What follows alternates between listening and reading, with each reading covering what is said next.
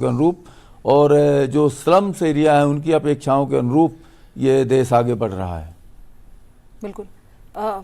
नरेश जी, इसके अलावा हमने देखा जब किसानों की बात हुई, महिला, युवा और खासकर स्किल डेवलपमेंट को लेकर, क्योंकि तेजी से अब डिमांड बढ़ रही है मार्केट में, टेक्नोलॉजी ड्रिवन हम हो रहे हैं, एआई अब बहुत तेजी से मैं कहूँ एक अपॉर्चुनिटी बनकर आ रहा है जिसे कई लोग एक चैलेंज के रूप में भी देख रहे हैं। तो स्किल डेवलपमेंट पर और खासकर युवाओं की ट्रेनिंग पर फोकस ये कितना अहम रहने वाला है? निश्चित रूप से स्किल डेवलपमेंट पर पिछले बार के बजट में भी बड़ा फोकस था। 1000 आईटीआई को अपग्रेड करने का काम और युवा कौशल विकास में इंडस्ट्री के अंदर उनको ट्रेनिंग हो, इसके लिए ट्रेनिंग सपोर्टेड स्कीम लाई गई युवा कौशल में और अनेक हजारों युवकों को उसका लाभ मिला है।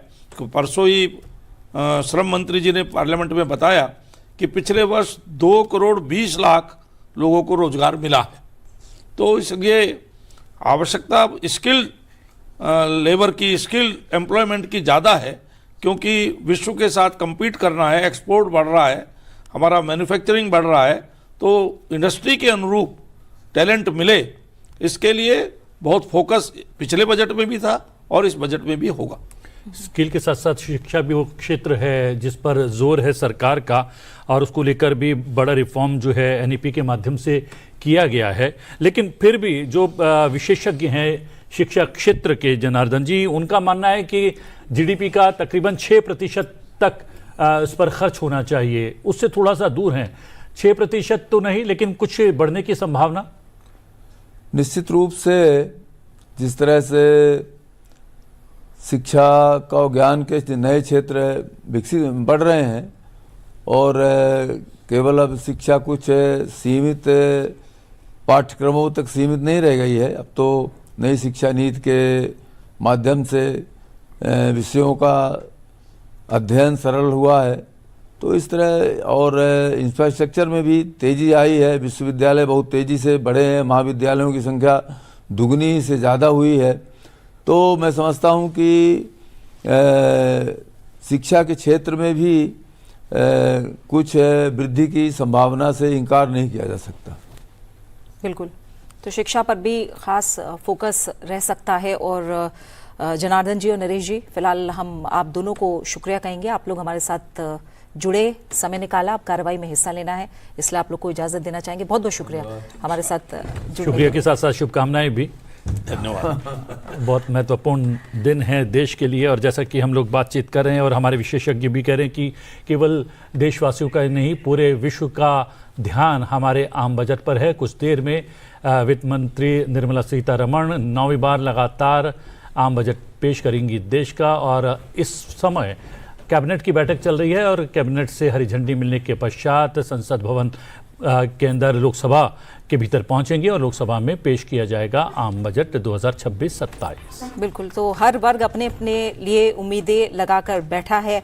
प्रियदर्शी, अगर हम देखें तो जो भी कैपिटल एक्सपेंडिचर हुआ है, पूंजीगत व्यय के जरिए निजी निवेश को लगातार गति मिल रही है अब देश के अंदर, और यही कहा जा रहा है कि राजकोषीय घाटे को संतुलित करने के लिए, डेट को कम से कम करने के लिए निजी निवेश को बढ़ाना जरूरी होगा। एनएचएआई को लेकर अगर हम देखें तो उसने डेट को अपना आधे से भी कम पर लेकर चले आए हैं। बहुत सारे अच्छे संकेत इसके हमें दिखे हैं।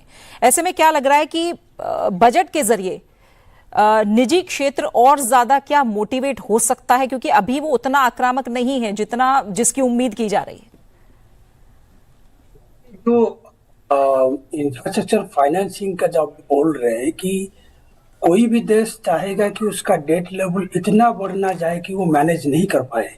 अभी जो इंडिकेशन इकोनॉमिक सर्वे से मिला है कि डेट काफी हद तक वेल मैनेज्ड है इंडिया में, और जो इंफ्रास्ट्रक्चर फाइनेंसिंग का जो अलग अलग मैकेनिज्म है, जैसे डेट मार्केट के ऊपर थ्रू बॉन्ड इश्यूएंस होता है या फॉरेन डायरेक्ट इन्वेस्टमेंट होता है, तो ऐसा कुछ नहीं है कि फॉरेन डायरेक्ट इन्वेस्टमेंट को हम पूरी तरह से अलग नज़र से देखें कि वो हमारे एक्सटर्नल वल्नरेबिलिटी को बढ़ाता है।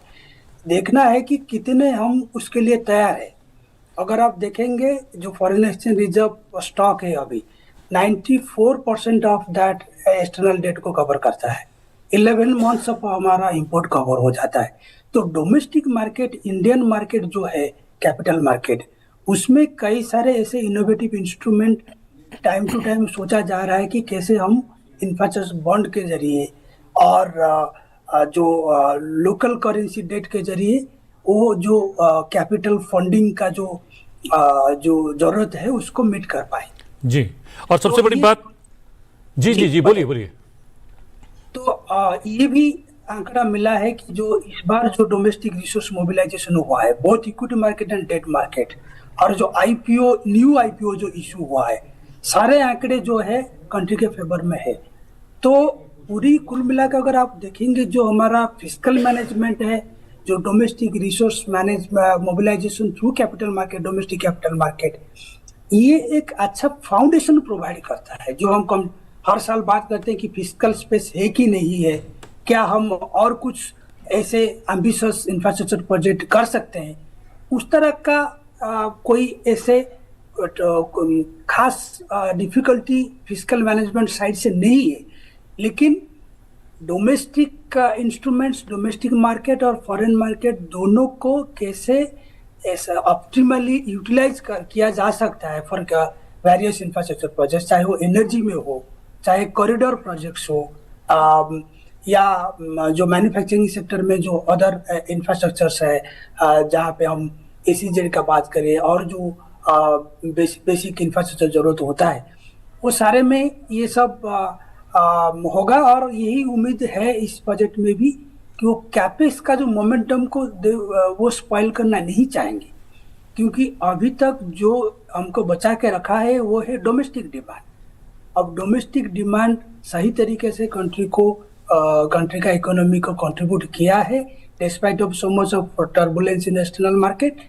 तो एक कैपेक्स को मोमेंटम को खराब करना नहीं चाहेंगे, बट साथ ही साथ वो देखेंगे कि डोमेस्टिक सोर्सेज से जैसे ज़्यादा रिसोर्सेज मोबिलाइज हो पाए।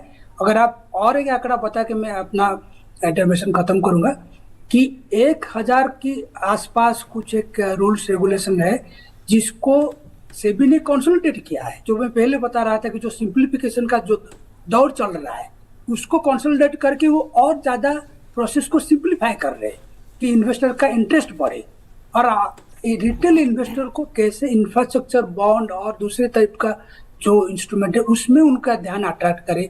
तो ये सारा जो एफर्ट है वो ऑनगोइंग है। सिद्धार्थ, एक महत्वपूर्ण बात ये भी है, जब यहाँ पर फंडिंग की बात चल रही है, इन्वेस्टमेंट की बात चल रही है, फंडिंग की कमी को दूर करने के लिए या पूरा करने के लिए सरकार का पीपीपी मॉडल पर भी खासा जोर रहा है। क्या वो वर्क करता हुआ नजर आ रहा है या उसकी कुछ चुनौतियां हैं? उन चुनौतियों को जो है उस पर विजय प्राप्त करने के लिए क्या कुछ इस बार बजट में कुछ विशेष या नए प्रावधान हो सकते हैं? यदि आप देखें तो रोड सेक्टर हो या कुछ अन्य क्षेत्र हों, वहां पर पीपीपी मॉडल बहुत ही सार्थक रहा है। और ये रेलवे में उतना इसमें पीपीपी पे काम उस गति पे नहीं हो पाई है जिसकी उम्मीद की जा रही थी, चाहे वो रेलवे स्टेशन रीडेवलपमेंट हो या इस किस्म के प्रोजेक्ट्स हों। तो उम्मीद है कि रेलवे के क्षेत्र में काफी इसमें काम बढ़ेगा। डिफेंस के क्षेत्र में आपने देखा कि निजी क्षेत्र के साथ सरकार ने काफी अच्छे तरीके से काम किया है और नई कंपनियां आई हैं जो कि ड्रोन और अन्य क्षेत्रों में काम कर रही हैं। और इस बार भी पीपीपी पे जोर रहेगा ताकि सर्विस डिलीवरी या में इम्प्रूवमेंट आए और सबको इसका फायदा मिले। और ये भी लग रहा है कि जिस तरीके से 2047 तक विकसित राष्ट्र बनाने का गोल सेट किया है प्रधानमंत्री नरेंद्र मोदी ने, डॉक्टर रंजीत, आत्मनिर्भरता उसके लिए बेहद आवश्यक है। और आत्मनिर्भरता की दृष्टि से देखें तो डिफेंस एक ऐसा सेक्टर है, रिन्यूएबल एनर्जी दूसरा एक सेक्टर है जिस पर लगातार जो है काम हो रहा है। और तीसरा सेक्टर है रेलवे में जिस तरीके से वंदे भारत ट्रेन एक के बाद एक इंट्रोड्यूस हो रही हैं और साथ ही साथ जिस तरीके से नए स्टेशन जो हैं अमृत भारत स्टेशन के नाम पर वो तैयार किए जा रहे हैं, तो इन क्षेत्रों पर लगातार जोर है। और आत्मनिर्भर भारत बनाकर किस तरीके से भारत को विकसित राष्ट्र एक रिकॉर्ड समय में बनाया जाए, उस पर खासा जोर है, उसी को आगे बढ़ाया जाएगा इस बजट में। जी बिल्कुल, ये आपने बहुत महत्वपूर्ण बात कही। जैसे कि भारत ने 2070 तक नेट जीरो होने का मिशन लिया है, तो उसमें हमें 2030 तक 500 गीगावाट रिन्यूएबल एनर्जी हमें देश में एम्प्लॉय करनी है, जिसके लिए कि हमने पहले अगर आप देखें तो भारत सस्टेनेबिलिटी के जो एक आवश्यकता है उस पर बहुत ही ज्यादा सीरियस है। हम लोग बहुत कमिटेड हैं। हमारा जो पहले टारगेट था कि बाय 2030 हम लोग करीब 30% जो है कार्बन रिड्यूस करेंगे, लेकिन फिर से उसको बढ़ाया गया कि 45% carbon reduction in the economy जो रहेगा बाय 2030। ये बहुत महत्वपूर्ण कदम है।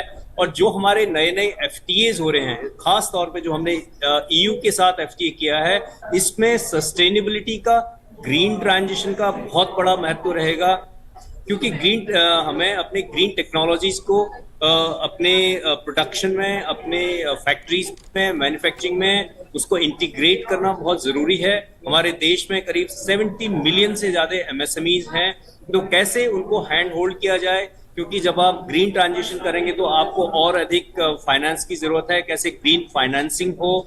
और जो फाइनेंसिंग का मुद्दा रहा है MSMEs के लिए, बहुत ही एक महत्वपूर्ण मुद्दा हमेशा रहा है, और उसके लिए कई सारे कदम सरकार ने उठाए हैं।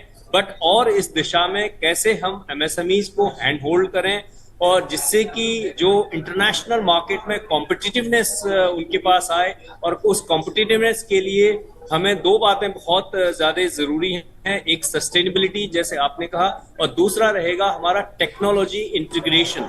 कैसे, बिकॉज गोइंग फॉरवर्ड आप दुनिया में कोई भी ग्रोथ देख लें, बिना टेक्नोलॉजी के कोई भी ग्रोथ संभव नहीं है। आप अपने सिस्टम में एफिशिएंसी लाना चाहते हैं तो डेफिनेटली आपको टेक्नोलॉजी का वो इंटीग्रेट करना पड़ेगा। और जो मुख्य जो समस्याएं MSMEs की रही हैं हमेशा, तो definitely finance, access to easy and cheaper finance, affordable finance. Second रही है access to technology, and third रही है एक्सेस टू मार्केट। और जहां तक एक्सेस टू मार्केट में बहुत हद तक आप देखें तो जेम पोर्टल है, ONDC है, अभी नए नए FTAs जो सरकार ने किए हैं, हमें इस FTAs के थ्रू करीब 30% ऑफ द ग्लोबल इकोनॉमी में हमारा बिल्कुल इजी एक्सेस होगा, स्पेशली EU के FTA होने के बाद। और जो टेक्नोलॉजिकल इंटीग्रेशन है, इसमें डेफिनेटली काफी फाइनेंस की जरूरत है, तो उस पे हमें एक इकोसिस्टम तैयार करना पड़ेगा। और हमने देखा है कि सरकार का जो बजट जितने भी अभी तक आए हैं, कभी हमने ये नहीं देखा कि ये जो बजट है पॉपुलिज्म पे बेस्ड हैं। हमेशा जो सरकार के बजट रहे हैं वो सिर्फ ग्रोथ ओरिएंटेड रहे हैं। स्पेशली जो इस टाइम सबसे ज्यादा अच्छे बजट की जरूरत है, सिर्फ ग्रोथ ही नहीं बल्कि एम्प्लॉयमेंट लेड ग्रोथ की देश में जरूरत है, क्योंकि हमारे 65% युवा इस देश में हैं जो कि यंग हैं, और we are the youngest country in the world. तो हमारे पास जो टैलेंट है उसको कैसे, अभी स्किल की बात चल रही थी, तो कैसे भारत सिर्फ भारत के लिए ही नहीं पूरे विश्व के लिए कैसे एक टैलेंट पूल यहाँ पे हम बना सकते हैं। तो इन सब पे जो लॉन्ग टर्म, आई थिंक इस चीज को कैसे हम विकसित भारत के थ्रू अलाइन करके, और इस पूरे जो एक सिस्टमेटिक चेंजेस होंगे, स्ट्रक्चरल जो चेंजेस होंगे, तो ये बजट जो है इन सब प्रोसेसेस पे डेफिनेटली फोकस करेगा। Eight the same time agriculture हमारी इकोनॉमी का एक बहुत महत्वपूर्ण हिस्सा है। डेफिनेटली उस पे भी आज अगर देखें तो कैसे हम सस्टेनेबल प्रैक्टिसेस को उसमें अपनाएं किसानों को, और कैसे उनको टेक्नोलॉजी दें जिससे कि हमारी जमीन या जो उनके पास खेती करने की जमीन है उसको बढ़ा नहीं सकते, बट हमें प्रोडक्शन हमें ज्यादा चाहिए, तो डेफिनेटली हमें टेक्नोलॉजी के थ्रू प्रोडक्टिविटी को बढ़ा सकते हैं। ओवरऑल मैं समझता हूं ये जो तीन चार चीजें हैं, जैसे इंफ्रास्ट्रक्चर है, MSMEs हैं, इंफ्रास्ट्रक्चर की बात करें तो सिर्फ फिजिकल इंफ्रास्ट्रक्चर नहीं, social infrastructure, technological infrastructure, digital infrastructure, इन सब इंफ्रास्ट्रक्चर में फोकस करने की जरूरत है। इंडिया के पास डेफिनेटली इतने सारे चैलेंजेस हैं, बट हमें कैसे उन चैलेंजेस के थ्रू नेविगेट करके फिस्कल प्रूडेंस बना के रखना है, ये बहुत बड़ा चैलेंज सरकार के पास है, और जो मैं समझता हूँ इतने सालों तक सरकार ने इसको बहुत अच्छी तरह से एड्रेस किया है। बिल्कुल। और इसी को अगर हम समझे प्रियदर्शी, क्योंकि IMF, वर्ल्ड बैंक दोनों कह रहे हैं कि ग्लोबल ग्रोथ जो है वो तो स्लो हो रही है, लेकिन इंडिया, भारत अभी भी फास्टेस्ट ग्रोइंग इकोनॉमी बना हुआ है। जब हम बाकी देशों से तुलना करते हैं और भारत की अर्थव्यवस्था को देखते समझते हैं, तो ऐसी क्या बड़ी बातें हैं जो भारत को अभी भी तेजी से बढ़ती अर्थव्यवस्था बनाए हुए हैं, और बजट में कैसे इसकी झलक देखने को मिलती है कि किस तरह के कदम उठाए जा रहे हैं जिनका परिलक्षित होना इंडिया क्या फास्टेस्ट ग्रोइंग इकोनॉमी में दिख रहा है कि अर्थव्यवस्था मजबूत बनी रहेगी। कि मैं थोड़ा सा उसका जो जिक्र कर रहे हैं थोड़ा सा बैकग्राउंड प्रोवाइड करता हूं कि इंडिया जब शुरू में हम ग्लोबलाइजेशन का दौर था लेट 80s में और अर्ली 90s में, बहुत सारा स्पेकुलेशन था कि हम कैसे ग्लोबलाइजेशन को एम्ब्रेस करें। हमारा इन्फेंट डोमेस्टिक इंडस्ट्री है, हमारे लेबर इंटेंसिव सेक्टर्स है, तो धीरे धीरे कॉशियस ग्लोबलाइजेशन पाथ में हम लोग चल पड़े। और जब हम उसमें जो 2003 से 2007 ऑनवर्ड्स जो पूरी विश्व में जब हाई ग्रोथ फेज था, उसमें इंडिया ने अपना पोजीशन को कंसोलिडेट किया। और इंडिया का जो का स्ट्रेंथ रहा है कि जो बुनियादी ढांचे के सेक्टर में इंफ्रास्ट्रक्चर क्रिएशन, एनेबलिंग कंडीशन को क्रिएट करना, और सबसे बड़ा जरूरी है जो पॉलिटिकल स्टेबिलिटी रहा है पिछले 2014 ऑनवर्ड्स, तो उसने पॉलिसी को प्रेडिक्टेबल बना के रखा हुआ है। तो इंडिया का आप इकोनॉमी का जो अप्रोच देखेंगे, हम कंजर्वेटिव नहीं है, but we have been consciously managing our economy, चाहे वो FDI फ्रंट में हो, कैपिटल अकाउंट ओपनिंग हो।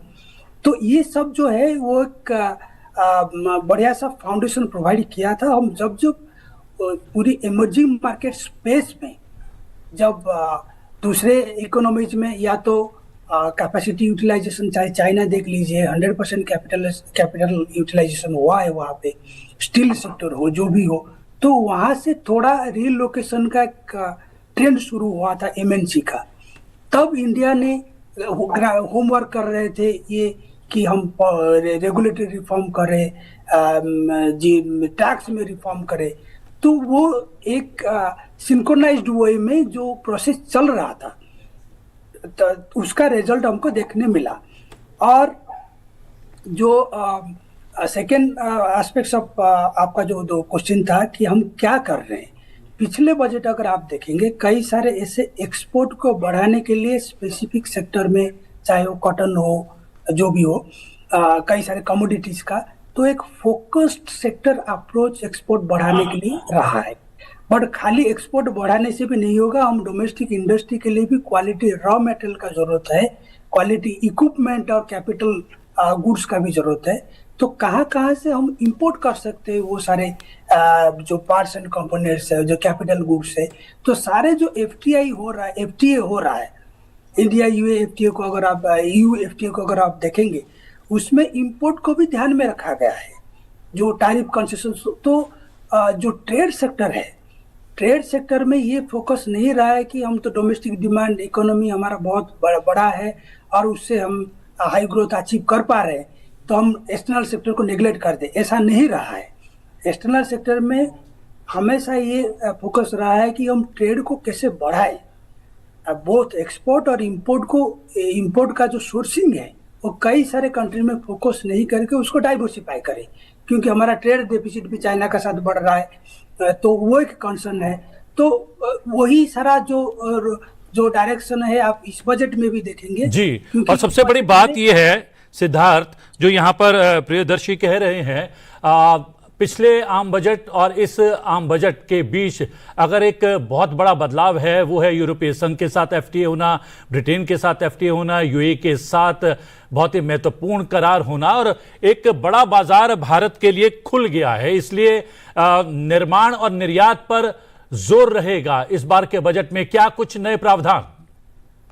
जी बिल्कुल, ये जो है एक अहम फोकस का क्षेत्र रहेगा। जैसा कि वित्त मंत्री ने अपने बजट से पहले भी इंडिकेशन दिया है, कस्टम्स रिफॉर्म्स एक बड़ा क्षेत्र रहेगा, जिसमें कि सरलीकरण की जाएगी, स्लैब्स कम किए जाएंगे। उन्होंने पिछले साल भी कुछ स्लैब्स कम किए थे, इस वर्ष वह और स्लैब्स कम किए जाएंगे, साथ ही प्रोसेसेस को सिंप्लीफाई किया जाएगा। और जैसा इकोनॉमिक सर्वे में भी बताया गया है कि जो क्षेत्र हैं जैसे कि स्टील हो गया, एल्यूमिनियम हो गया, कुछ टेक्सटाइल्स में यूज होने वाले फाइबर्स हो गए, इनमें दरों को ऐसा रखा जाए ताकि वह डाउनस्ट्रीम इंडस्ट्रीज को उसका फायदा हो और ग्लोबल वैल्यू चेन में भारतीय कंपनियां जुड़ सकें। इसके तरफ भी जो है उम्मीद की जा रही है कि वित्त मंत्री का ध्यान रहेगा अपने बजट में। और यह सब जो है एक जो एफटीएज हैं उसमें ये सारा फीड इन करेगा और भारत को एक हब बनाने की, मैन्युफैक्चरिंग हब, सर्विसेज हब बनाने के तरफ जो दिशा दी जा रही है उस पर और जोर दिया जाएगा। बिल्कुल डॉक्टर मेहता, जो बात अभी कह रहे हैं सिद्धार्थ कि ग्लोबल वैल्यू चेन को ऊपर ले जाना, ये अभी भी थोड़ा चैलेंज है या कहें इस पर अभी हमें और ज्यादा काम करने की जरूरत है। पीएलआई और आत्मनिर्भर भारत से मैन्युफैक्चरिंग बेस तो भारत में बना है, लेकिन अब नेक्स्ट चैलेंज स्केल और एक्सपोर्ट का है। तो क्या बजट में हो सकता है कि इस पर थोड़ा सा फोकस हो?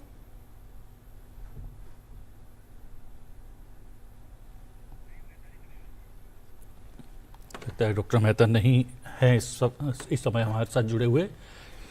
तो प्रियदर्शी, थोड़ा सा आप जो कंपैरिजन को लेकर समझा रहे थे, अभी अगर हम थोड़ा सा चैलेंजेस पर देखें या हम ये कहें, क्योंकि जब हम रिफॉर्म्स की बात करते हैं या जब हम बड़े कदमों की बात करते हैं तो ये एक बार या दो बार में होने वाली प्रक्रिया नहीं होती है, साल दर साल होना है, कॉन्टिन्यूस प्रोसेस है, लगातार चलने वाली प्रक्रिया है। ऐसे में क्या लग रहा है आपको अभी कौन सी ऐसी चुनौतियां, क्योंकि जैसे मैंने कहा कि अगर हम दुनिया के मुकाबले कंपेयर कर रहे हैं तो तमाम चुनौतियां वैश्विक स्तर पर बनी हुई हैं, ऐसे कौन से चैलेंजेस आपको नजर आ रहे हैं जिन पर तुरंत फोकस इस बार के बजट में हो सकता है? क्योंकि विजन कहीं ना कहीं 2047 का है, लेकिन साल दर साल उसकी तरफ कदम आगे बढ़ाने हैं। देखिए, सबसे बड़ा चैलेंज अभी सामने है कि जो जियोपॉलिटिकल अनसर्टेनिटी वो बहुत फास्ट मूविंग है, उसका रियल टाइम बेसिस में चेंज होता रहता है। तो कहीं फाइनेंशियल मार्केट जो है, जो ग्लोबल इन्वेस्टर है, वो इंडियन मार्केट को रिस्की ना समझे। तो वो सबसे बड़ा जरूरी डिसिप्लिन मेजर रहेगा बजट में। थोड़ा बहुत हिंट करेंगे क्योंकि बजट पूरी तरह से इस एस्पेक्ट्स को अपना इतना स्पेस नहीं देंगे इसमें, लेकिन ये जरूर वो देखेंगे कि जो हमारा अचीवमेंट रहा है फिस्कल मैनेजमेंट फ्रंट में वो फर्दर डेटोरिएट ना हो जाए, क्योंकि अभी जिस तरह का जियोपॉलिटिकल डेवलपमेंट है उसमें कुछ बोल नहीं सकते। एक बार पोर्टफोलियो इन्वेस्टमेंट का मैग्नीट्यूड जो आउटफ्लो बढ़ जाएगा और गोल्ड और सिल्वर प्राइसेस का आप तो सुने होंगे अभी जो चल रहा है, जो रैपिडली इवॉल्विंग प्राइसेस, तो ये क्या होगा, सडनली चेंज कर देगा जो इंडिया का जो परसेप्शन है इन द ग्लोबल मार्केट। तो इन्वेस्टर सेंटिमेंट को कैसे बरकरार रखे वो एक रिस्क फैक्टर है। सेकंड है कि जो एक्सपोर्ट फ्रंट में थोड़ा बहुत इस साल हमारा उपलब्धियां रहा है, अच्छा रहा है एक्सपोर्ट ग्रोथ, वो इसीलिए नहीं है कि Indian economy was much better than any other economy. इसका ये रहा है कि काफी सारा फ्रंट लोडिंग भी हुआ है कि यूएस ने टैरिफ अनाउंसमेंट कर दिया है, लेकिन वो अनाउंसमेंट को इम्प्लीमेंट करने में जो टाइम लैग था उसमें सप्लायर्स उसको सप्लाई को फ्रंट लोड कर दिए हैं और प्राइसेस इमीडिएटली बढ़ा नहीं है। तो वो भी एक फैक्टर है साथ साथ।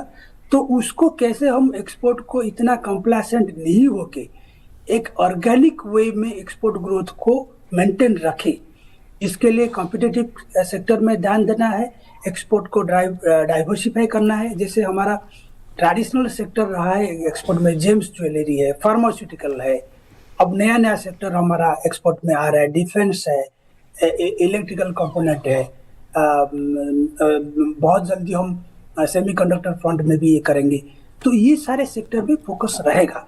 तो मुझे लग रहा है कि चैलेंजेस फ्रंट में जो एक्सटर्नल सेक्टर का टर्बुलेंस उसको मैनेज करना सबसे बड़ी चैलेंज रहेगा। सेकंड है कि जो मोमेंटम इन एक्सपोर्ट फ्रंट में है और जो investment, foreign direct investment at least है, जो ग्लोबल लेवल में कम हुआ है बिकॉज ऑफ दिस टर्बुलेंस, उसको कैसे हम प्रॉपर तरीके से हैंडल करें।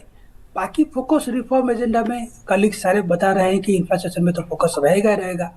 तो डोमेस्टिक सेक्टर का स्ट्रेंथ को मेंटेन रखेंगे, पर जो बाहर एक्सटर्नल सेक्टर का चैलेंज है वो मेनली जियोपॉलिटिकल अनसर्टेनिटी को कैसे हैंडल करें, वो सबसे बड़ा जरूरी है। जी हाँ, और सबसे बड़ी बात है कि हमने निर्माण और निर्यात को लेकर काफ़ी चर्चा कर ली है इस सेशन में, लेकिन सबसे महत्वपूर्ण होता जा रहा है भारत का पर्यटन क्षेत्र। नए नए डेस्टिनेशन जो हैं उनकी मांग बढ़ रही है, भीड़ जा रही है, वहाँ पर पर्यटकों की संख्या बढ़ रही है, और उसके पीछे इंफ्रास्ट्रक्चर का भी बहुत बड़ा महत्वपूर्ण रोल है। एक जानकारी है आप लोगों के लिए, आप संसद टीवी पर तो लगातार जो है बजट से जुड़ी हुई हर एक घटना और खबर देखेंगे, और जब निर्मला सीतारमण वित्त मंत्री 9वीं बार, रिकॉर्ड 9वीं बार जो है आम बजट पेश करेंगी कुछ ही देर पश्चात, वो आप हमारे YouTube चैनल पर भी देख पाएंगे, और न केवल हिंदी में बल्कि भारत की अलग अलग भाषाओं में। बिल्कुल, हिंदी और अंग्रेजी पर तो आप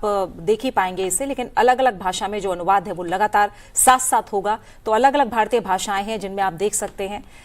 यूट्यूब पर लाइव हमारे साथ बने रहिए। महज 4 मिनट का वक्त और है जब सीधी कार्यवाही, सीधे प्रसारण के लिए हम आपको लेकर चलेंगे। इससे पहले अगर थोड़ा सा सिद्धार्थ समझें, जिस तरह से पर्यटन की बात अभी जिसका जिक्र किया प्रतिबिंब ने, उसी के जरिए हम अलग अलग राज्यों के रोल को समझें, क्योंकि पर्यटन कि जब हम बात कर रहे हैं तो भारत का हर राज्य इसमें कहीं ना कहीं किसी ना किसी रूप में सम्मिलित होता है। और जब हम कोऑपरेटिव फेडरलिज्म की बात करते हैं या फिर हम सहकारी संघवाद की बात करें, तो असली परीक्षा संसाधनों के वितरण में होती है, और साथ ही उसका उपयोग कैसे हो रहा है, उसका एक तरह से मैं कहूं कि उस पर नजर कैसे रखी जा रही है, उसे मजबूत कैसे किया जा रहा है, इस पर भी नजर होती है। तो आपको लग रहा है कि केंद्र और राज्य के जो वित्तीय संबंध है वो पहले से ज्यादा परिपक्व हुए हैं?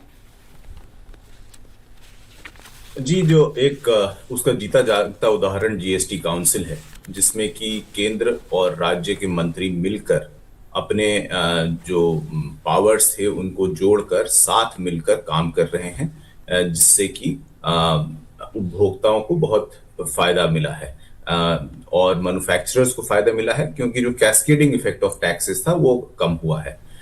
इस बार के बजट के साथ जो फाइनेंस कमीशन की रिपोर्ट है वह भी पेश होगी, जो 16वां वित्तीय आयोग है, और उसमें किस तरीके से अगले 5 वर्षों में राज्य को डेवोल्यूशन दिया जाएगा, केंद्र करों में कितना उनका शेयर रहेगा वो भी बताया जाएगा, और राज्यों के हिसाब से उनको कितना शेयर मिलेगा वो भी बताया जाएगा।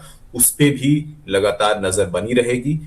और जो एक तरीके से देखा जाए तो ज्यादा एक कोऑर्डिनेशन रहा है राज्यों में भी और केंद्र में भी, चाहे वह सैस की जैसे स्कीम हो जिसमें कि केंद्र से 50 वर्षों तक के लिए ऋण दिया जा रहा है इंटरेस्ट फ्री, जो कि कैपिटल एक्सपेंडिचर में राज्य इस्तेमाल कर रहे हैं। अन्य स्कीमों के द्वारा भी केंद्र का लगातार समर्थन बना रहा है स्टेट्स को। तो ये सारी स्कीम्स जो है एक फिस्कल फेडरलिज्म की तरफ पॉइंट कर रही हैं। बिल्कुल। तो अब बहुत ही कम समय है, अब हम सीधा हमें रुख करना पड़ेगा। संसद की कार्यवाही बस कुछ ही पलों में शुरू हो रही है। आप संसद टीवी पर बने रहिए, सीधा प्रसारण होगा जिसमें रिकॉर्ड भी बन रहा है, तो इसके गवाह बनिए और संसद टीवी पर लगातार लाइव अपडेट आप देखते रहिए।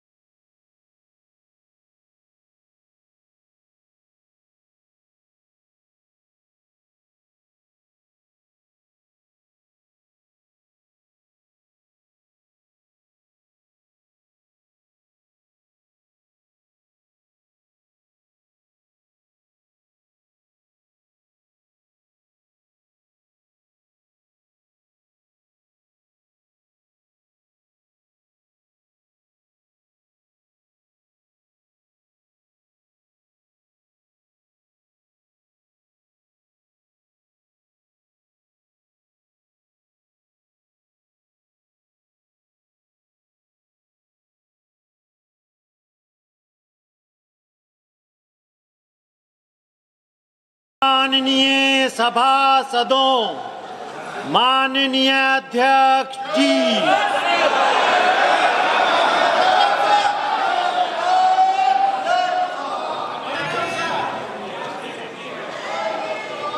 Item number 1,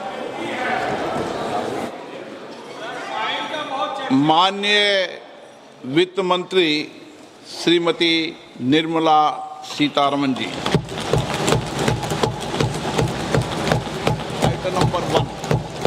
Item number 1. Sir, with your permission, I rise to lay on the table a copy each of the following papers, Hindi and English versions, under Article 281 of the Constitution, Report for 2026 to 2031, Volume 1, Main Report of the 16th Finance Commission. 2. Report for 2026-2031, Volume 2, Annexures of the 16th Finance Commission. Number 3, explanatory memorandum as to the action taken on the recommendations contained in the above report. Item number 2, माननीय वित्त मंत्री Nirmala Sitharaman ji.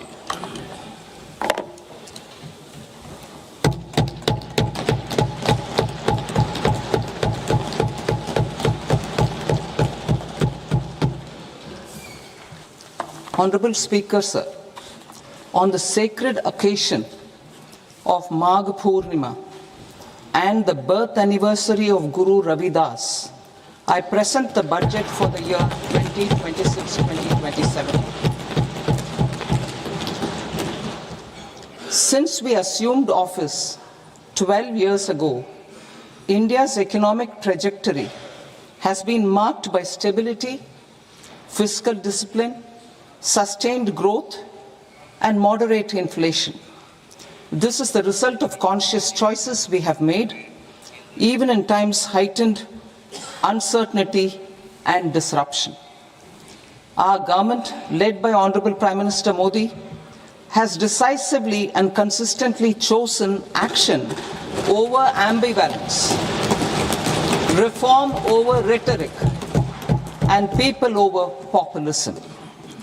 We have pursued far-reaching structural reforms, fiscal prudence and monetary stability, whilst maintaining a strong thrust on public investment. Keeping Atmanirbharta as a lodestar, we have built domestic manufacturing capacity, energy security, and reduced critical import dependencies. Simultaneously, we have ensured that citizens benefit from every action of the government, undertaking reforms to support employment generation, agricultural productivity, household purchasing power, and universal services to people.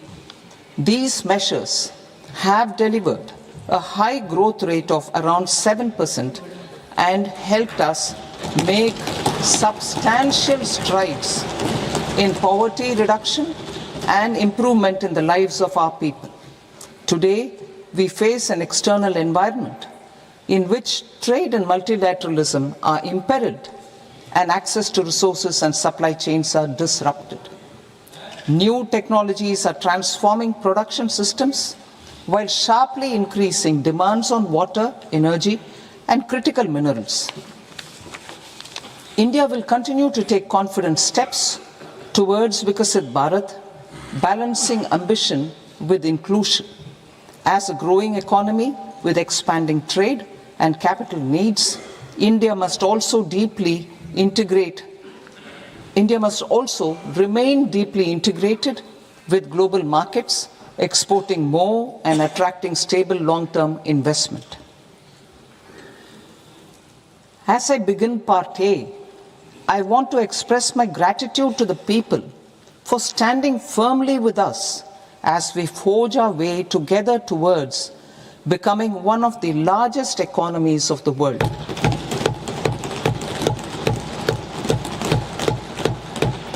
Our aim is to transform aspiration into achievement and potential into performance as we ensure that the dividends of growth reach every farmer, the scheduled caste, the scheduled tribes, the nomads, the youth, the poor, and the women. In Vikasit Bharat Young Leaders Dialogue 2026, several innovative ideas were shared with our Prime Minister, which have inspired many of the proposals, making this a unique Yuva Shakti-driven budget. Our government's sankalp is to focus on our poor, underprivileged, and the disadvantaged. To deliver on this sankalp, and given that this is the first budget prepared in Kartavya Bhavan, we are inspired by 3 Kartavya. Our first Kartavya is to accelerate and sustain economic growth by enhancing productivity and competitiveness and building resilience to volatile global dynamics. Our second Kartavya is to fulfill aspirations of our people and build their capacity, making them strong partners in India's path to prosperity. Our third Kartavya, aligned with our vision of Sabka Saath, Sabka Vikas, is to ensure that every family, community, region, and sector has access to resources, amenities, and opportunities for meaningful participation. This threefold approach requires a supportive ecosystem.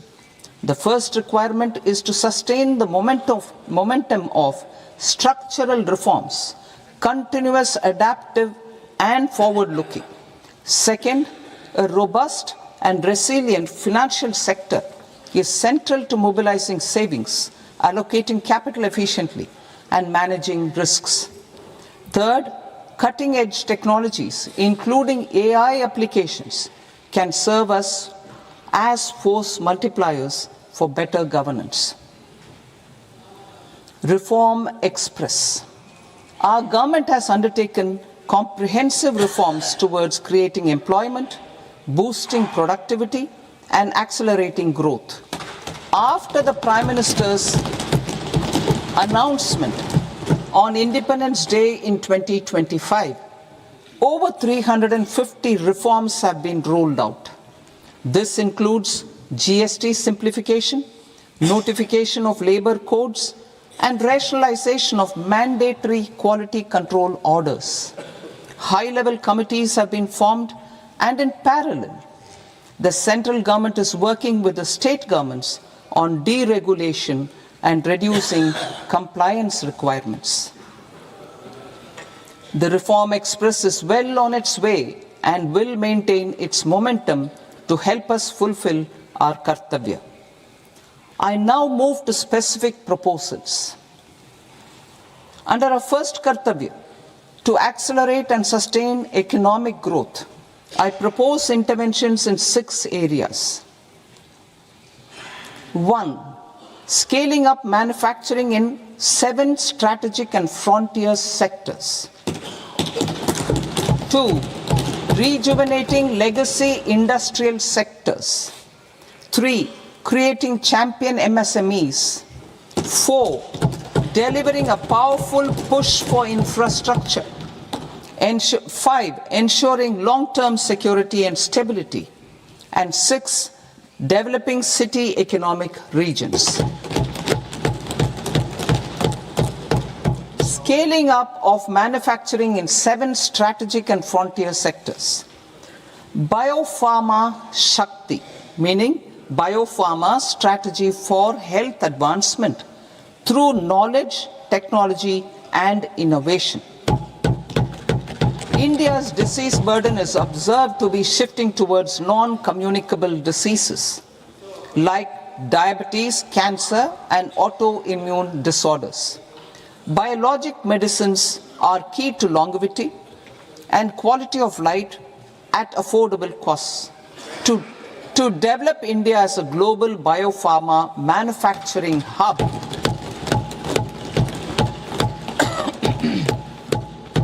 I propose the Biopharma Shakti with an outlay of 10,000 crores over the next 5 years.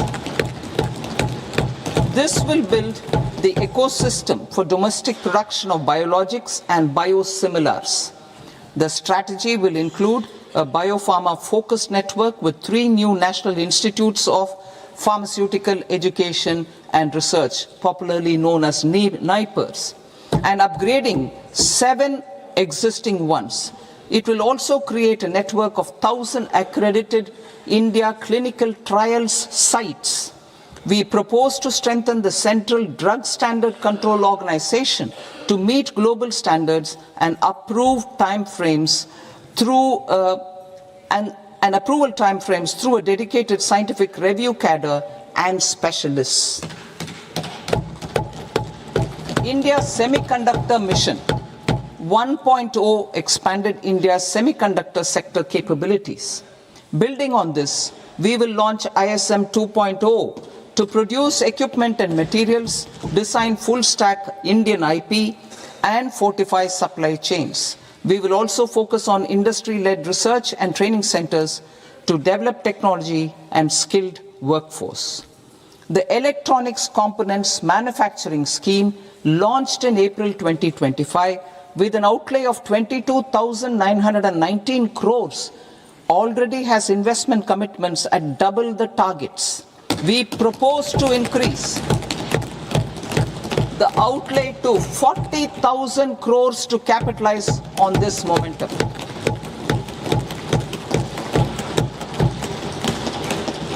A scheme for rare earth permanent magnets was launched in 2025 November.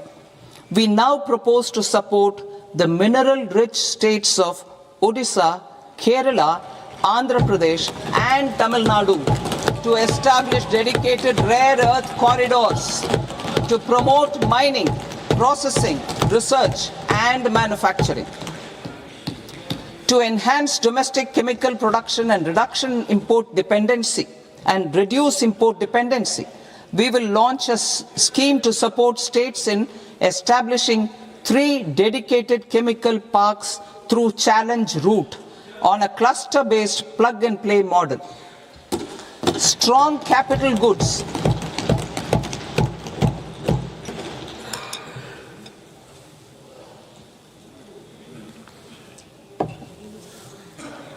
Strong capital goods capability is a determinant of productivity and quality across different sectors. Towards building this capacity, I propose the following. High-tech tool rooms will be established by central public sector enterprises at 2 locations as digitally enabled automated service bureaus that locally design, test and manufacture high-precision components at scale and at lower cost.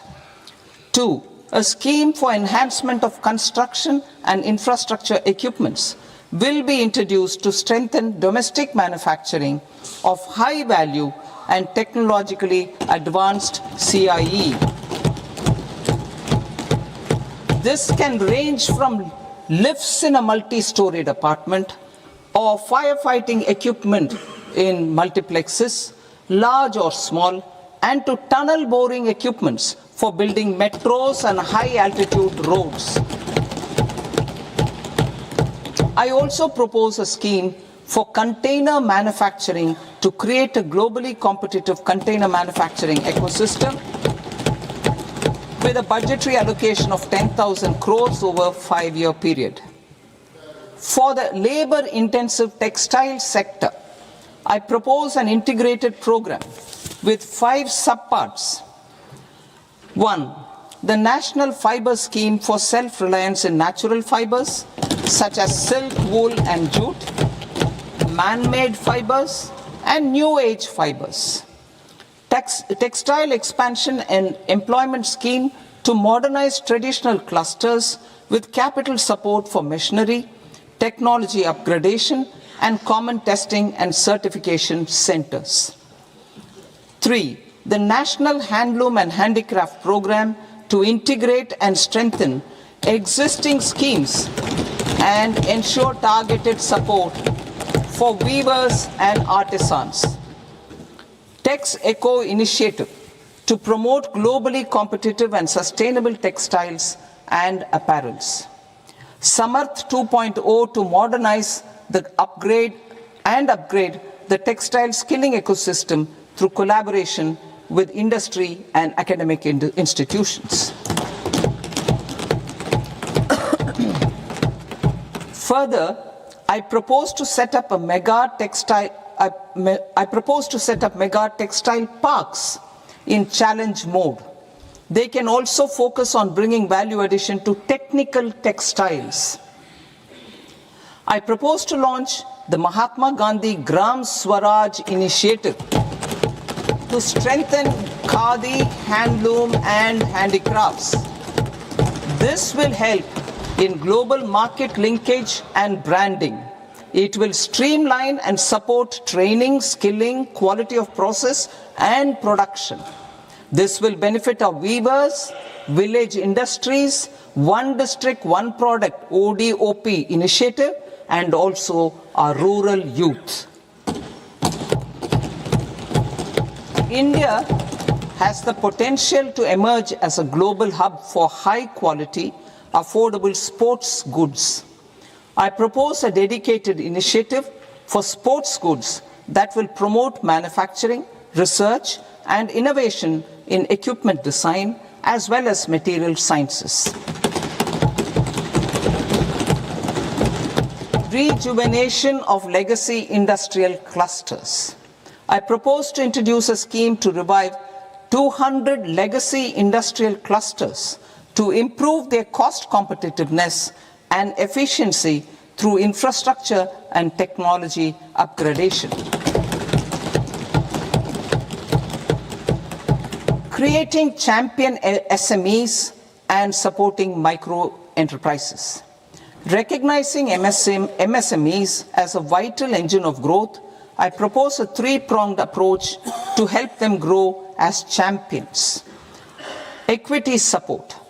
I propose to introduce a dedicated 10,000 crores SME growth fund to create future champions, incentivizing enterprises based on select criteria.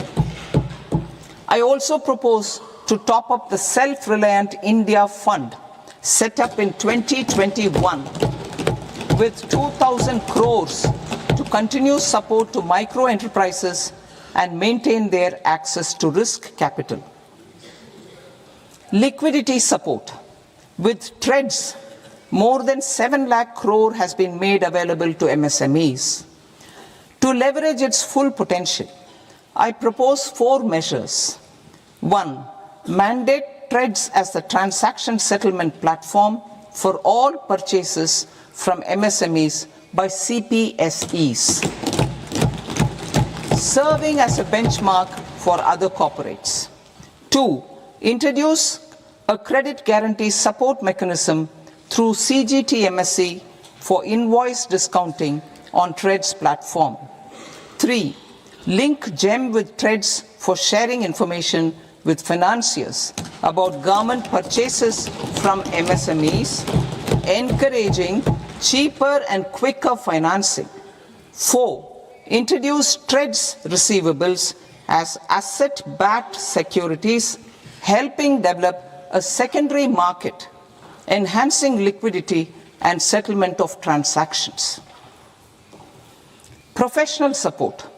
Government will facilitate professional institutions such as the ICAI, ICSI, ICMAI to design short-term modular courses and practical tools to develop a cadre of corporate mitras, especially in Tier 2 and Tier 3 towns.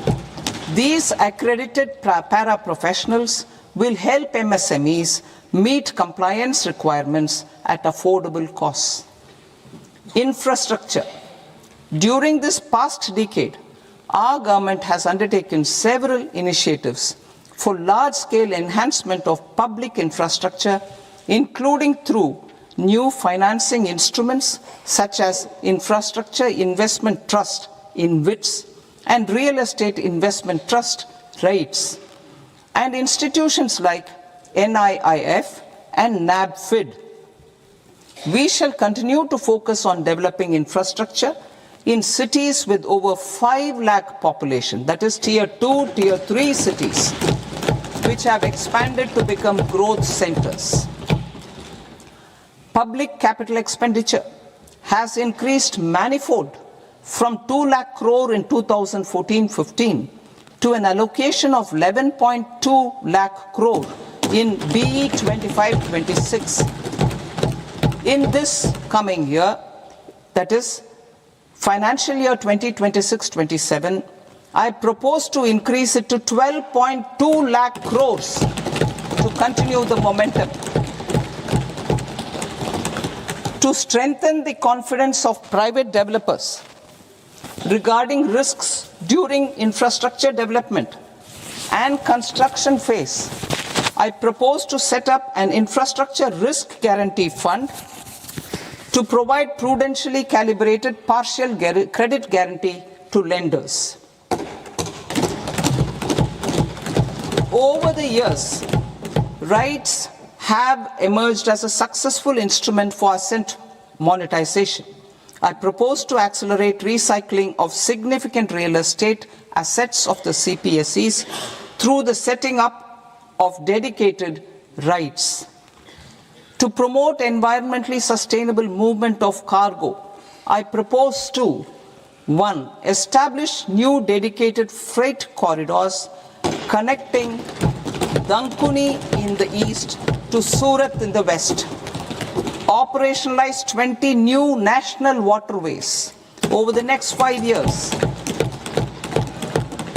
Starting with National Waterways 5 in Orissa to connect mineral-rich areas of Talcher and Angul and industrial centers like Kalinga Nagar to the ports of Paradeep and Dhamra.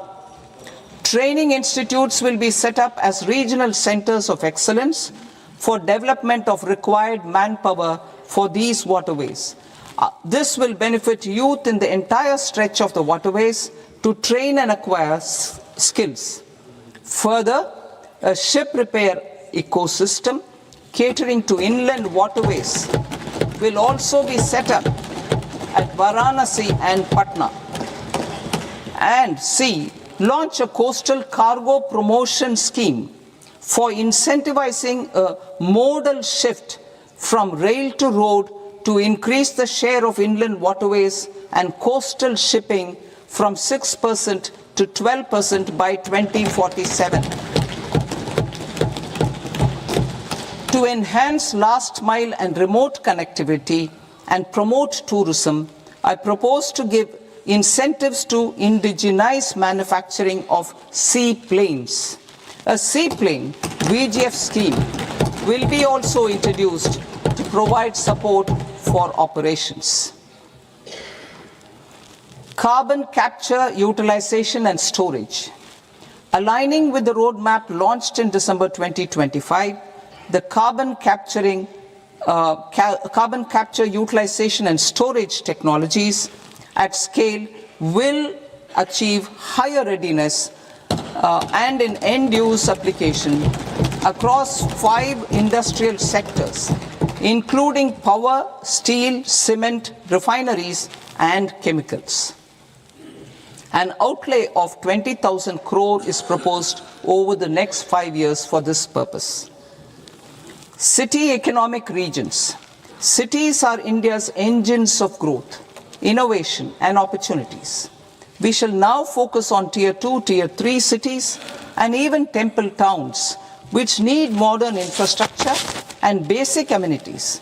This budget aims to further amplify the potential of cities to deliver the economic power of agglomerations by mapping city economic regions based on their specific growth drivers. An allocation of 5,000 crore per CER over 5 years is proposed for implementing their plans through a challenge mode with a reform cum result-based financing mechanism. In order to promote environmentally sustainable passenger systems, we will develop 7 high-speed rail corridors between cities as growth connectors, namely Mumbai to Pune, Pune to Hyderabad, Hyderabad to Bengaluru, Hyderabad to Chennai, Chennai to Bengaluru, Delhi to Varanasi, Varanasi to Siliguri.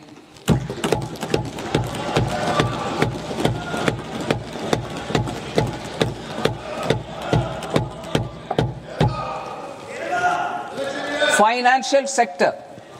The Indian banking sector today is characterized by strong balance sheet, historic highs in profitability, improved asset quality, and coverage exceeding 98% of villages in the country.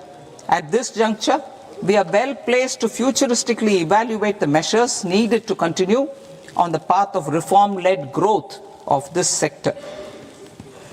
I propose setting up a high-level committee on banking for Vikasit Bharat. High-level committee on banking for Vikasit Bharat to comprehensively review the sector and align it with India's next phase of growth, while safeguarding financial stability, inclusion, and consumer protection. The vision for NBFCs for Vikasit Bharat has been outlined with clear targets for credit disbursement and technology adoption in order to achieve scale and improve efficiency in the public sector NBFCs. As a first step, it is proposed to restructure the Power Finance Corporation and Rural Electrification Corporation. I propose a comprehensive review of the foreign exchange management non-debt instruments rules to create a more contemporary, user-friendly framework for foreign investments consistent with India's evolving economic priorities. Corporate bond market. I propose to introduce a market-making framework with suitable access to funds and derivatives on corporate bond indices. I also propose to introduce total return swaps on corporate bonds. Municipal bonds. To encourage the issuance of municipal bonds of higher value by larger cities, I propose an incentive of 100 crore rupees for a single bond issuance. 100 crore rupees for a single bond issuance of more than 1,000 crore. The current scheme under Amrit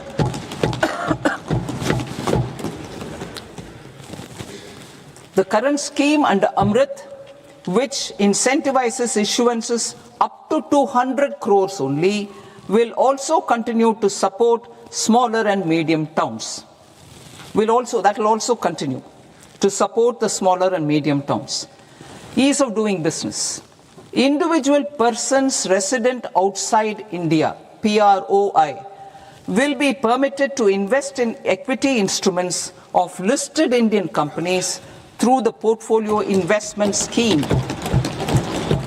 It is also proposed to increase the investment limit for an individual PROI under the scheme from 5% to 10%, with an overall investment limit for all individual PROIs to 24% from the current 10%. Emerging technologies including AI. 21st century is technology driven. Adoption of technology is for the benefit of all people. Farmers in the field, women in STEM, youth keen to upskill, and Divyangjan to access newer opportunities. The government has taken several steps to support new technologies through AI Mission, National Quantum Mission, Anusandhan National Research Fund, and Research and Development and Innovation Fund. Our second kartavya is to fulfill aspirations and build capacities.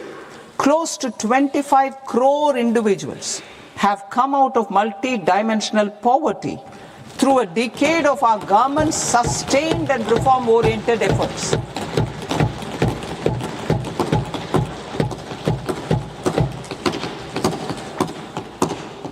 Our government has therefore decided to place a renewed emphasis on the service sector to provide a pathway to fulfilling aspirations of a youthful India with the following measures.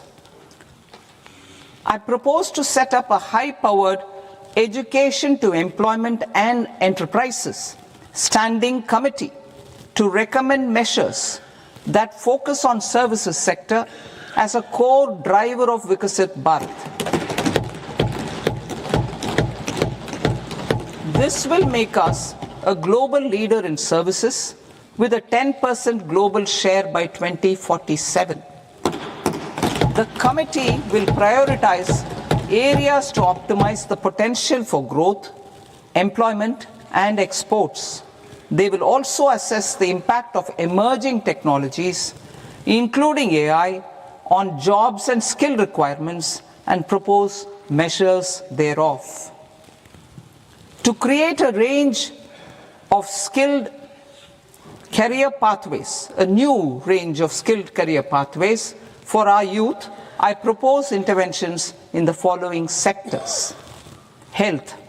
Existing institutions for allied health professionals will be upgraded and new AHP institutions established in private and government sectors. This will cover 10 selected disciplines, including optometry, radiology, anesthesia, OT technology, applied psychology and behavioral health, and add 1 lakh AHPs over the next 5 years.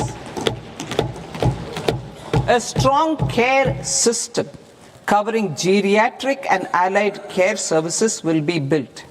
A variety of NSQF aligned programs will be developed to train multi-skilled caregivers, combining core care and allied skills such as wellness, yoga, and operation of medical assistive devices. In the coming year, 1.5 lakh caregivers will be trained.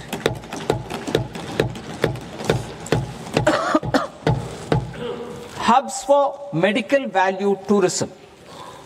To promote India as a hub for medical tourism services, I propose to launch a scheme to support states in establishing 5 regional medical hubs in partnership with the private sector.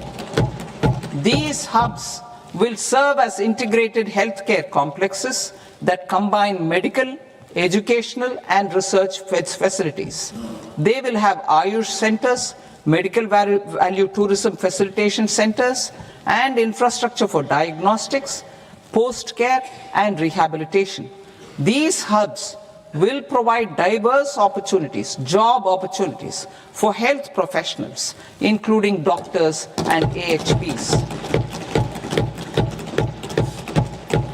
Ancient Indian yoga, already respected in several parts of the world, was given a mass global recognition when Honorable Prime Minister took it to the UN. Post-COVID, Ayurveda gained a similar global acceptance and recognition. Exporting quality Ayurveda products helps farmers who grow the herbs and youth who process the products. To meet growing global demand, a few more steps are being taken. I propose to 1. Set up 3 new All India Institutes of Ayurveda. 2. Upgrade Ayush pharmacies and drug testing labs for higher standards of certification ecosystem and make available more skilled personnel. 3. Upgrade the WHO Global Traditional Medicine Center in Jamnagar to bolster evidence-based research, training, and awareness for traditional medicine. Animal husbandry. Livestock contributes close to 16% of farm income, including of poor and marginal households. To scale up availability of veterinary professionals by more than 20,000, I propose to roll out a loan-linked capital subsidy support scheme for establishment of veterinary and para-veterinary colleges, veterinary hospitals, diagnostic laboratories, and breeding facilities in private sector. Collaboration between Indian and foreign institutions will also be facilitated. Orange economy. India's animation, visual effects, gaming and comics sector, AVGC sector, is a growing industry projected to require 2 million professionals by 2030. I propose to support the Indian Institute of Creative Technologies, Mumbai, in setting up AVGC content creator labs in 15,000 secondary schools all over the country and 500 colleges. The Indian design industry is expanding rapidly, and yet there is a shortage of Indian designers. I propose to establish, through Challenge Route, a new National Institute of Design to boost design education and development in the eastern region of India. Education. Our government will support states through Challenge Route in creating 5 university townships in the vicinity of major industrial and logistics corridors. These planned academic zones will host multiple universities, colleges and research institutions, skill centers and residential complexes. In higher education, STEM institutions, prolonged hours of study and laboratory work pose some challenges for girl students. Through VGF, viability gap funding and capital support, one girls' hostel will be established in every district.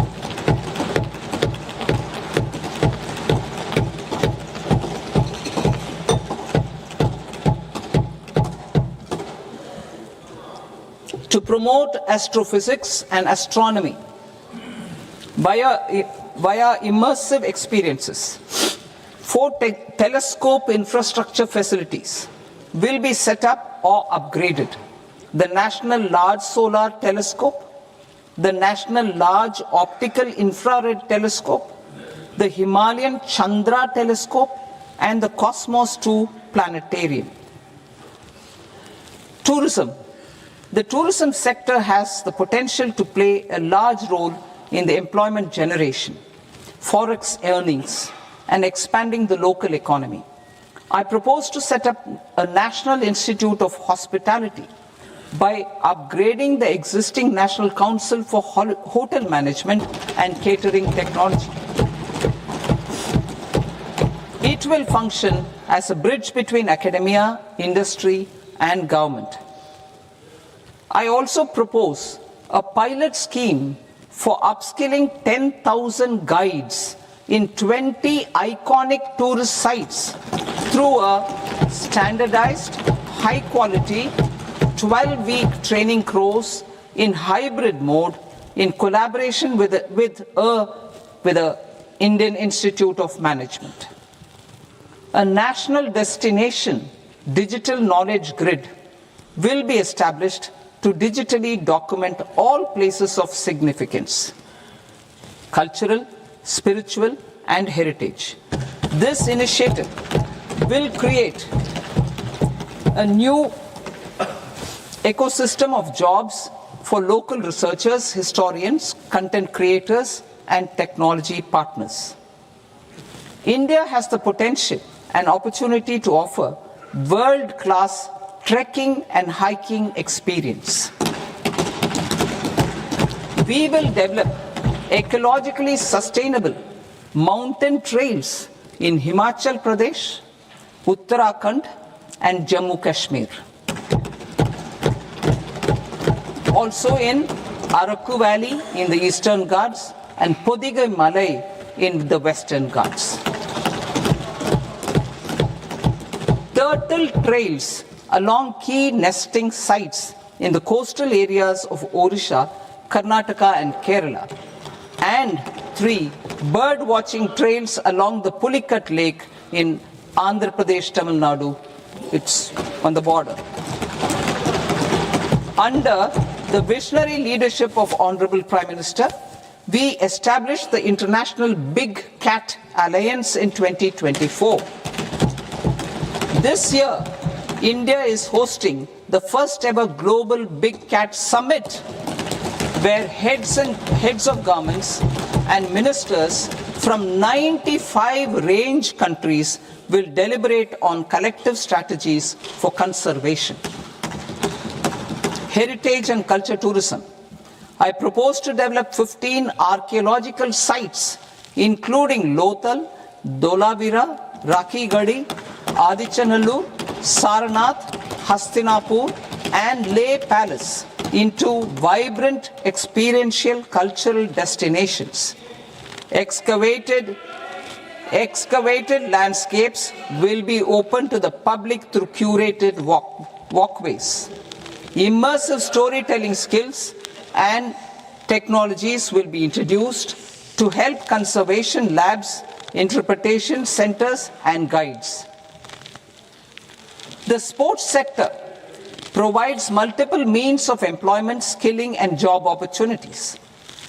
Taking forward the systematic nurturing of sports talent, which is set in motion through the Khelo India program earlier, I propose to launch a Khelo India mission to transform the sports sector over the next decade. The mission will facilitate an integrated talent development pathway supported by training centers, which are foundational, intermediate, and elite levels. B, systematic development of coaches and support staff. C, integration of sports science and technology. D, competitions and leagues to promote sports culture and provide platforms. And E, development of sports infrastructure for training and competition. Our third Kartavya aligns with our vision of Sabka Saath, Sabka Vikas towards Vikasit Bharat. This requires targeted efforts for 1. Increasing farmer incomes through productivity enhancement and entrepreneurship, with special attention to small and marginal farmers. B. Empowering Divyangjan through access to livelihood opportunities, training, and high-quality assistive devices. C. Empowering the vulnerable to access mental health and trauma care. D. Focus on the Purvodaya states and the Northeast region to accelerate development and employment opportunities. Fisheries. We will undertake initiatives for integrated development of 500 reservoirs and Amrit Sarovars. 2. Strengthen the fisheries value chain in coastal areas and enable market linkages involving startups and women-led groups together with fish farmer producer organizations. Animal husbandry. To provide quality employment opportunities in rural and peri-urban areas, we will support the animal husbandry sector in entrepreneurship development through A. A credit-linked subsidy program. B. Scaling up and modernization of livestock enterprises. C. Enhanced creation of livestock, dairy, and poultry. Enhanced creation of livestock, dairy, and poultry-focused integrated value chains. And D. Encourage creation of livestock farmer-producer organizations. High-value agriculture. To diversify farm outputs, increase productivity, enhance farmers' incomes, and create new employment opportunities, we will support high-value crops such as coconut, sandalwood, cocoa, cashew in the coastal areas. Agar trees in Northeast and nuts such as almonds, walnuts and pine nuts in our hilly regions. These, all of them, will be supported. India is the world's largest producer of coconuts. About 30 million people, including nearly 10 million farmers, depend on coconuts for their livelihood. To further enhance competitiveness in coconut production, I propose a coconut promotion scheme to increase production and enhance productivity through various interventions, including replacing and non-productive trees with new saplings or plants or varieties in major coconut growing states. A dedicated program is proposed for Indian cashew and cocoa to make India self-reliant in raw cashew and coconut production and processing, enhance export competitiveness, and transform Indian cashew and Indian cocoa into premium global brands by 2030. Sandalwood. Sandalwood is closely linked to India's social and cultural heritage.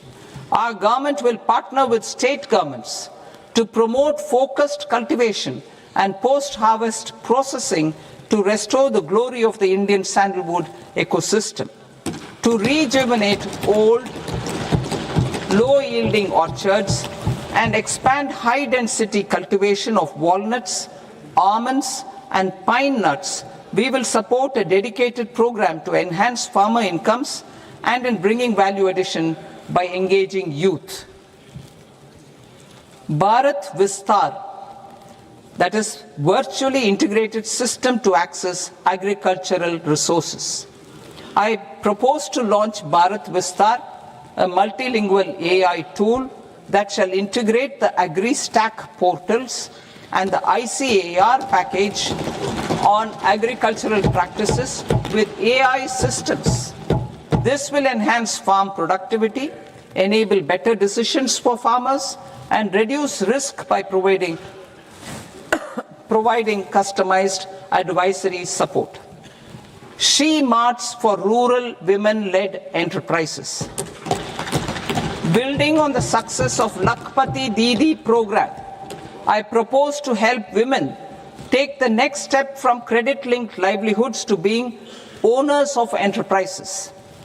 Self-help entrepreneur, She Marts will be set up as community-owned retail outlets within the cluster-level federations through enhanced and innovative financing instruments.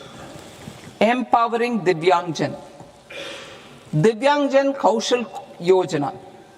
Information technology, AVGC sectors, hospitality and food and beverages sectors often offer task-oriented and process-driven roles which are suitable for Divyangjan. We will ensure dignified livelihood opportunities through industry-relevant and customized training specific to each Divyangjan group. Divyang Sahara Yojana. Timely access to high-quality assistive devices for all eligible Divyangjan is a fundamental need. I propose to 1. Support the Artificial Limbs Manufacturing Corporation of India, Alimco, to set up and to scale up production of assistive devices, invest in R&D and AI integration, strengthen PM Divyasha Kendras, and support setting up of assistive technology marts as modern retail style centers where Divyangjan and senior citizens can see, try and purchase assistive products. Reaffirming our commitment to mental health and trauma care. There are no national institutes for mental health care in North India. We will therefore set up a NIMHANS 2 and also upgrade national mental health institutes in Ranchi and in Tezpur as regional apex institutions. Emergencies expose families, particularly the poor and vulnerable, to unexpected expenditure. We will strengthen and increase these capacities by 50% in district hospitals by establishing emergency and trauma care centers. Focus on Purvodaya states and northeastern regions. Purvodaya, I propose the development of an integrated East Coast industrial corridor with a well-connected node at Durgapur, creation of 5 tourism destinations in 5 Purvodaya states, and the provision of 4,000 e-buses. Buddhist sites in northeastern region. The northeastern region is a civilizational confluence of Theravada and Mahayana or Vajrayana traditions. I propose to launch a scheme for development of Buddhist circuits in Arunachal Pradesh, Sikkim, Assam, Manipur, Mizoram, and Tripura. The scheme will cover preservation of temples and monasteries, pilgrimage interpretation centers, connectivity, and pilgrim amenities. 16th Finance Commission. On 17th November 2025, the 16th Finance Commission submitted its report to the President. As mandated under Article 281 of the Constitution, the government is to lay the report along with the explanatory memorandum on the action taken report on the recommendations of the Commission in Parliament, which, Sir, Honourable Speaker, you've allowed me to do at the commencement of this session. The government has accepted the recommendation of the Commission to retain the vertical share of devolution at 41%. As recommended by the Commission, I have provided 1.4 lakh crores of rupees to the states for the year 2026-2027 as Finance Commission grants. These include rural and urban local body and disaster management grants. Fiscal consolidation. Government has been delivering on our fiscal commitments consistently without compromising on social needs. To strive towards accepted standards of fiscal management in Budget 25-26, I had indicated that the central government would target reaching a debt to GDP ratio of 50 plus or minus 1% by 2030-31. In line with this, the debt to GDP ratio is estimated to be 55.6% of GDP in BE 26-27, compared to 56.1% of GDP in RE 25-26. A declining debt to GDP ratio will gradually free up resources for priority sector lending and expenditure by reducing the outgo on interest payments. One of the main operational instruments for debt targeting is the fiscal deficit. I am happy to inform this august House that I fulfilled my commitment made in 2021-2022 to reduce fiscal deficit below 4.5% of GDP by 25-26. In RE 25-26, the fiscal deficit has been estimated at par with BE of 2025-26 at 4.4% of GDP. In line with the new fiscal prudence path of debt consolidation, the fiscal deficit in BE 26-27 is estimated to be 4.3% of the GDP.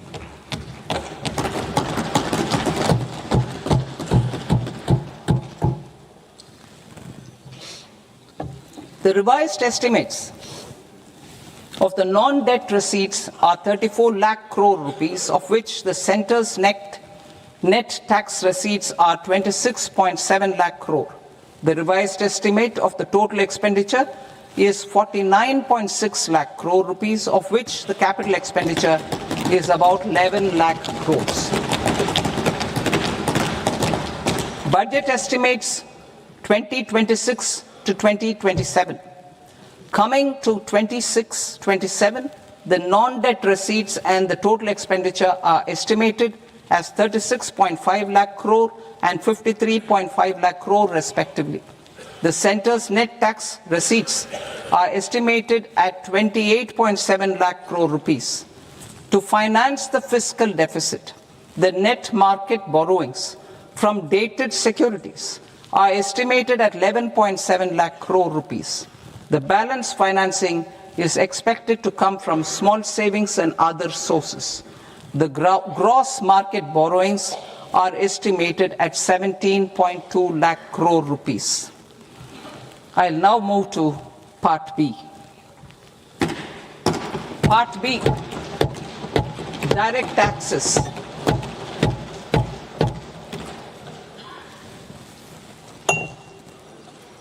Honorable Speaker, sir, I now present my proposals on direct taxes. New Income Tax Act. In July 2024, I announced a comprehensive review of the Income Tax Act 1961. This was completed in a record time, and the Income Tax Act 2025 will come into effect from 1st April 2026. The simplified income tax rules and forms will be notified shortly, giving adequate time to taxpayers to acquaint themselves with its requirements. The forms have been redesigned such that ordinary citizens can comply without difficulty. Ease of living. I propose that any interest awarded by the Motor Accident Claims Tribunal to a natural person will be exempt from income tax, and any TDS on this account will be done away with. I propose to reduce TCS rate on the sale of overseas tour program package from the current 5% and 20% to 2% without any stipulation of amount. I propose to reduce TCS rate for pursuing education and for medical purposes under the Liberalized Remittance Scheme, popularly known as LRS, from 5% to 2%. Supply of manpower services is proposed to be specifically brought within the ambit of payment to contractors for the purpose of TDS to avoid ambiguity. Thus, TDS on these services will be at the rate of either 1% or 2% only. I propose a scheme for small taxpayers, wherein a rule-based automated process will enable obtaining a lower or nil deduction certificate instead of filing an application with the assessing officer. For the ease of taxpayer holding securities in multiple companies, I propose to enable depositories to accept Form 15G or Form 15H from the investor and provide it directly to various relevant companies. I propose to extend time available for revising returns from 31st December to up to 31st March with the payment of a nominal fee. I also propose to stagger the timeline for filing of tax returns. Individuals with ITR 1 and ITR 2 returns will continue to file till 31st July, and non-audit business cases or trusts are proposed to be allowed time till 31st August.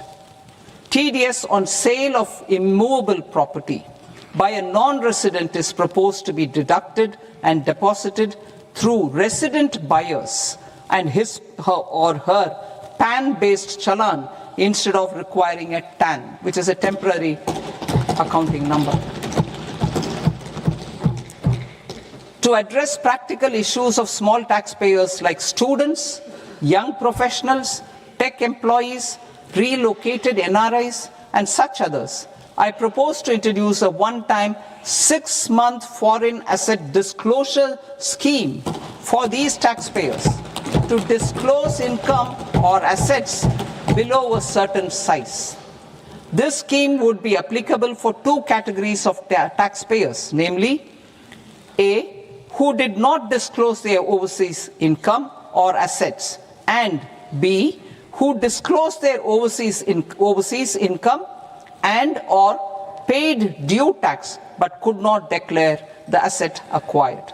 For category A, the limit of undisclosed income or asset is proposed to be up to 1 crore rupees. They need to pay 30% of fair market value of asset or 30% of undisclosed income as tax and 30% as additional income tax in lieu of penalty and would thereby get immunity from prosecution. For category B, asset value is proposed to be up to 5 crore rupees. Here, immunity from both penalty and prosecution will be available with a payment of fee of 1 lakh rupees. Rationalizing penalty and prosecution. Multiplicity of proceedings are hindrance to the ease of doing business. I propose to integrate assessment and penalty proceedings by way of a common order for both. There will be no interest liability on the taxpayer on the penalty amount for the period of appeal before the first appellate authority, irrespective of the outcome of appeal process. Further, quantum of prepayment is being reduced from 20% to 10% and will continue to be calculated only on core tax demand.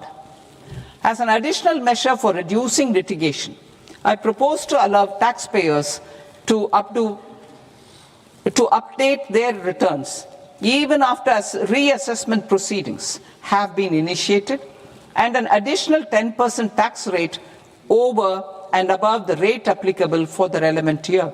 The assessing officer will then use only this updated return in his proceedings. There is already a framework for immunity from penalty and prosecution in the cases of underreporting. I propose to apply this framework for immunity to misreporting too. However, in such a case, the taxpayer will need to pay 100% of the tax amount as an additional income tax over and above the tax and interest due. Penalties for certain technical defaults, such as failure to get accounts audited, non-furnishing of transfer pricing audit report, and default in furnishing statement for financial transactions are proposed to be converted into fee.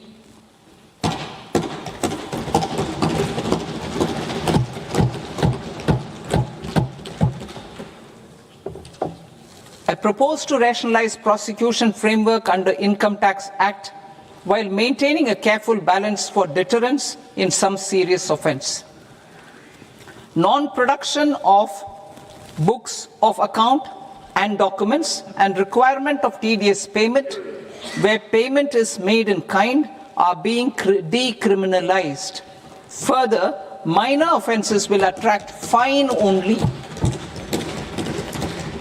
The remaining prosecutions will be graded commensurate with the quantum of offence.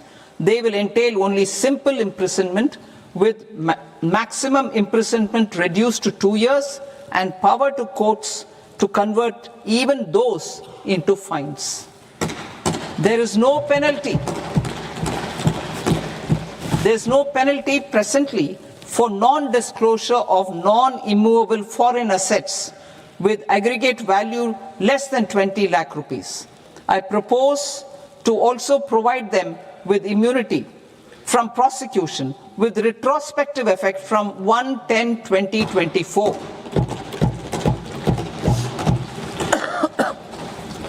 Cooperatives. Deduction is already allowed to a primary cooperative society engaged in supplying milk, oilseeds, fruits or vegetables raised or grown by its members.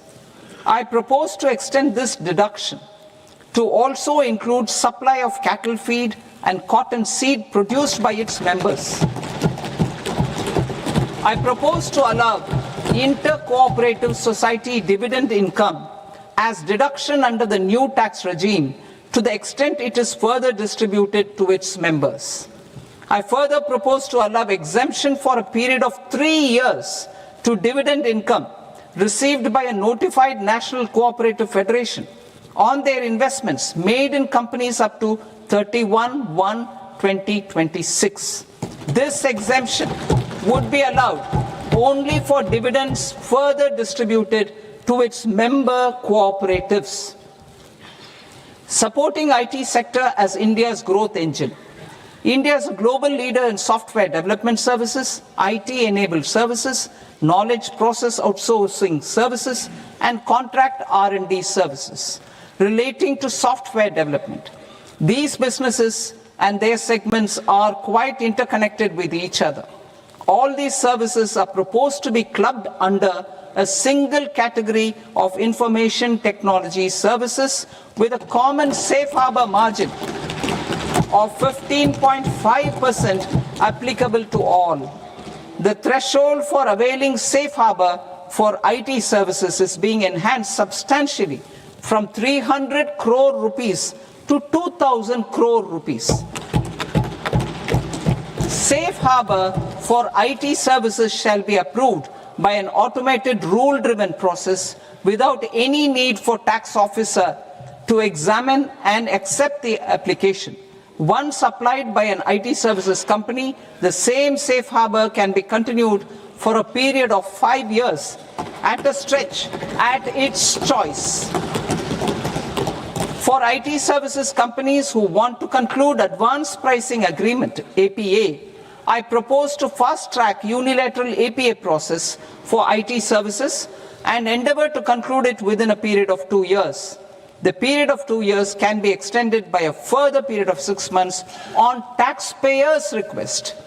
I propose to extend the facility of modified returns available to the entity entering APA to its associated entities also. Attracting global business and investment. Recognizing the need to enable critical infrastructure and boost investment in data centers, I propose to provide tax holiday till 2047 to any foreign company that provides cloud services to customers globally by using data center services from India. It will, however, need to provide services to Indian customers through an Indian reseller entity. I also propose to provide a safe harbor of 15% on cost in case the company providing data center services from India is a related entity. To harness the efficiency of just-in-time logistics for electronic manufacturing, I propose to provide safe harbor to non-residents for component warehousing in a bonded warehouse at a profit margin of 2% of the invoice value. The resultant tax of about 0.7% will be much lower than in competing jurisdictions. To provide fillip to toll manufacturing in India, I propose to provide exemption from income tax for 5 years to any non-resident who provides capital goods, equipment, or tooling to any toll manufacturer in a bonded zone. To encourage vast pool of global talent to work in India for a longer period of time, I propose to provide exemption to global, non-India sourced income of a non-resident expert for a stay period of 5 years under notified schemes. I propose to provide exemption from minimum alternate tax, the MAT, to all non-residents who pay tax on presumptive basis. Tax administration. I propose to constitute a joint committee of Ministry of Corporate Affairs and Central Board of Direct Taxes for incorporating the requirements of income computation and disclosure standards, the ICDS, in the Indian Accounting Standards, IND AS itself. Separate accounting requirement based on ICDS will be done away with from the tax year 27-28. To support Prime Minister Modi's vision of homegrown accounting and advisory firms to become global leaders, I propose to rationalize the definition of accountant for the purposes of safe harbor rules. Other tax proposals. Change in taxation of buyback was brought in to address the improper use of buyback route by promoters. In the interest of minority shareholders, I propose to tax buyback for all types of shareholders as capital gains. However, to disincentivize misuse of tax arbitrage, promoters will pay an additional buyback tax. This will make effective tax 22% for corporate promoters. For non-corporate promoters, the effective tax will be 30%.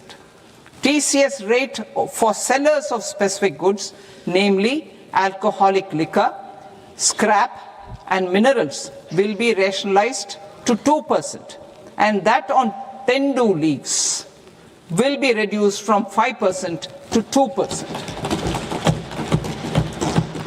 I propose to raise the STT on futures to 0.05% from the present 0.02%. STT on options premium and exercise of options are both proposed to be raised to 0.15% from the present rate of 0.1% and 0.125% respectively. We reformed the taxation landscape for corporates in 2019 by providing them a simplified regime with lower tax rate so that they could productively focus on business rather than on claim of deductions and exemptions. To encourage companies to shift to the new regime, set off of brought forward MAT credit, minimum alternate tax credit, is proposed to be allowed to companies only in the new regime. Set off using available MAT credit is proposed to be allowed to an extent of 1/4 of the tax liability in the new regime. MAT is proposed to be made final tax, so there will be no further credit accumulation from 1st April 2026. In line with this change, the rate of final tax is being reduced to 14% from the current MAT rate of 15%. The brought forward MAT credit of taxpayers accumulated till 30th March 2026 will continue to be available to them for set-off as above. Indirect taxes. I shall now take up proposals related to indirect taxes. My proposals for customs and central excise aim to further simplify the tariff structure, support domestic manufacturing, promote export competitiveness, and correct inversion in duty.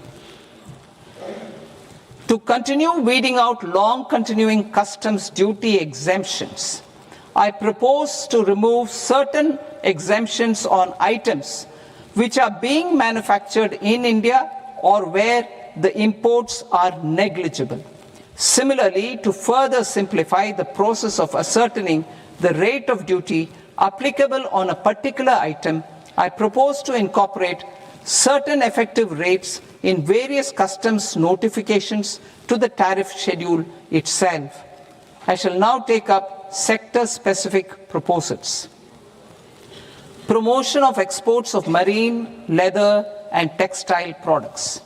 I propose to increase the limit for duty-free imports of specified inputs used for processing seafoods for export from the current 1% to 3% of FOB value of the previous year's export turnover. I also propose to allow duty-free imports of specified inputs, which is currently available for exports of leather or synthetic footwear, to exports of shoe uppers as well.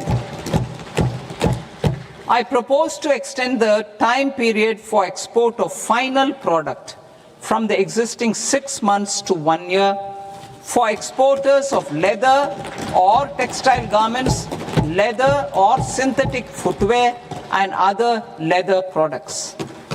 Energy transition and security. I propose to extend the basic customs duty exemption given to capital goods used for manufacturing lithium-ion cells for batteries to those used for manufacturing lithium-ion cells for battery energy storage systems also. I propose to exempt basic customs duty on import of sodium antimonate for use in manufacture of solar glass. Nuclear power. I propose to extend the existing basic customs duty exemption on imports of goods required for nuclear power projects till the year 2035 and expand it for all nuclear plants irrespective of their capacity. Critical minerals. It is proposed to provide basic customs duty exemption to the import of capital goods required for the processing of critical minerals in India. Biogas blended CNG.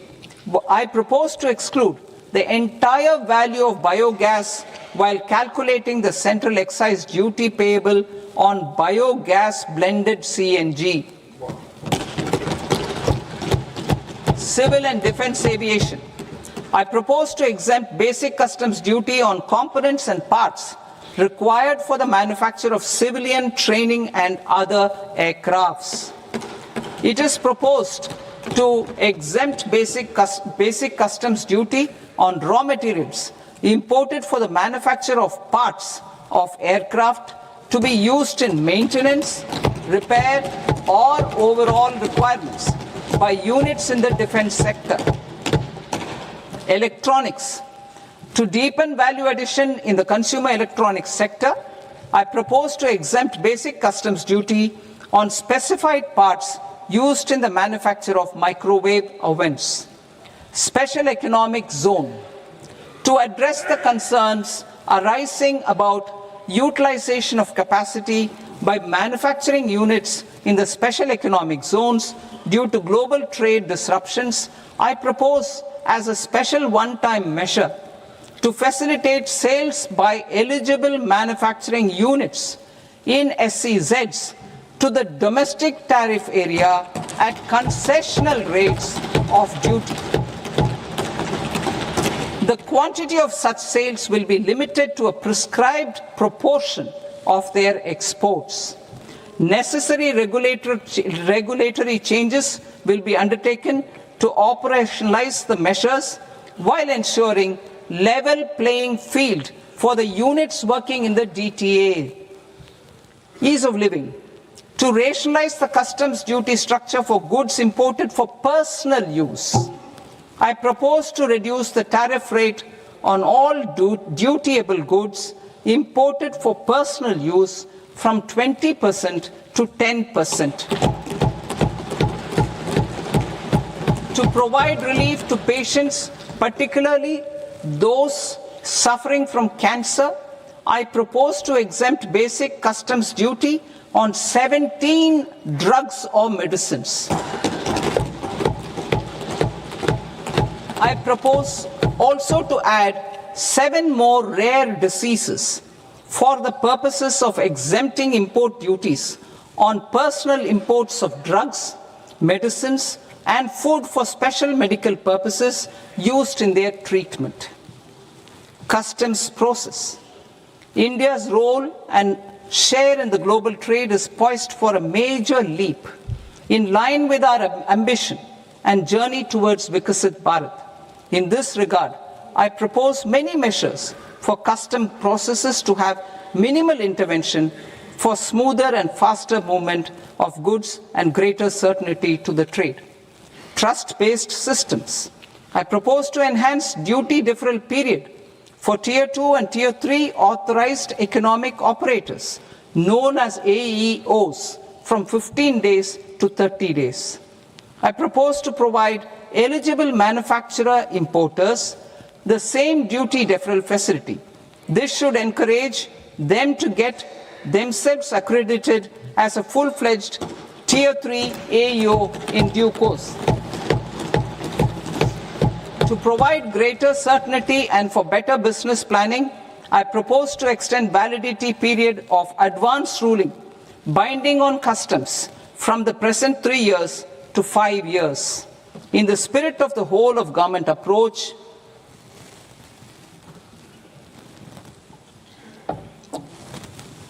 government agencies will be encouraged to leverage AEO accreditation for preferential treatment in clearing their cargo. Regular importers with trusted long-standing supply chains will be recognized in the risk system so that the need for verification of their cargo every time can be minimized. Export cargo using electronic sealing. Export cargo using electronic sealing will be provided through clearance from the factory premises to the ship.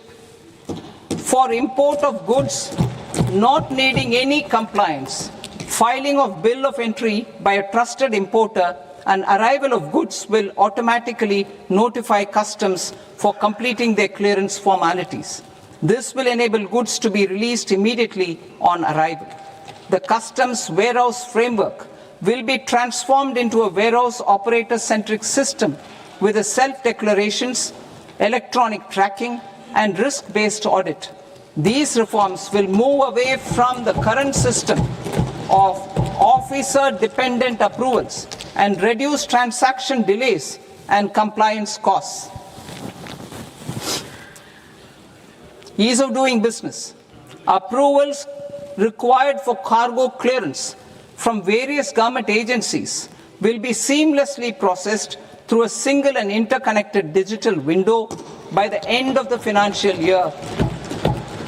Processes involved in clearance of food, drugs, plant, and animal and wildlife products, accounting for about 70% of interdicted cargo, will be operationalized on this system by April 2026 itself. For goods not having any compliance requirement, clearance will be done by customs immediately after online registration is completed by the importer, subject to the payment of duty. Customs integrated system will be rolled out in 2 years as a single integrated and scalable platform for all customs processes. Utilization of non-intrusive scanning with advanced imaging and AI technology for risk assessment will be expanded in a phased manner with the objective to scan every container across all the major ports. New export opportunities to support Indian fishermen to fully harness the economic value of marine resources beyond our territorial waters. The following measures will be taken. A. Fish catch by an Indian fishing vessel in exclusive economic zone or on the high seas will be made free of duty. Landing of such fish on foreign port will be treated as export of goods. Safeguards will be put in place to prevent misuse during fish catch, transit, or transshipment. To support aspirations of India's small businesses, artisans, and startups to access global markets through e-commerce, I am pleased to announce complete removal of the current value cap of 10 lakh rupees per consignment on courier exports. In addition, handling of rejected and returned consignments will be improved with effective use of technology for identifying such consignments. I propose to revise provisions governing baggage clearance during international travel to address genuine concerns of passengers. The revised rules will enhance duty-free allowances in line with the present-day travel realities and provide clarity in temporary carriage of goods brought in or taken out. There are honest taxpayers who are willing to settle disputes by paying all their dues. but they get deterred due to negative connotation associated with penalty. They will now be able to close cases by paying an additional amount in lieu of penalty. Honorable Speaker, sir, with this, I commend the budget to this august House. Jai Hind.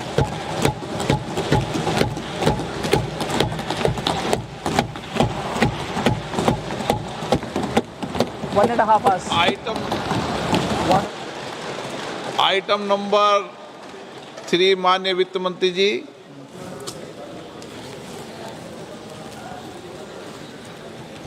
Item number 2, sir. 3 Sir, with your permission, I rise to lay on the table of the following statements under Section 3, 1 of the Fiscal Responsibility and Budget Management Act of 2003, medium-term fiscal policy cum fiscal policy strategy statement, and macroeconomic framework statement. Item number 4 माननीय वित्त मंत्री जी। Sir, with your permission, I move for leave to introduce the Finance Bill 2026. प्रश्न ये कि विधेयक को पुनर्स्थापित करने की अनुमति प्रदान की जाए। जो सदस्य इस पक्ष में हाँ गए, जो सदस्य विरोध में ना गए, मेरे विचार में निर्णय हाँ वालों के पक्ष में, हाँ वालों के पक्ष में अनुमति प्रदान की जाती है। माननीय मंत्री जी, अब विधेयक पुनर्स्थापित करें। Sir, I introduce the bill. माननीय सदस्यगण, आपको सूचित किया जाता है कि माननीय वित्त मंत्री जी के बजट भाषण की कॉपी पब्लिकेशन काउंटर पर ली जाती है। बजट भाषण और बजट से संबंधित दस्तावेज आपके मोबाइल फोन और मेंबर पोर्टल्स पर ही उपलब्ध है। सभा की कार्रवाई कल सोमवार दिनांक 2 फरवरी 2026 को प्राप्त 11 बजे तक के लिए स्थगित की जाती है।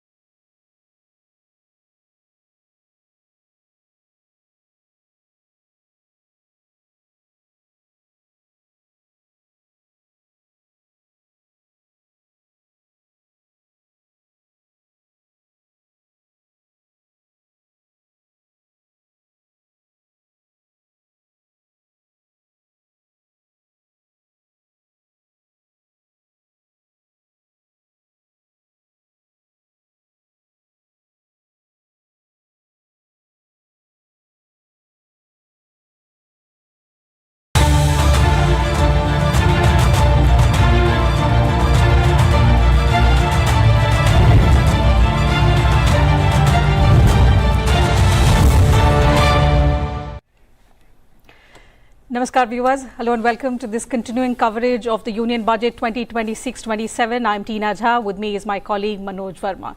So you heard the Finance Minister Nirmala Sitharaman presenting the Union Budget 2026-27, also introducing the Finance Bill. She's made history today as she presented her 9th consecutive Union Budget under the leadership of Prime Minister Modi. This, viewers, is also the first time in India's fiscal history that the Union Budget has been presented on a Sunday. We'll discuss some of the proposals and the key highlights of this budget speech, which extended nearly 1.5 hours, some of the key announcements that the Finance Minister made. In fact, the proposals in the budget, she said, are aimed at boosting growth, meeting people's aspirations, most importantly, enabling inclusive development. So the key highlight of the budget 2026-27 is that India has set a lower fiscal deficit target and higher capex outlay for FY27 with a reforms push. Just to put it into numbers, for the financial year 2027, the capital expenditure has been set at 12.2 lakh crore rupees. The fiscal deficit target has been set at 4.3% of GDP in FY27. In fact, if you heard the finance minister, she said she fulfilled her commitment that she made in FY 2022 to reduce the fiscal deficit below 4.5% of the GDP. Also, in revised estimates 2025-26, the fiscal deficit is at 4.4% of the GDP. The debt to GDP ratio is estimated at 55.6% in budget estimates 2026-27 versus the 56.1% in revised estimates 25-26. FY27 expenditure is estimated at 53.5 lakh crore rupees. The revised estimates of expenditure in FY 2026 were 49.6 lakh crore rupees. So a significant jump there as far as the numbers are concerned. Also, FY 27 net market borrowing from the dated securities is estimated at 11.7 lakh crore rupees. The gross market borrowing is seen at 17.2 lakh crore rupees. The net tax receipts estimated at 28.7 lakh crore rupees in FY27. We'll bring you charts and graphics related to it for you to understand better. These are just some of the numbers that we were able to pick up from the finance minister's speech. So in a few moments from now, our production team will be able to put out charts and graphics for you to understand better those numbers and a comparative data of how these numbers stand compared to the previous budgets. Also, the states, they will be getting 1.4 lakh crore rupees as the Finance Commission grants. These were about the important numbers, Manoj. Let's now quickly give our viewers a recap of some important announcements and statements that the Finance Minister spoke about, especially in terms of how this budget takes us closer and aligns it with our Viksit Bharat vision. जी बिल्कुल टीना जी, अगर आज के budget की हम बात करें, जिस तरह निर्मला सीतारमण जी ने अपना बजट पेश किया है और 3 कर्तव्य खास तौर से बताए हैं सरकार के, और ये 3 कर्तव्य जो हैं वो विकसित भारत का एक रोड मैप सरकार ने प्रस्तुत किया है देश के सामने कि कैसे सरकार जो है देश की आर्थिक स्थिति को मजबूत करेगी, उसको लेकर काम करेगी। साथ ही जो जन आकांक्षा हैं, मतलब जन आकांक्षाओं से मतलब शिक्षा, स्वास्थ्य, जो आम आदमी से जुड़ी पहलू हैं, उन पर कैसे काम करेगी। इसी प्रकार सरकार ने 3 अपने कर्तव्यों के साथ देश को विकसित भारत के रोड मैप पर ले जाने का अपनी इच्छा प्रकट इस बजट के माध्यम से निर्मला सीतारमण जी ने की है। जाहिर तौर पे बजट में गांव, गरीब, किसान सरकार की प्राथमिकता में है। साथ ही शिक्षा और स्वास्थ्य को सरकार ने बूस्ट करने का काम किया है।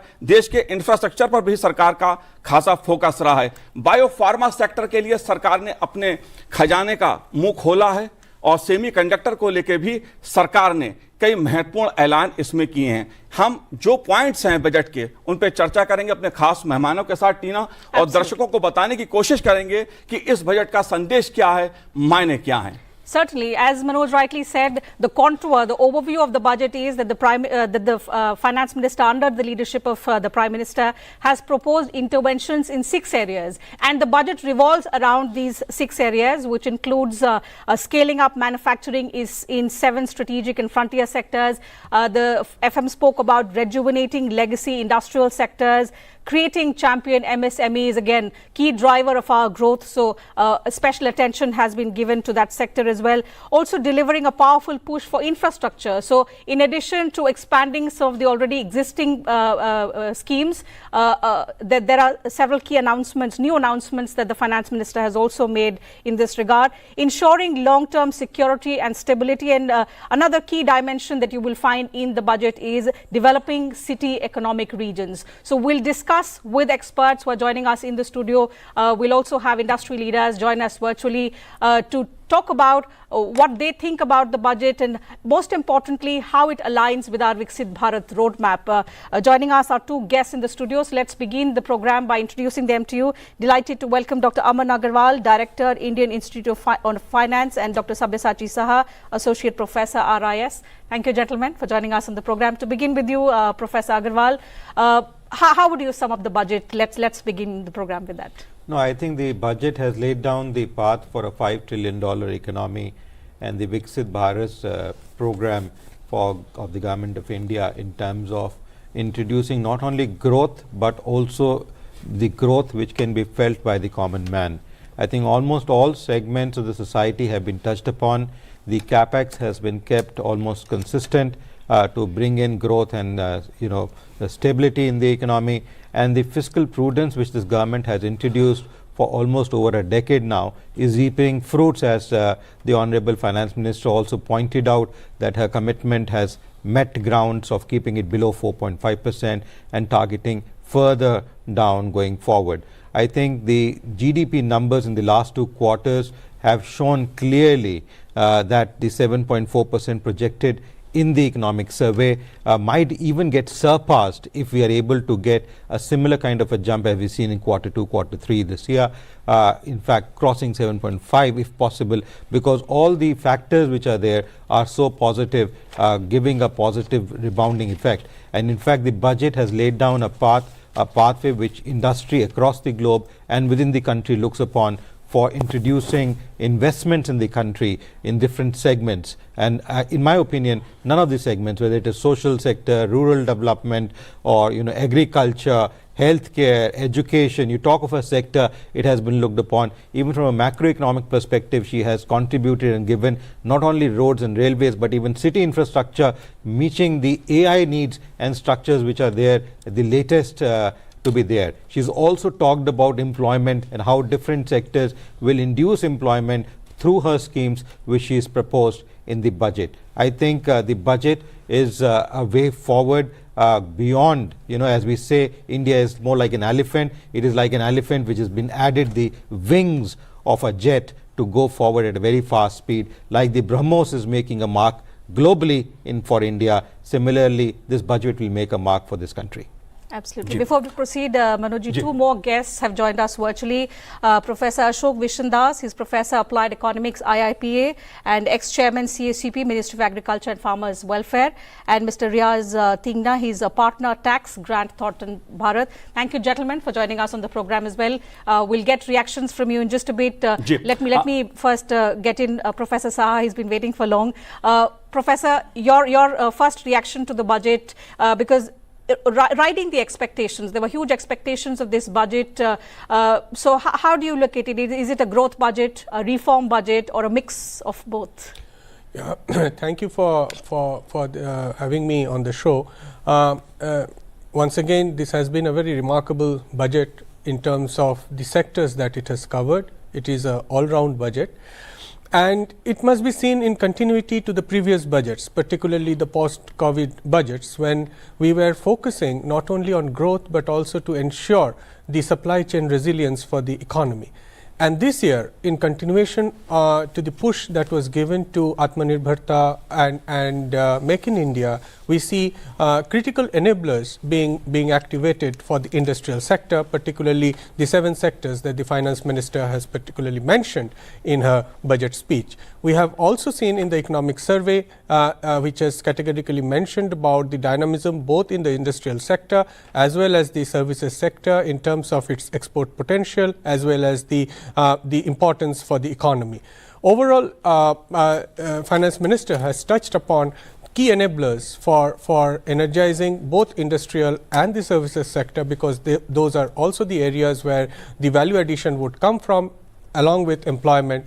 But at the same time, we must remember that in the last few years, there has been huge push to revitalize the rural development sector, the agriculture sector and others. And this year, we see no difference from that, and the continuity for a holistic rural development alongside very, very healthy economic growth of the urban centers, facilitating the roadmap for the MSMEs and other sectors would be key takeaways for me from this budget. जी बिल्कुल शाहजी, और अगर बात उसकी की जाए, कृषि क्षेत्र की बात की जाए, जाहिर तौर पे सरकार का जो फोकस रहा है वो खेती किसानी पर रहा है, और एआई के जरिए कैसे देश का उत्पादन बढ़ाया जाए, कैसे किसान को और खेती को टेक्नोलॉजी के जरिए मजबूत किया जाए, इस पर फोकस बजट में देखने को मिलता है। डॉक्टर अशोक विशन दास जी, मैं आपसे जानना चाहूंगा इस मुद्दे पर, क्योंकि खेती किसानी सरकार की प्राथमिकता में हमेशा से रही है। पिछले एक दशक में देखा है सरकार ने कई महत्वपूर्ण पहल की हैं देश में उत्पादन बढ़ाने को और किसान को आर्थिक दृष्टि से मजबूत करने के लिए। इस बार के बजट में जिस तरह से एआई का उपयोग करते हुए देश में उपज को बढ़ावा देना, उत्पादन को बढ़ावा देना, इस पहलू को आप कैसे देखते हैं?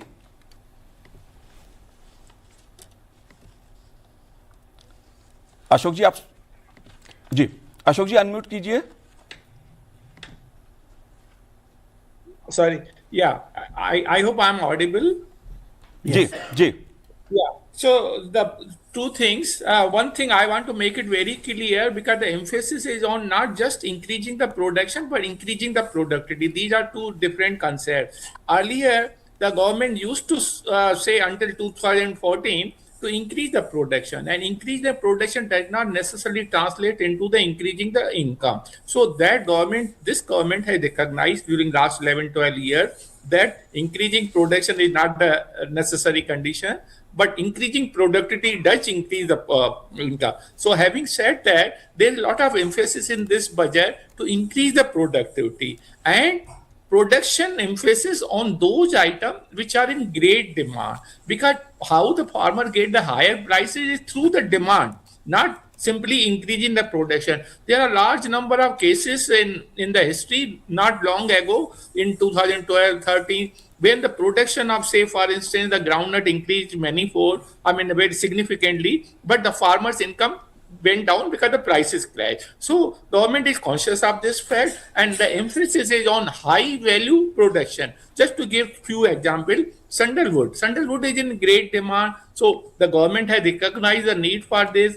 And then medicinal plant, even farmers are being roped in to increase the medicine. And how this will increase, there is a lot of emphasis and campaign for establishing of All India Institute of Ayurveda, which is one as of now in India, but there are 2 or 3 more has to be established in near future. For that, Ayurveda production will also spur, and that's very high value. And people are getting increasingly conscious of value of this without side effect, not only in India but outside India. So there is a great demand. Farmers will get benefited for medicinal plants. And then the marine products, lot of emphasis on this, because increase in production of fish, dairy, because those are the sectors which are high value. India is the leading, not only leading, but the top country which produces the milk. And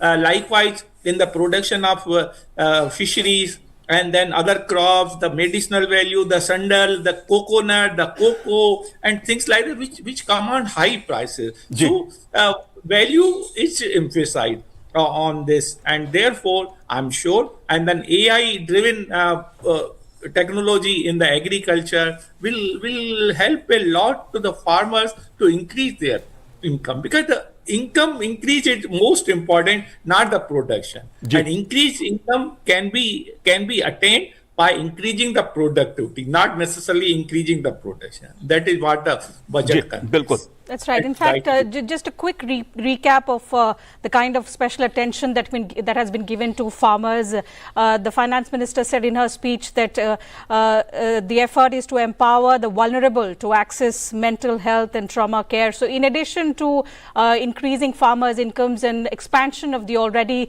underway schemes, there are initiatives underway to develop reservoirs, to strengthen fisheries value chain, especially in the coastal areas. She announced support to animal husbandry through a credit-linked subsidy program, encouraging creation of livestock farmer producer organizations, support to high-value crops like coconut, sandalwood, and cashew in the coastal areas which have high potential, but initiatives which will perhaps now focus more on these areas to support the generation of walnuts in the hilly regions, to enhance competitiveness in coconut production, and to launch a dedicated program proposed to the Indian cashew and cocoa. So all these announcements perhaps aimed at harnessing the potential of these areas and making sure that special attention is given to the farmers so that their incomes can also be increased, and that, you would recall, has been one of the focus areas of Prime Minister Modi's government since 2014. Mr. Riaz Thegna is also joining us. He is a partner tax grant Thornton Bharat. Mr. Thegna, thank you for joining us on the program. The first reaction on the budget, what is it that stood out for you from the Union Budget 2026-27, which again aimed at continuity and growth-oriented measures? No, absolutely. I think one of the most striking features of the budget is the consistency with which the policies are followed. The emphasis towards reforms, simplification continues. Fiscal prudence is always being followed religiously, and that is really showing results. But in addition to all this, what we are seeing now is an emphasis on,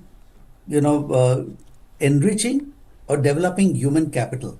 So through the AI awareness, we are deepening in the financial sector, expansion of the concept of infrastructure from physical to an overall institutionalized skill development infrastructure.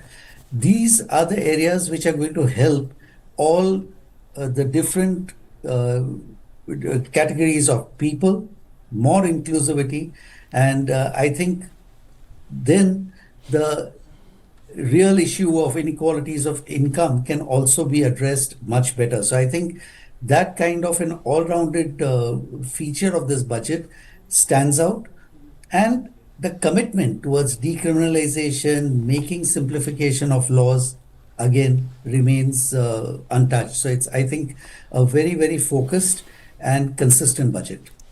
So at a time when, the global economy is uncertain, do you think the budget has done enough to not just accelerate India's growth momentum, but also help us build greater resilience in order to keep us insulated from the volatilities about which the economic survey also warned about? No, absolutely, because firstly, you're talking about an emphasis on manufacturing, support to manufacture.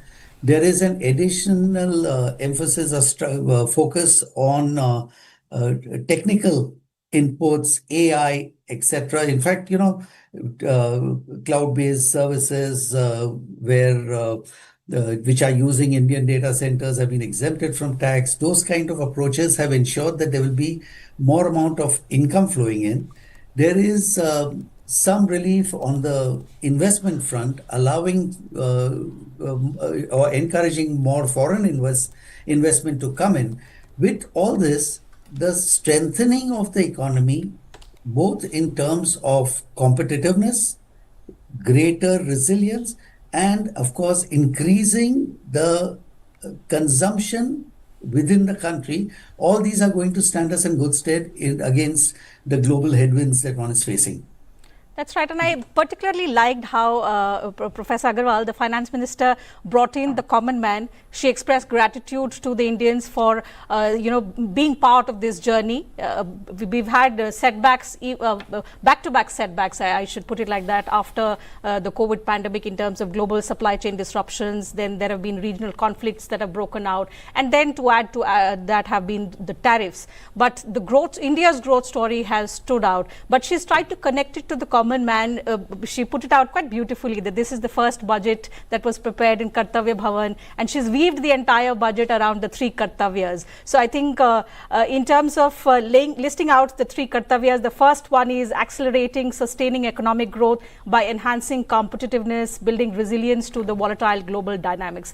How do you think this budget takes it one step further to build greater resilience, to perhaps keep us insulated? Again, the same question that I asked Mr. Thegna, because these headwinds are going to perhaps expand in nature in the coming times, and keeping the volatility of these threats in mind, we need to ensure that we are on the right path and that resilience reflects in India's growth story.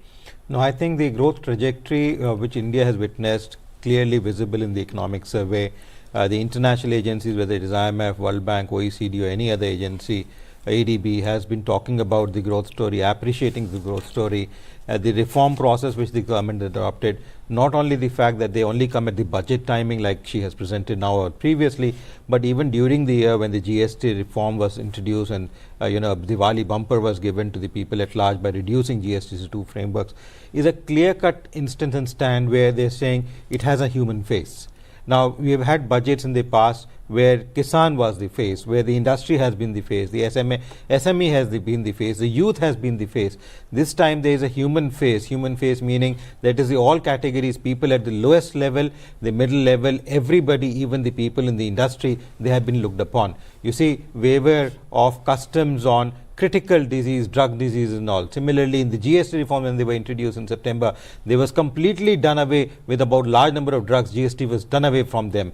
Large number, about 98% of items were removed from the GST framework, from consumer goods. So the fact that the government is looking at the aam aadmi, the janta, the people of this country, to make it proud of what we are, I think to introduce that growth, and given the fact that we have recently signed the EU trade agreement and other FTAs which have been signed in the last year or two, and further some of them are coming in place as well in the future soon, they require a requisite kind of an infrastructure, a motivated human capital which is there to take that charge. Even if you see the first time a FTA agreement talks about labor mobility, research, even in this particular budget she mentioned at multiple stages to actually introduce research and development. So investments were linked with research and development, whether it was tourism, whether it was hospitality, whether it was education. So it was not only that I'm giving money for this purpose, but it was that you need to have research. Who will do research and development? It is not going to be machines or AI. It is going to be people who are going to function, scholars, researchers. A common man, a Kisan, will be involved in getting some of these up, and that's where the human face is visible. And this overshadows, and last 2 years we have seen turbulences, whether it is Trump, whether it is India-Pakistan war, whether it is other wars which are happening, supply chain disruptions which have happened, a lot of things have happened. We have brought our old gold back into this country. Now these are some steps which have clearly shown the resilience of this country against any kind of international turbulence which may happen. Even within the country, a turbulence like India-Pakistan was a scary fact. We had recently, after a long number of years, a small kind of a bomb blast which happened, not out of the blue, but not as an attempt which could be controlled. Now these clearly have shown that there no economic disruptions will happen. People will keep growing, India will keep growing and keep contributing to the growth. बिल्कुल अमन जी, और इसीलिए सरकार ने budget के माध्यम से जो अपने 3 कर्तव्य गिनाए हैं केंद्रीय वित्त मंत्री निर्मला सीतारमण जी ने अपने बजट में, जाहिर तौर पर वो विकसित भारत का पूरा रोड मैप है जो भारत को एक विकसित राष्ट्र बनाने के लिए रोड मैप के रूप में कार्य करेगा। उसमें जो महत्वपूर्ण पहलू हैं 3, वो आर्थिक विकास को गति देना, जनता की उम्मीदों को पूरा करना और सबका साथ सबका विकास, जो पहले दिन से सरकार का एक मूल मंत्र रहा है। किस तरह से आम आदमी को देश का समग्र विकास किया जाएगा। साहजी, मैं आपसे समझना चाहता हूं, एक तरह से विकसित भारत का लक्ष्य है और सरकार ने अपनी नीतियों को स्पष्ट किया है इन्हें 3 कर्तव्यों के जरिए कि क्या 3 कर्तव्य हैं सरकार के जो आगे समय है विकसित भारत का, उसको लेकर सरकार काम करेगी। नीतिगत रूप से इंफ्रास्ट्रक्चर के लिए पैसा सरकार ने दिया है, गांव गरीब किसान के लिए सरकार ने पैसा दिया है, शिक्षा स्वास्थ्य के लिए सरकार ने पैसा दिया है, लेकिन ये जो 3 कर्तव्य हैं ये क्या संदेश देते हैं? ये जो सरकार का, आपने सही कहा, शुरू से सबका साथ सबका विकास का लक्ष्य लेके ये सरकार आगे बढ़ी है और उसका परिणाम भी हमें देखने को मिला है, जिसको हम बोलते हैं सोशल सिक्योरिटी। जो सोशल सिक्योरिटी का इकोसिस्टम है पिछले 10-12 साल में, जो ये मैं जैसे बोला, ये it should be seen in continuity. एक के बाद एक नए पॉलिसीज लाए गए, हर तबके की जैसे फ़ायदा हो, गांव, किसान, महिलाएं, युवा, आप किसी को भी ले लीजिए, उनका जो रिक्वायरमेंट है उनके लिए जो सोशल सिक्योरिटी प्रोवाइड करने की बात है, उसके लिए जो एलोकेशन है, including livelihood and employment, which became थोड़ा वो मुद्दा सामने आया कोविड पैंडेमिक के बाद। तो ये सारे को लेके जो पॉलिसी इकोसिस्टम बना है उसी का ही कंटिन्यूटी में इसमें देख रहा हूं और ये बजट उसी नैरेटिव को और भी स्ट्रेंथन करता हुआ आगे बढ़े हैं। एस्पिरेशन ऑफ द पीपल, हमारा मिडिल क्लास है, उनके लिए क्या सुविधा है, उनका रोजगार का है, उनका इंडस्ट्रियल एम्प्लॉयमेंट का है, उनका सर्विस सेक्टर के साथ जुड़ने का जो सवाल है, अभी क्रिएटिव इकोनॉमी, ऑरेंज इकोनॉमी, कई तरह की बात इस बजट में किया गया है। वो एस्पिरेशन ऑफ द पीपल के साथ गिना जा सकता है और जो विकसित भारत का हमारा लक्ष्य है, हम साल दर साल अगर यही इकोनॉमिक ग्रोथ को बरकरार रखते हुए आगे बढ़ सकते हैं तो वो लक्ष्य भी हमारे लिए आसान होगा। While details of the announcements are expected to come in and probably then we can discuss it further in the coming days, but one statement that the finance minister asserted at the beginning was that budget 2026 is Yuva Shakti driven, and she's laid specific focus. I recall in the previous budget she had said there are 4 pillars to the budget which included Yuva, farmers, women. Today she specifically used the word Yuva Shakti. Listening to the finance minister's speech, what is it that you think particularly caters to our large youth population? Today we are the youngest population, we have the world's largest youth in the world. So to cater to their aspirations, to cater to their employment needs, what is it that you think stands out in the budget? Actually, this budget generates a lot of hope, both in terms of the skilling requirements.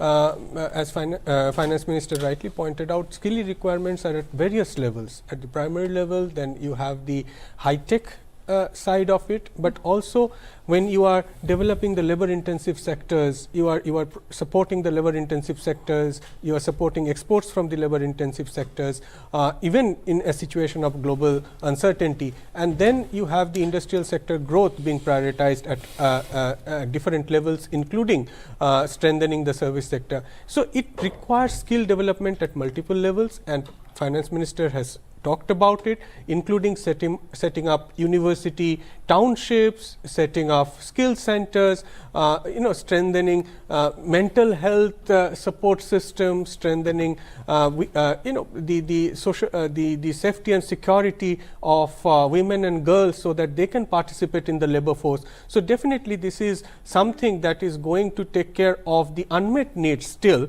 that are there in the youth population.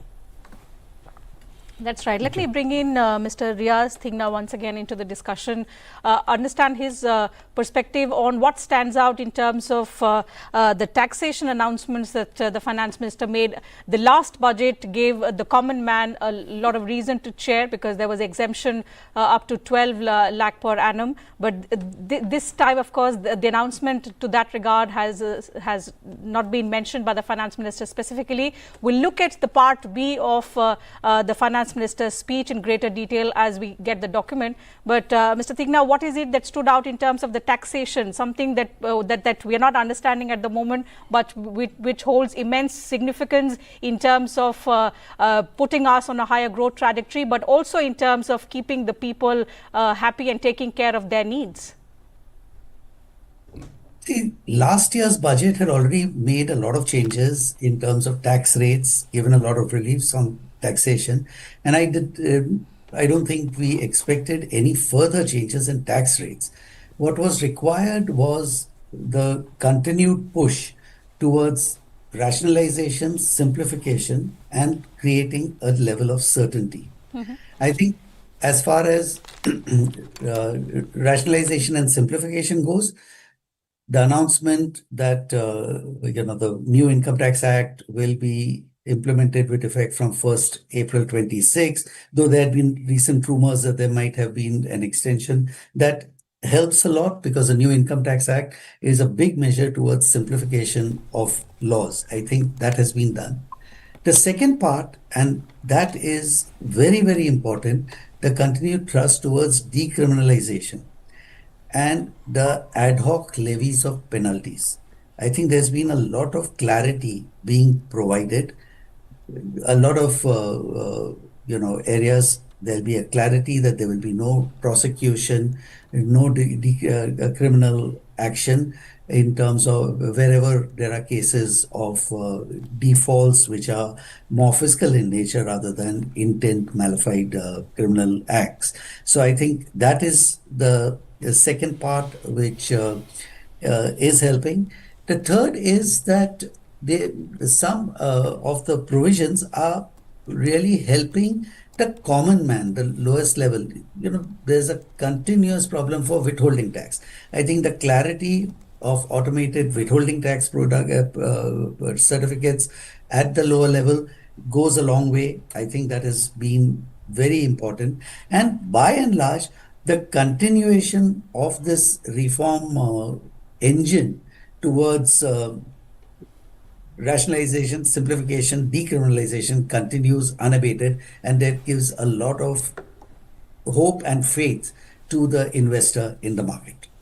जी टीना, अगर बात आम आदमी की हम करें, आम लोगों की बात करें, तो स्वास्थ्य सरकार की प्राथमिकता में रहा है और इस बार के बजट में भी देखने को मिल रहा है कि कैंसर और डायबिटीज की दवाओं के मामले में कि दवा सस्ती लोगों को मिले, इसको लेकर भी सरकार ने एक बड़ा प्लान बजट में रखा है। कैंसर और डायबिटीज की दवाओं के मामले में भारत आत्मनिर्भर बने, इसको लेकर 10,000 करोड़ रुपए का प्लान सरकार ने रखा है। आत्मनिर्भर दवाइयों के मामले में भारत बने, बीमारियों से लड़ना भी है भारत को, और भारत को मेडिकल टूरिज्म हब बनाने का भी लक्ष्य इस बजट में रखा गया है। 3 नए आयुर्वेदिक संस्थान बनाए जाएंगे देश में। जाहिर तौर पे जो भारतीय चिकित्सा पद्धति है, सरकार उसको भी बजट के माध्यम से बढ़ावा देना चाहती है। अमन जी, अगर बात स्वास्थ्य सेक्टर की मैं करूं, हेल्थ सेक्टर की जाए, तो उसको आप कैसे देखते हैं इस बजट के माध्यम से, क्योंकि कैंसर और डायबिटीज एक बड़ी चुनौती है देश के सामने?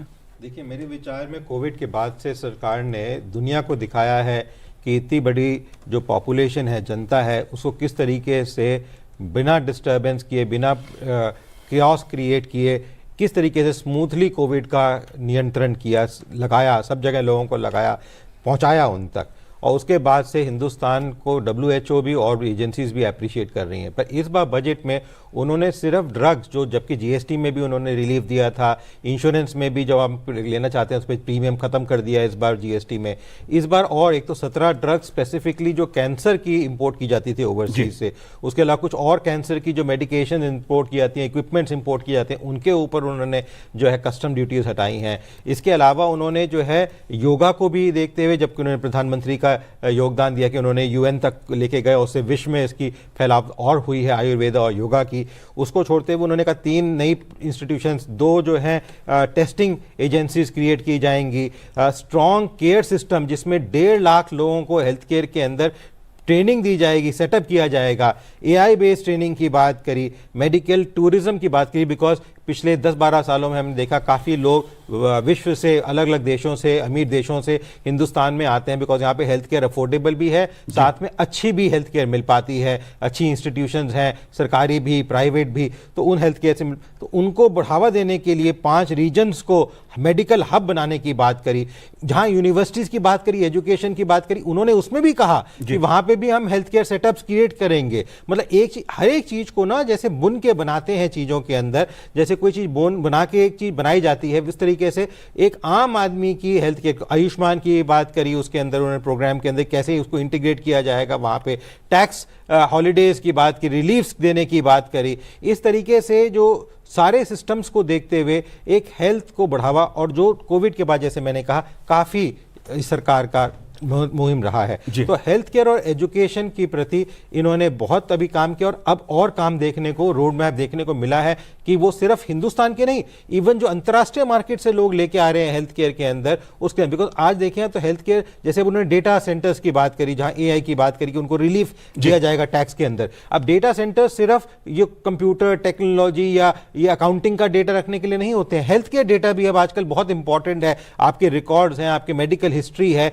ये बहुत इंपॉर्टेंट डेटा रिकॉर्ड्स होते हैं। अमेरिका से पहले हिंदुस्तान में करते थे, अब हिंदुस्तान की भी अपने रिकॉर्ड्स मेंटेन होते हैं, उनको भी देखना कि कहां पे क्या हो रही है, कोई महामारी हो रही है, कोई चीज आती है एकदम से, जैसे अभी भी कोई एक वायरस आया था, उसको कंट्रोल कर लिया भारत सरकार ने 1 दिन 2 दिन के अंदर। तो ये चीजें देखना हेल्थ केयर सिस्टम की मजबूती दिखाता है, और सरकार का कंटिन्यूड ऑब्जेक्टिव जो है कि किस तरीके से हम हिंदुस्तान को स्वस्थ भारत बनाएं, सिर्फ एक अमीर या मिडिल क्लास नहीं, एक गरीब तबका जो अफोर्ड नहीं कर सकता एक्सपेंसिव मेडिकेयर, उसको भी मिल सके। जी टीना, इस बार के बजट में बायो फार्मा सरकार की प्राथमिकता में ऊपर रहा है, केंद्र में रहा है। साजी, मैं आपसे जानना चाहूंगा इस मुद्दे पे, क्योंकि सरकार भारत को बायो फार्मा के क्षेत्र में दुनिया का बड़ा केंद्र बनाने की तैयारी कर रही है।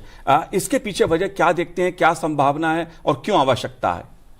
देखिए, फार्मास्यूटिकल इंडस्ट्री में भारत दुनिया में भारत को फार्मेसी ऑफ द वर्ल्ड कहा जाता है, क्योंकि जेनेरिक ड्रग्स मैन्युफैक्चरिंग में हम दुनिया भर में आगे हैं। हमारा एक्सपोर्ट पोटेंशियल भी बहुत हाई है। और उसके साथ साथ जैसे कोविड के टाइम हमने देखा कि जो भारत का वैक्सीन प्रोडक्शन कैपेबिलिटी है वो भी काफ़ी दुनिया भर में उसका सराहना हुई। डेवलपिंग कंट्रीज़ के तहत हमारा जो प्रोडक्शन कैपेसिटी है और रिसर्च का कैपेसिटी है वो कई देशों से आगे है। दुनिया भर में वैक्सीन्स की जो एक्सपोर्ट्स होती हैं उसमें भी हम आगे रहते हैं। जो सप्लाई होते लो कॉस्ट वैक्सीन सप्लाई में हम आगे रहते हैं।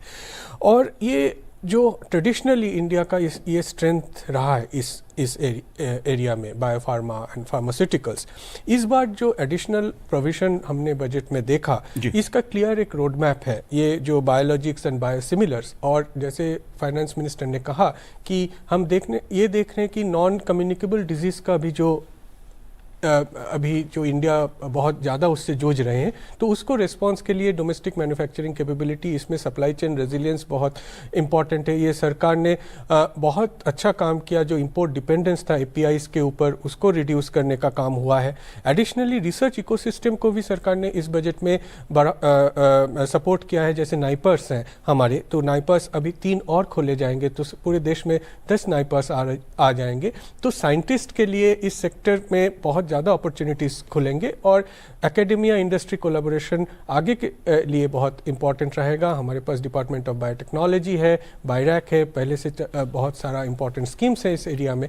तो हम मेरे ख्याल से ये बहुत इम्पॉर्टेंट भी था। बहुत आगे के लिए ये हमारी जो मेडिकल सेक्टर को स्ट्रेंथन करेगा और सिटीजन को सपोर्ट मिलेगा। जी, Since you spoke about support, Professor Vishandas, we've already spoken about targeted efforts for increasing farmers' income. But there is one thing that sounds quite interesting, which is Bharat Vistar that the finance minister announced. And Vistar here stands for Virtually Integrated System to Access Agricultural Resources. Now, of course, the proposal to launch this means that it envisages a multilingual AI tool. So once again, integrating technology, making it beneficial to all, which includes women in STEM, which includes farmers in the fields. You would recall the finance minister started by saying that we believe in adoption of AI and percolating benefits to all. And farmers in the fields is the first thing that she mentioned. So tell us about how this scheme is going to enhance farm productivity and it's going to enable better decisions for the farmers.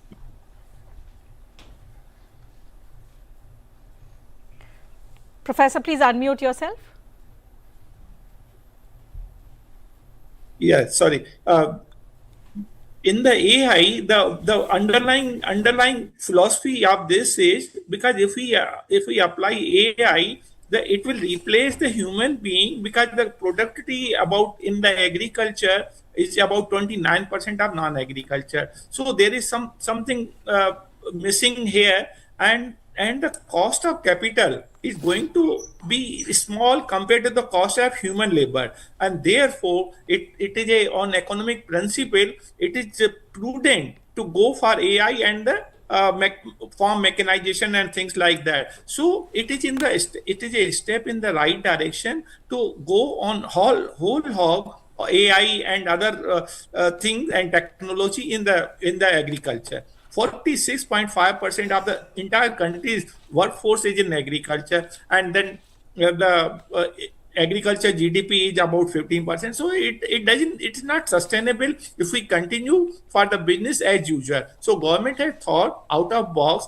to go AI in agriculture in particularly, and then extend it. And for instance, in this country, 86% are small and marginal farmer.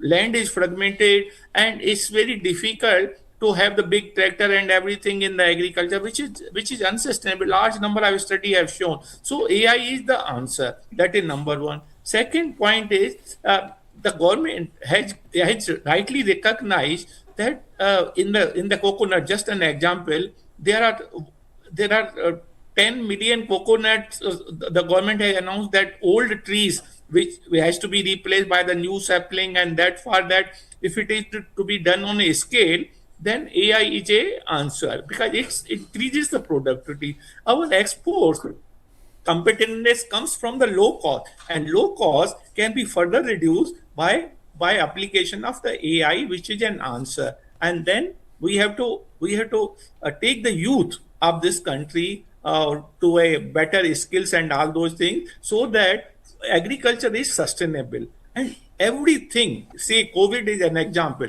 when our economy the negative growth in all sector except agriculture. So our agriculture of India is resilient and it has a future, and nothing, because it's a strategic also.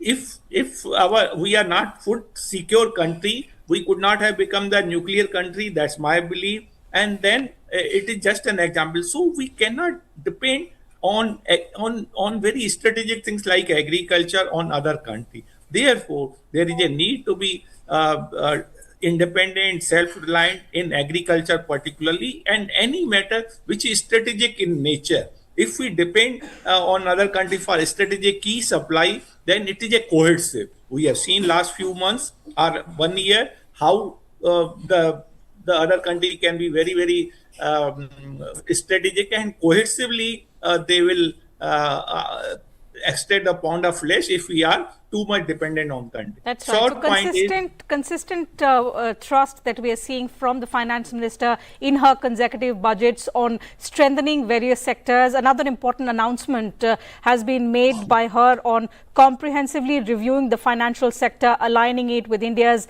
next phase of growth. Professor Agarwal, a high-level committee on banking for Viksit Bharat to align the financial sector with India's next phase of growth. How significant and how reformative is this move, in line with the reformative measures that we've already seen, which have been quite beneficial for the health of this sector? No, I'm very happy you raised this point because it's very critical, although it looks very small and she has only referred to it as a committee framework. But you see, banking is something which makes movement of money, whether you talk of healthcare or education or industry or any activity, even this activity of news broadcasting, everything involves money. And if there is not an efficient way of transfer of this money which takes place in an efficient manner to the lowest possible cost, it is not good. I think you will be knowing that we introduced the digital rupee as a pilot study about 4 years back, and we are the first country in the world to introduce a digital currency, a central bank digital currency to be introduced on the platform. Now, putting that in place, that we are wanting to move out of cash-based economic system into a digital base, while we have already moved into our UPI framework and others, and the RuPay is taking over the world against the MasterCard and Visa. It is important that an appropriate banking structure and strategy is in place to take the new challenges, the new world challenges, including AI and cyber security framework, to be taken into account, so that the robust framework which we are talking about, the kind of agreements we are talking about, international movement of funds, labor mobility, people wanting to transfer funds from across the globe, does not take place through informal channel like the Hawala, but through formal channels which the government develops. If there are appropriate means and mechanisms to do it, people will prefer to do it through the official channels than the unofficial channels which have been used in the past. Not forgetting that despite the Jan Dhan account creation, the demonetization, we still have a parallel economy which is as strong as a normal economy. And this step will help reduce that further if they are able to reduce the banking cost and smoothen the efforts which are there. So in my opinion, this is what greases the whole system. And the budget, when we talk about, is nothing else but all about money. Whether it is to one sector or the other. And so that money movement is critical. The government has done direct benefit transfers to people, whether it is farmers to women and others. But I think still a streamlined processing which is accountable, transparent and fungible is what this committee will look into, so that we can move into that Viksit Bharat framework, that $5 trillion economy mark by this 2027 itself. जी बिल्कुल, अगर टीना बात की जाए इस budget की, तो इस budget में ऊर्जा क्षेत्र को भी सरकार ने प्राथमिकता में रखा है। निर्मला सीतारमण जी ने ऊर्जा को लेकर जो घोषणाएं इस सेक्टर में की हैं, जाहिर तौर पे आत्मनिर्भर भारत की दृष्टि से भारत ऊर्जा के क्षेत्र में आत्मनिर्भर बने, इसको लेकर भी कई घोषणाएं की हैं। आत्मनिर्भर भारत के लिए ऊर्जा सुरक्षा और स्थिरता, इस मुद्दे के साथ सरकार ने सोलर एनर्जी और परमाणु ऊर्जा को केंद्र में रखते हुए कैसे दूसरे जो ऊर्जा के साधन हैं, कैसे जो ऊर्जा के स्रोत हैं, उनका इस्तेमाल किया जाए आत्मनिर्भर भारत की दृष्टि से। साजी, अगर मैं आपसे समझना चाहूं इस सेक्टर को, क्योंकि एक मेजर सेक्टर है इस बार के बजट में, ये आप कैसे देखते हैं इसको? ये जो ऊर्जा का सेक्टर है, आप देखेंगे कि भारत का जो रिन्यूएबल एनर्जी ट्रांजिशन है ये एक मैसिव स्केल पे हो रहा है, चाहे वो सोलर है, विंड एनर्जी है और न्यूक्लियर एनर्जी आपने जैसे बताया। और अपने टैक्स प्रपोजल के टाइम फाइनेंस मिनिस्टर ने दोबारा दोहराया कि जो BCD है, बेसिक कस्टम्स ड्यूटी है, इक्विपमेंट्स पे, पार्ट्स पे, तो उस पे जो लगातार जो हमारा ड्यूटी एग्जाम्पशन है उसको उन्होंने बरकरार रखा, कई मायनों में उसमें कई इम्प्रूवमेंट्स भी लाए। तो ये ऊर्जा सेक्टर की जो कम्पिटिटिवनेस है, डोमेस्टिकेशन है, मैन्युफैक्चरिंग है, सबको बढ़ावा देगा। इसके साथ साथ एक अहम घोषणा फाइनेंस मिनिस्टर ने इस बजट में की है, वो है carbon capture and utilization storage technologies का। आपको पता होगा कि ये एक फ्रंटियर डोमेन है जिसमें दुनिया भर में एक साथ काम चल रहा है। तो ऐसा एक डोमेन जिसमें हम पीछे हैं, बोल नहीं सकते, तो हमें पैरेलल एफर्ट की ज़रूरत है। इंडिया अगर इसको टैप कर पाए सही मायने पे तो इंडिया आगे रहेगा। ये हमारे जो हम जस्ट ट्रांजिशन बोलते हैं, कार्बन एमिशन रिड्यूस करने की बात करते हैं, हार्ड टू एबेट सेक्टर्स में जो एनर्जी यूज़ होता है उसको एमिशन रैशनलाइजेशन की जो बात करते हैं, उसमें carbon capture, utilization and storage technologies की अहम भूमिका है। और उसके लिए 20,000 करोड़ की जो आंकड़ा सामने आई है, ये एक बहुत ही बड़ा फॉरवर्ड लुकिंग स्टेप है, मैं मानूंगा। जी बिल्कुल। अमन जी, अगर बात बैटरी ऊर्जा भंडारण की जाए, क्योंकि जो बैटरी ऊर्जा भंडारण का जिस तरह से एक परिवर्तन के दौर से मैं कहूंगा ऊर्जा के क्षेत्र में भारत गुजर रहा है, और नए नए प्रयोग जो ऑटोमोबाइल सेक्टर में बात की जाए या दूसरे सेक्टर्स की बात की जाए, ऊर्जा के क्षेत्र में किए जा रहे हैं, आप कैसे देखते हैं इस मुद्दे को?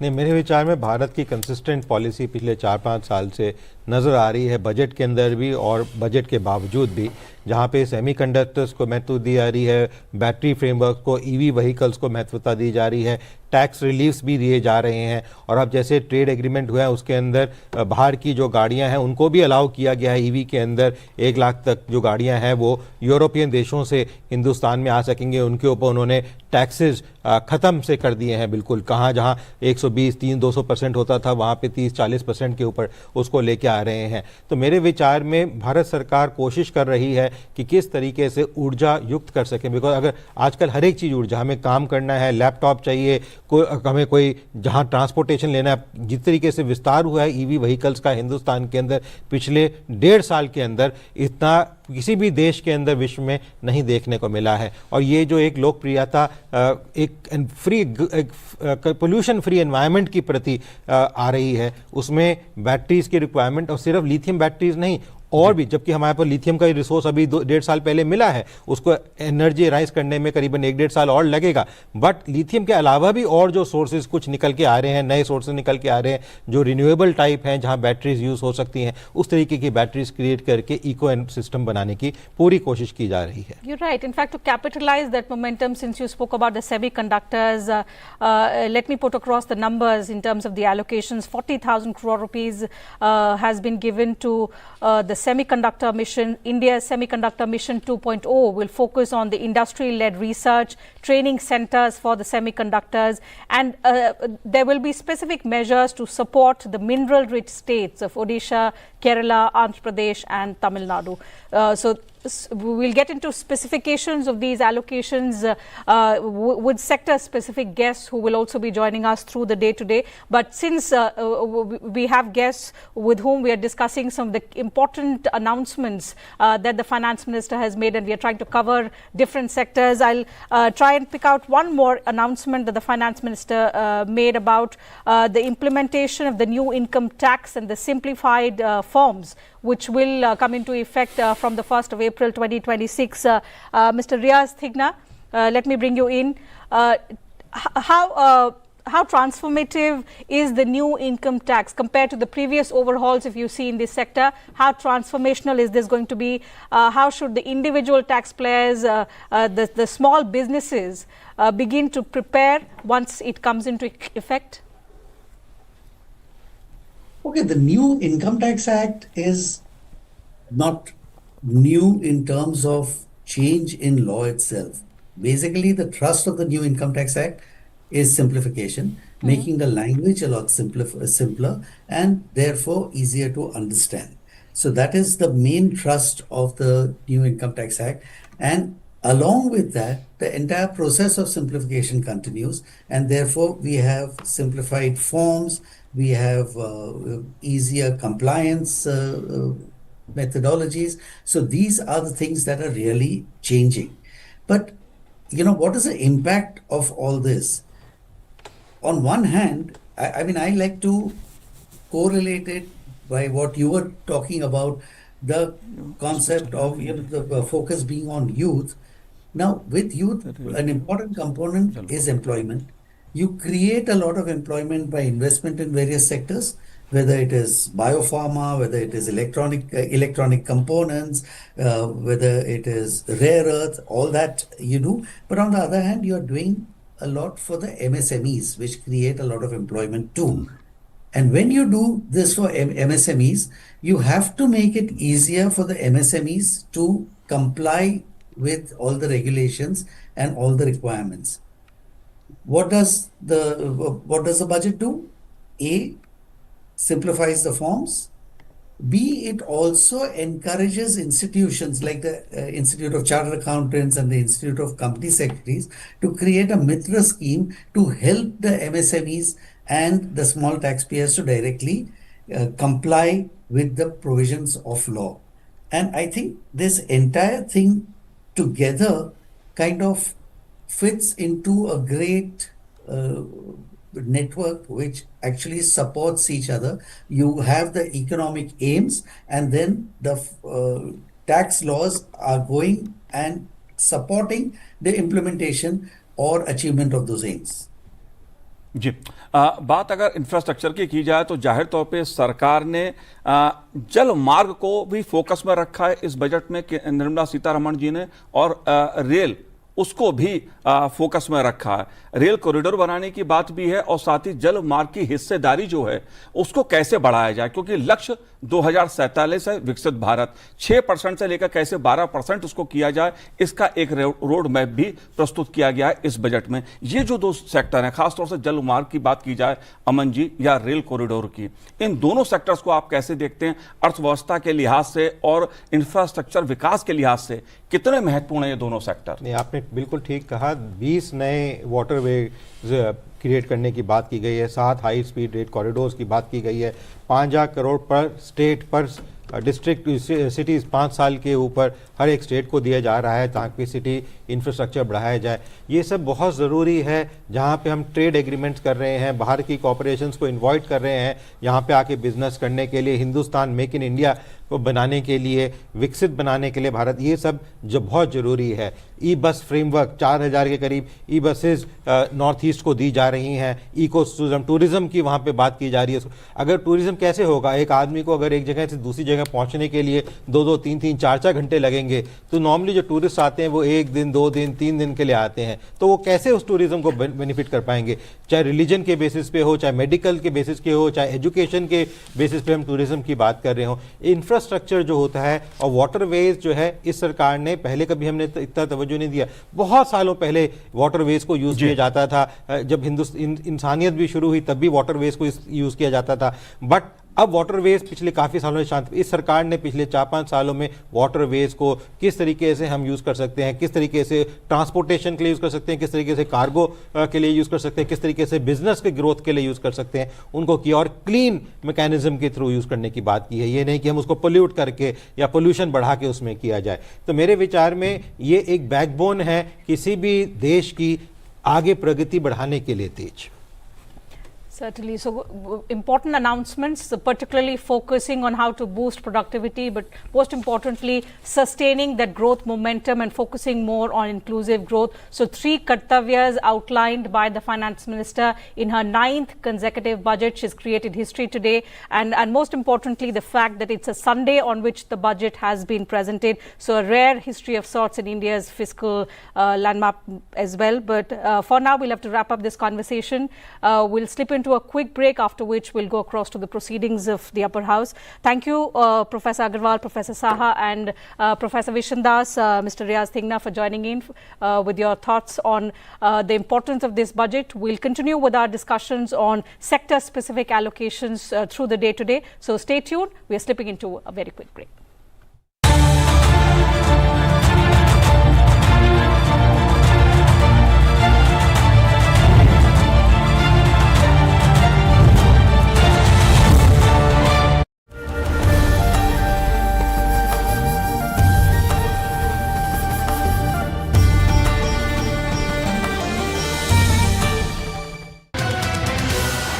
What is public debt? The difference between the borrowings and repayments during a year is the net addition to the public debt. Public debt is split into the internal debt, money borrowed within the country, and external debt, funds borrowed from non-Indian sources. Internal debt comprises treasury bills, market stabilization scheme, ways and means advance, and securities against small savings.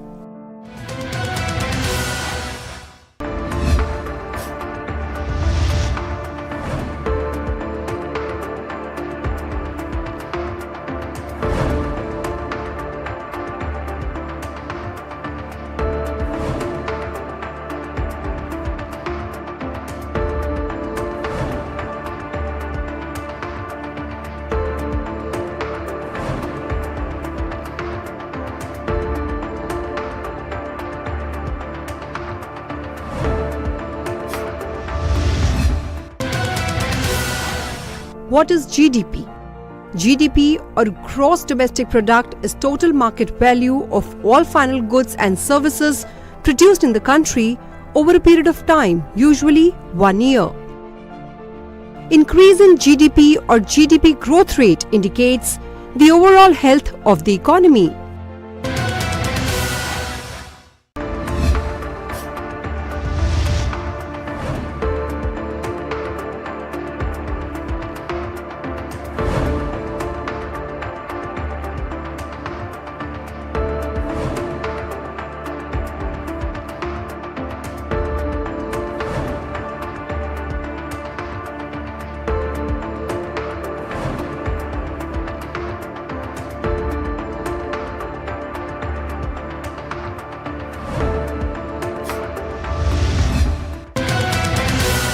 What is fiscal deficit? When government's revenues from various sources fall short of its entire expenditure, it has to borrow money to meet the shortfall. The excess of expenditure over receipts is called fiscal deficit. Higher fiscal deficit may result in higher rate of inflation.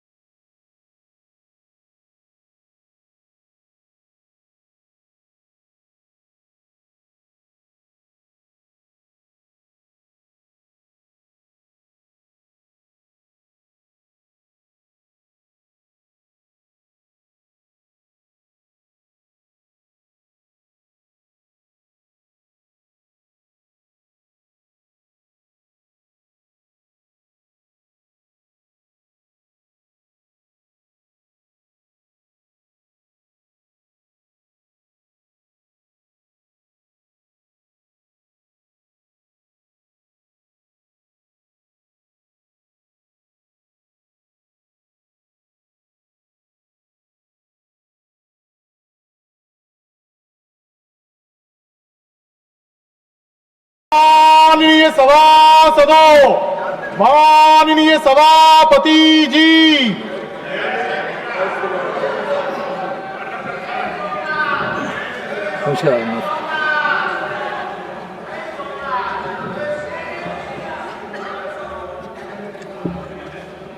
The Union Budget 2026-27, Honorable Finance Minister Srimati Nirmala Sitharaman ji.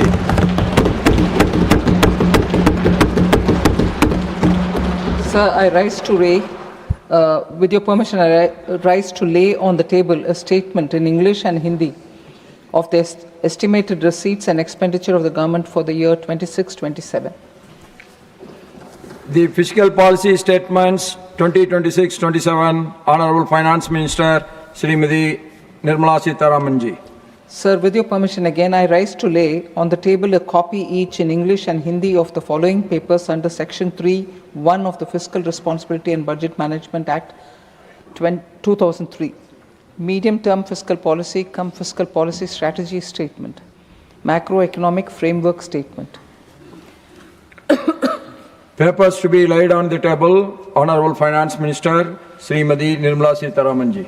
Sir, I rise to lay on the table under Article 281 of the Constitution a copy each in Hindi and English of the following papers. A report of the 16th Finance Commission for the years 2026 to 31. B. Explanatory memorandum on the action taken on the recommendations contained in the report of the 16th Finance Commission. The House stands adjourned to meet at 11 a.m. on Monday, the 2nd February 2026.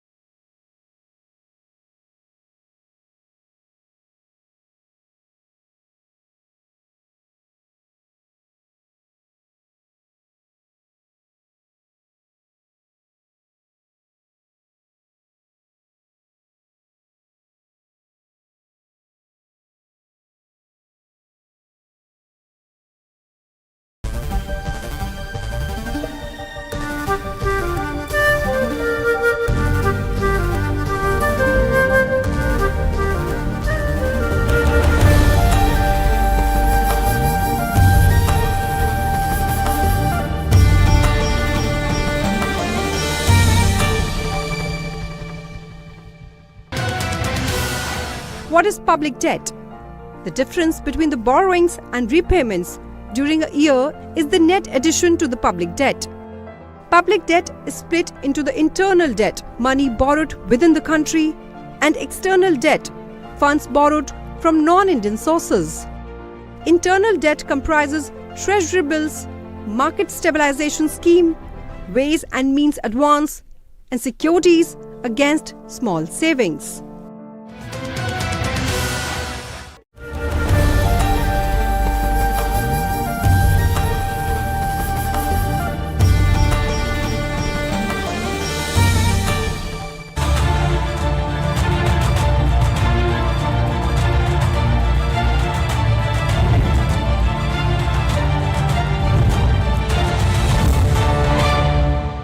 Nirmala Sitharaman ने अपना budget पेश कर दिया। इस पर बात करने के लिए हमारे साथ मौजूद हैं राकेश भल्ला जी एसोचैम से। सर, कैसे देखते हैं इस बार के बजट को? क्या आपकी उम्मीदें थी सेक्टर की बजट को लेकर, और किस तरह से बजट जो पेश हुआ है आने वाले सालों को लेकर किस तरह से बुनियादी ढांचे में सुधार होगा?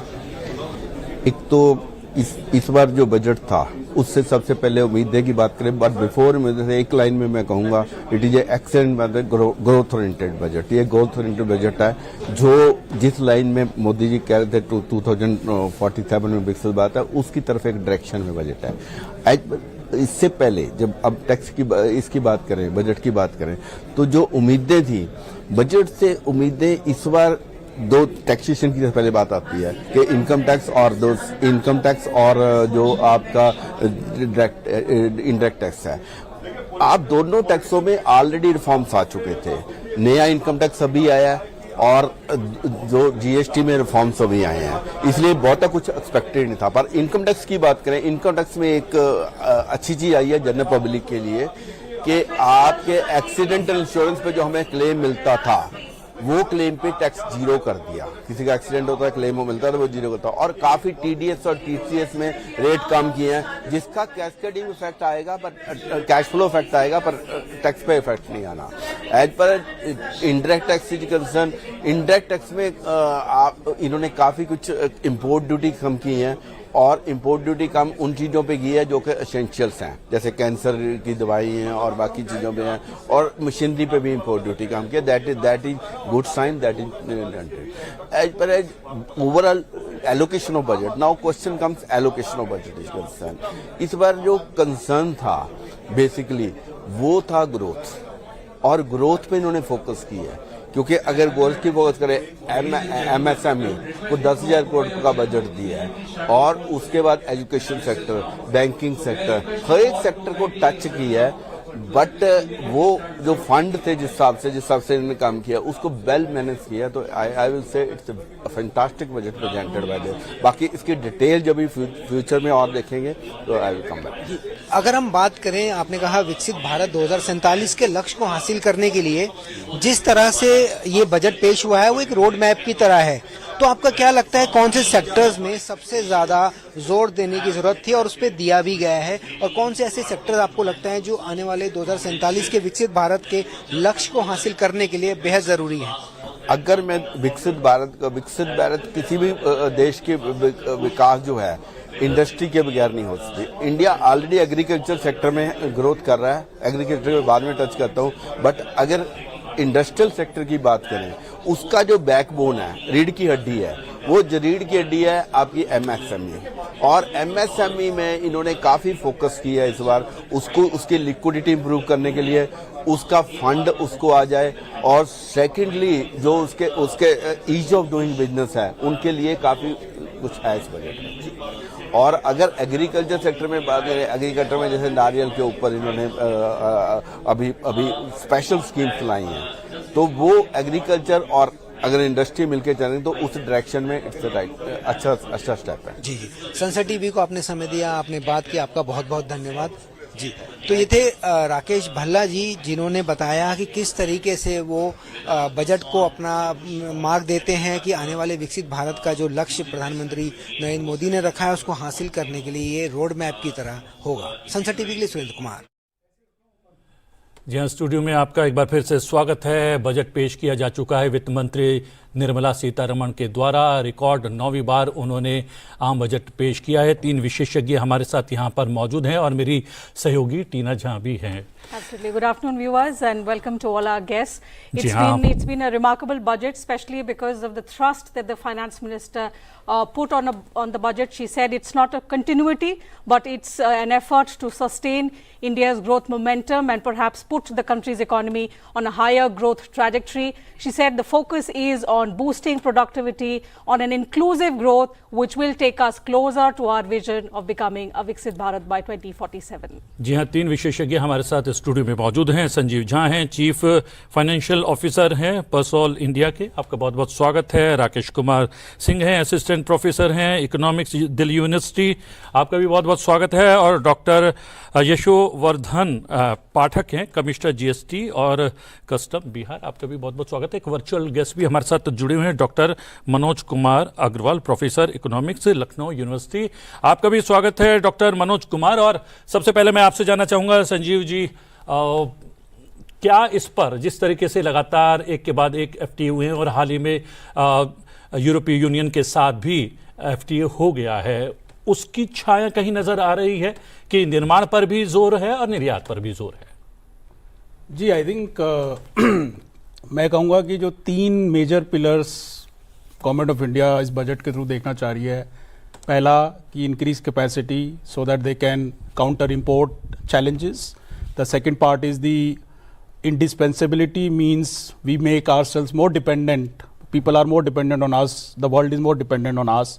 And I think the third is the strategic tie-ups. And within that strategic tie-up is FTA is one of the biggest achievement because it somehow also gives you edge on both imports and exports. So yes, I think it's a if this event would have happened after budget, it would have been a big highlight, but it happened before. But still, it's a very, very large, step, I think, and it's going to kind of give us lot of risk-free, both import and export, and give us lot of balance of payment and, deficit it will cover. Yeah. Absolutely. Thrust to increasing capex and reduction in fiscal deficit. That, in terms of the numbers, has been the big highlight. From where we started in 2014 to what the Modi government inherited to 2026-27, when we are talking about, it's been a continuity. So this budget, as experts have been pointing out since morning, cannot be seen in isolation. It's just one step closer to taking us closer to our roadmap to Viksit Bharat. Professor, your first thoughts on how do you look at this budget? It's a reform budget, it's a growth budget, or do you see it as a balance of all these factors which also incorporates sustainability? Yeah, it's a very good question, I would say. So if I would have to, sum up in single line, it's all budget about, then I'll call it a Viksit Bharat budget. So Pradhan Mantri, Honorable Prime Minister Narendra Modi ji point of the reform rally, which he has mentioned earlier also. I think this budget has given a significant movement for that, the same rally. If you look at all the sectors, look at the fiscal consolidation, fantastic. 4% the target, 4.5% the target which the FM made, it has been made, and fiscal consolidation has been there. Look at other areas also, health, Ayurveda, health sector, a major, major improvement has been there in that investment. Now, if you look at this thing, these are not merely the short-term goals. These are the long-term goals which will make India very stronger and which is very important for the Viksit Bharat 2047 goal. Having said that, the capex, of course, 12 lakh crore, it's a big number. We'll see a big boost in the data centers also, which had been mentioned in the budget. Plus, if I have to mention it in a single line, this budget not only talks about a macroeconomics picture, making it a healthier, but also at a micro level. So the Kartavya path, which has been mentioned, 3 Kartavya, I think the government has taken a very pinpointedly approach on that, and definitely is going to show the impact at the longer level to the Indian economy. Yashovardhan ji, ये भारत को medical tourism hub बनाने पर बहुत जोर दिया गया है। Medical से जुड़ी हुई बहुत सारी योजनाओं की घोषणा की गई है। दूसरी तरफ ये एक माना जा रहा था कि जिस तरीके से बेरोजगारी थोड़ा सा कम हुआ है और इंफ्रास्ट्रक्चर लगातार विस्तार लेता जा रहा है, उस पर और ज़्यादा जो है व्यय किया जाएगा, उसका आवंटन बढ़ाया जाएगा। उसकी बहुत ज़्यादा क्लैरिटी नज़र नहीं आ रही है। आपका क्या कहना है? See, I would say it's a very, very futuristic और एक विजनरी बजट है। ये एक बहुत ही बैलेंस्ड बजट है जिसमें हमारे ग्रोथ को भी और हमारे फिस्कल कंसोलिडेशन का भी, दोनों का भी बहुत अच्छे से ख्याल रखा गया है। हम we are growing at 7.4% this year, and next year the targets are around 7%, 7.2%. So in a world which is geopolitically very unstable, things are every day different things are happening globally. This kind of growth momentum as a fastest growing economy, it's absolutely a very futuristic budget. जहाँ तक medical tourism का सवाल है, medical tourism का India has an amazing potential. India के पास जो doctors की team है, जो हम लोग जितनी नंबर ऑफ डॉक्टर्स जो एवरी ईयर हमारे मेडिकल स्कूल से निकलते हैं, वो एक बहुत बड़ा नंबर है। एंड बियॉन्ड दैट जो ट्रीटमेंट कॉस्ट है इंडिया में, that treatment cost is definitely cheaper when you compare that with the western world. So definitely एक उस एरिया में एक बहुत बड़ा पोटेंशियल है और उस पोटेंशियल को इस बजट में समझा गया है। हमारे केपिक्स एक्सपेंडिचर को 10% से ऊपर बढ़ाया गया है। And other infrastructure sectors like railway में high speed corridors, investments in the EV batteries and other futuristic investments को भी फोकस किया गया है। और जो एक लॉन्ग टर्म हमारा टारगेट है कि 2047 तक India should be a developed economy, उस डायरेक्शन में हम जा रहे हैं। हमारे जो फिस्कल डेफिसिट है उसको, उस टारगेट्स को हम मीट आउट कर रहे हैं। And we have to appreciate that ये जो हम फिस्कल डेफिसिट टारगेट को मीट आउट कर रहे हैं, ये डिस्पाइट जो हम लोगों ने टैक्स में इतने बड़े कट्स लास्ट ईयर किए उसके बावजूद है। There were big reforms in income tax में। Last year honourable finance minister ने मेजर स्लैब्स को इंक्रीज किया। जीएसटी में हमारे नवरात्र के आसपास मेजर चेंजेस हुए। इन सब के बावजूद जो कंजम्पशन बढ़ा है और हमारी जो ग्रोथ मोमेंटम है, आगे भी ये ग्रोथ मोमेंटम ऐसे ही सस्टेन करेगी। And as all my panelists, we are on the consensus that it's a budget where the growth is maintained futuristic with a target that India will achieve a Viksit Bharat goal by 2047. In fact, I recall, Pratibim, just ahead of the start of the budget session, the Prime Minister had said that India is on board the Reform Express. That term found mention even in the Finance Minister's speech. In many ways, this budget has been historic for the fact that this was Finance Minister Nirmala Sitharaman's 9th consecutive budget. She surpassed many finance ministers in doing so. But most importantly, all of this has happened under one leadership. That's also something that makes her budget presentation stand out. But most importantly, given the fact that there are global uncertainties, so the global geoeconomic landscape is currently in turmoil, where India is an oasis of macroeconomic stability. You would recall the chief economic advisor having used this term specifically in terms of India's growth. So Mr. Chai, I'll bring back the discussion to that Reform Express in line with what the Prime Minister said. साथ ही साथ orange economy जो हमारी creators economy है, इसमें 20 lakh employment नए बनाने के लिए क्रिएटर्स इकोनॉमी में आईआईसीटी मुंबई के साथ मिलकर 15,000 स्कूल और 500 कॉलेजेस में क्रिएटर्स लैब बनाने के लिए बजट में प्रोविजन किया गया है। और साथ ही साथ रेलवे के लिए 7 नए हाई स्पीड कॉरिडोर्स, चेन्नई से बेंगलुरु, चेन्नई से हैदराबाद, बेंगलुरु से हैदराबाद, मुंबई से पुणे, पुणे से हैदराबाद, दिल्ली से वाराणसी और वाराणसी से सिलीगुड़ी। एक तरीके से साउथ इंडिया में सदर्न ट्रायंगल बनेगा चेन्नई, बेंगलुरु, हैदराबाद का हाई स्पीड रेलवे का, बुलेट ट्रेन का। वैसे ही दिल्ली, वाराणसी, सिलीगुड़ी का एक नया हाई स्पीड कॉरिडोर बनेगा और साउथ वेस्ट को साउथ से जोड़ने वाला मुंबई से पुणे, पुणे से हैदराबाद का एक बहुत बड़ा मेजर कॉरिडोर बनेगा।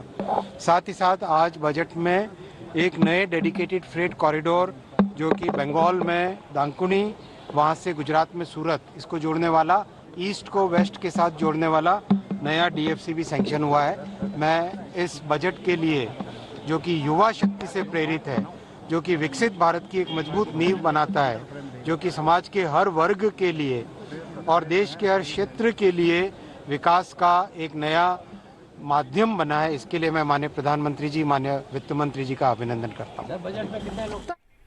अभी जो हम इंफ्रास्ट्रक्चर की बात कर रहे थे संजीव जी, इसमें हम देख रहे हैं कि रेलवे पर कुछ ज़्यादा फोकस रहा है बजट, और 7 हाई स्पीड रेल कॉरिडोर बनना अपने आप में क्या एक बड़ा बदलाव?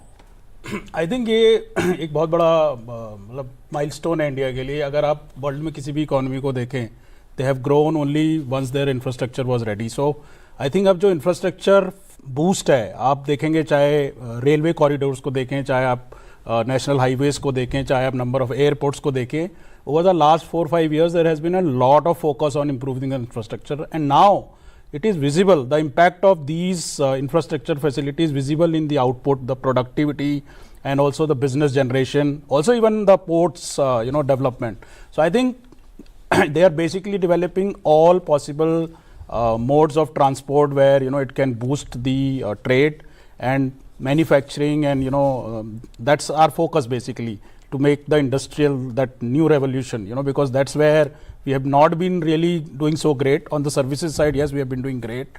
I think now it has started showing up. So that's why the capex also, you can see one of the good things in the budget, I see that the revenue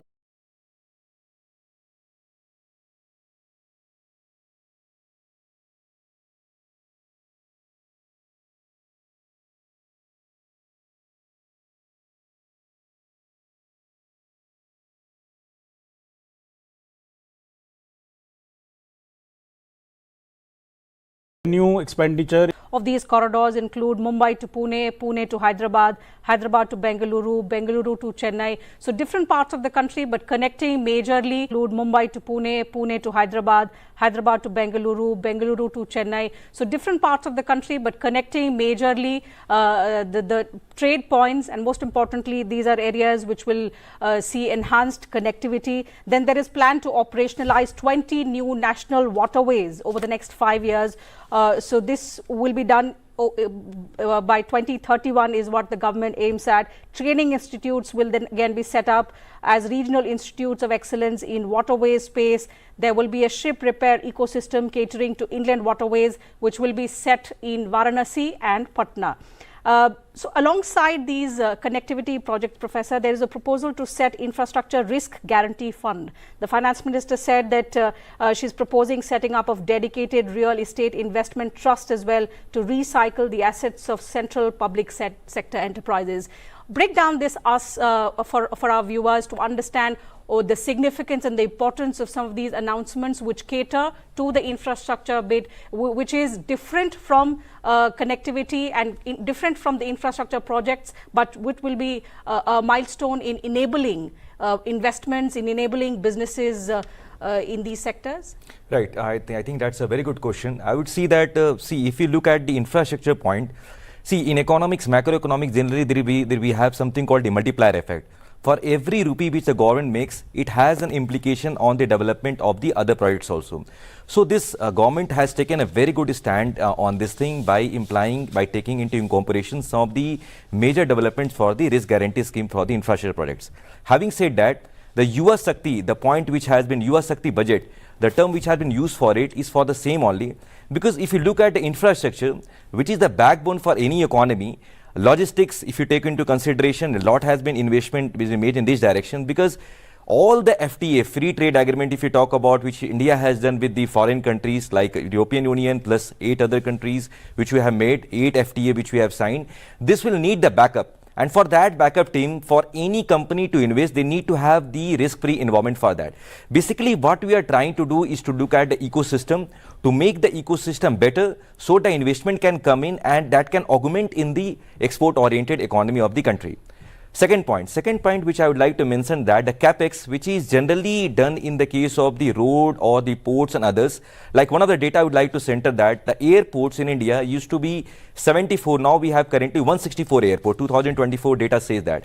So to have the risk-free environment, to have the mental free without any hazard for the investment, we needed to have, and that was a need of the hour, and I think the Honorable Finance Minister has taken a very good stand on that. Doctor Manoj भी हमारे साथ जुड़ गए हैं virtually. Doctor Manoj, काफ़ी बात हो चुकी है, थोड़ा सा लेट आप कनेक्ट हुए हैं, यहाँ पर इंफ्रास्ट्रक्चर की बात कर रहे हैं, उसको विस्तार देने का प्रयास किया गया है, लेकिन अगर बात करें, मैंने शुरुआत वहाँ से की थी कि जिस तरीके से यूरोपीय यूनियन के साथ FTA हुआ है, ब्रिटेन के साथ FTA हुआ है, जोर निर्माण के साथ साथ निर्यात पर है और उसका असर नजर आता है। MSME को चैंपियन के तौर पर आगे बढ़ाने का जो प्रस्ताव रखा गया इस बजट के दौरान, और 10,000 करोड़ रुपए MSME ग्रोथ फंड जो है तय किया गया, कितना बड़ा बदलाव? बहुत बड़ा बदलाव है और प्रधानमंत्री जी ने पहले इस चीज को रेखांकित कर दिया था। इकोनॉमिक सर्वे के समय हम लोगों ने चर्चा भी किया था इस चीज को कि MSME हमारे ग्रोथ का एक बड़ा आधार आगे बनता चला जाएगा, और जो यूरोपियन यूनियन के साथ हमारा FTA हुआ है उसका मुख्य आधार हमारा MSME ही बनता है। लेकिन MSME को भी अब मॉडर्नाइजेशन के साथ देखा जा रहा है।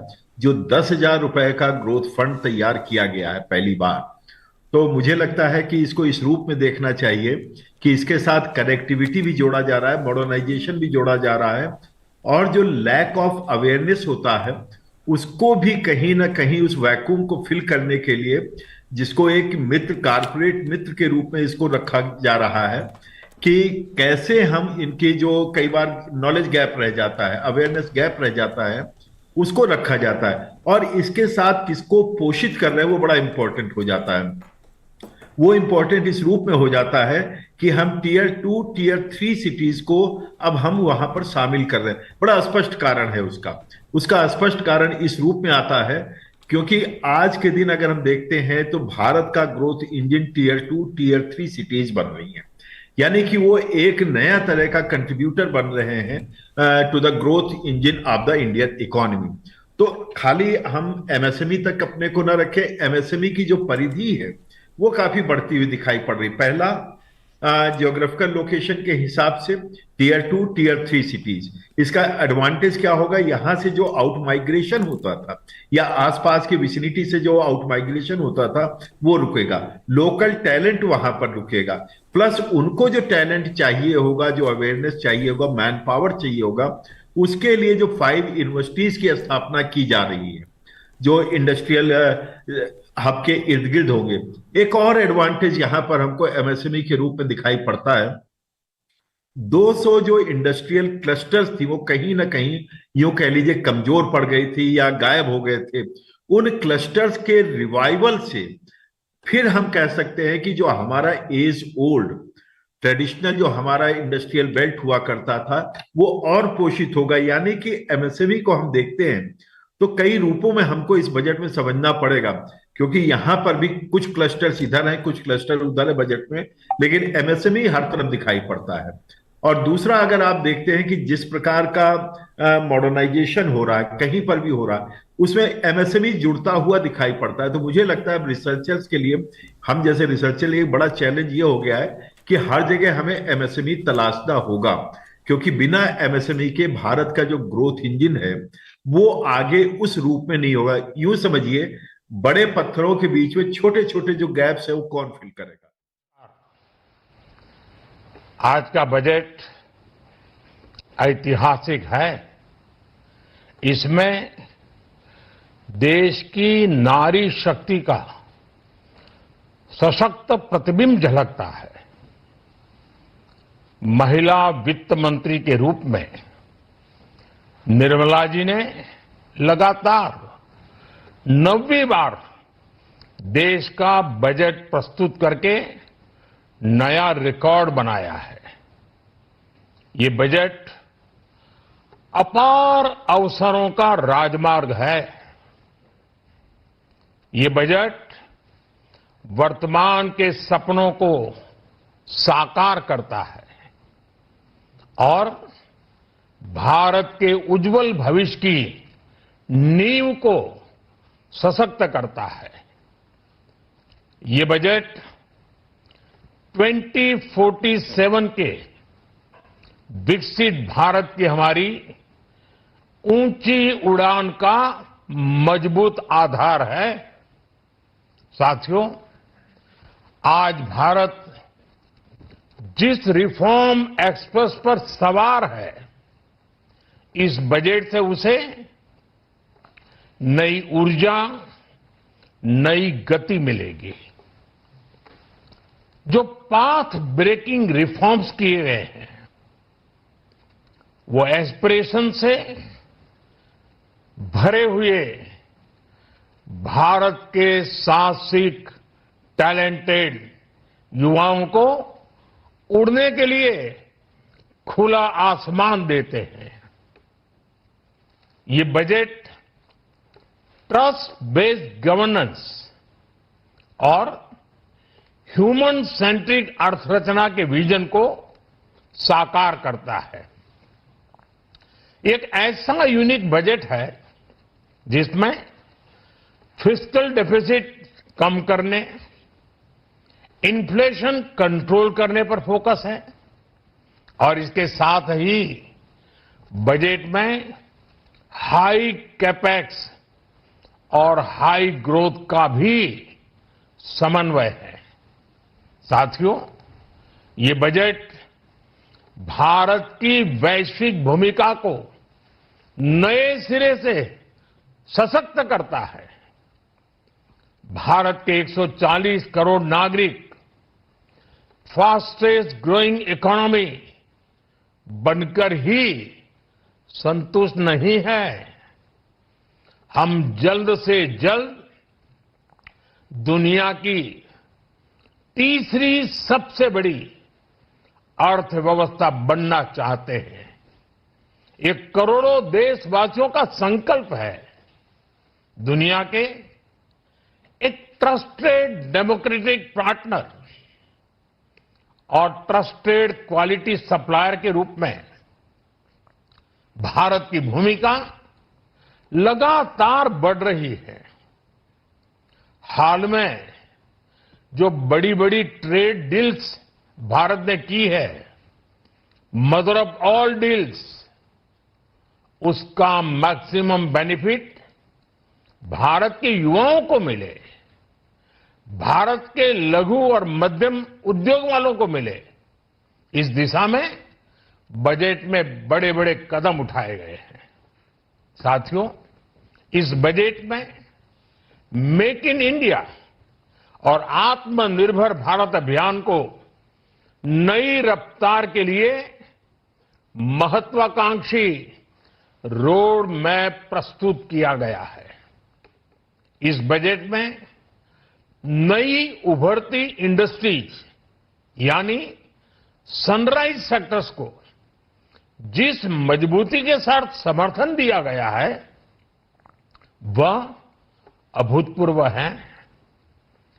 Biopharma Shakti mission, semiconductor mission 2.0, electronic component manufacturing scheme, rare earth corridor का निर्माण, क्रिटिकल मिनरल्स पर बल, टेक्सटाइल सेक्टर में नई स्कीम, हाईटेक टूल मैन्युफैक्चरिंग को बढ़ावा, चैंपियन एमएसएमईज तैयार करना, ये फ्यूचरिस्टिक है, देश की वर्तमान और भविष्य की आवश्यकताओं का ध्यान रखती है। एमएसएमईज को, हमारे लघु और कुटीर उद्योगों को जो समर्थन इस बजट में मिला है वह उन्हें लोकल से ग्लोबल बनने की नई ताकत देगा। साथियों, बजट में इंफ्रास्ट्रक्चर को मजबूत करने के लिए कई बड़े कदम उठाए गए हैं। डेडिकेटेड फ्रेट कॉरिडोर, देश भर में वाटरवेज का विस्तार, high speed rail corridor, tier 2 और टियर 3 शहरों के विकास पर विशेष ध्यान और शहरों को मजबूत आर्थिक आधार देने के लिए म्युनिसिपल बॉन्ड्स को बढ़ावा। ये सारे कदम विकसित भारत की यात्रा की गति को और तेज करेंगे। साथियों, किसी भी देश की सबसे बड़ी पूंजी उसके नागरिक होते हैं। बीते वर्षों में हमारी सरकार ने देश के नागरिकों के सामर्थ्य को बढ़ाने पर अभूतपूर्व निवेश किया है।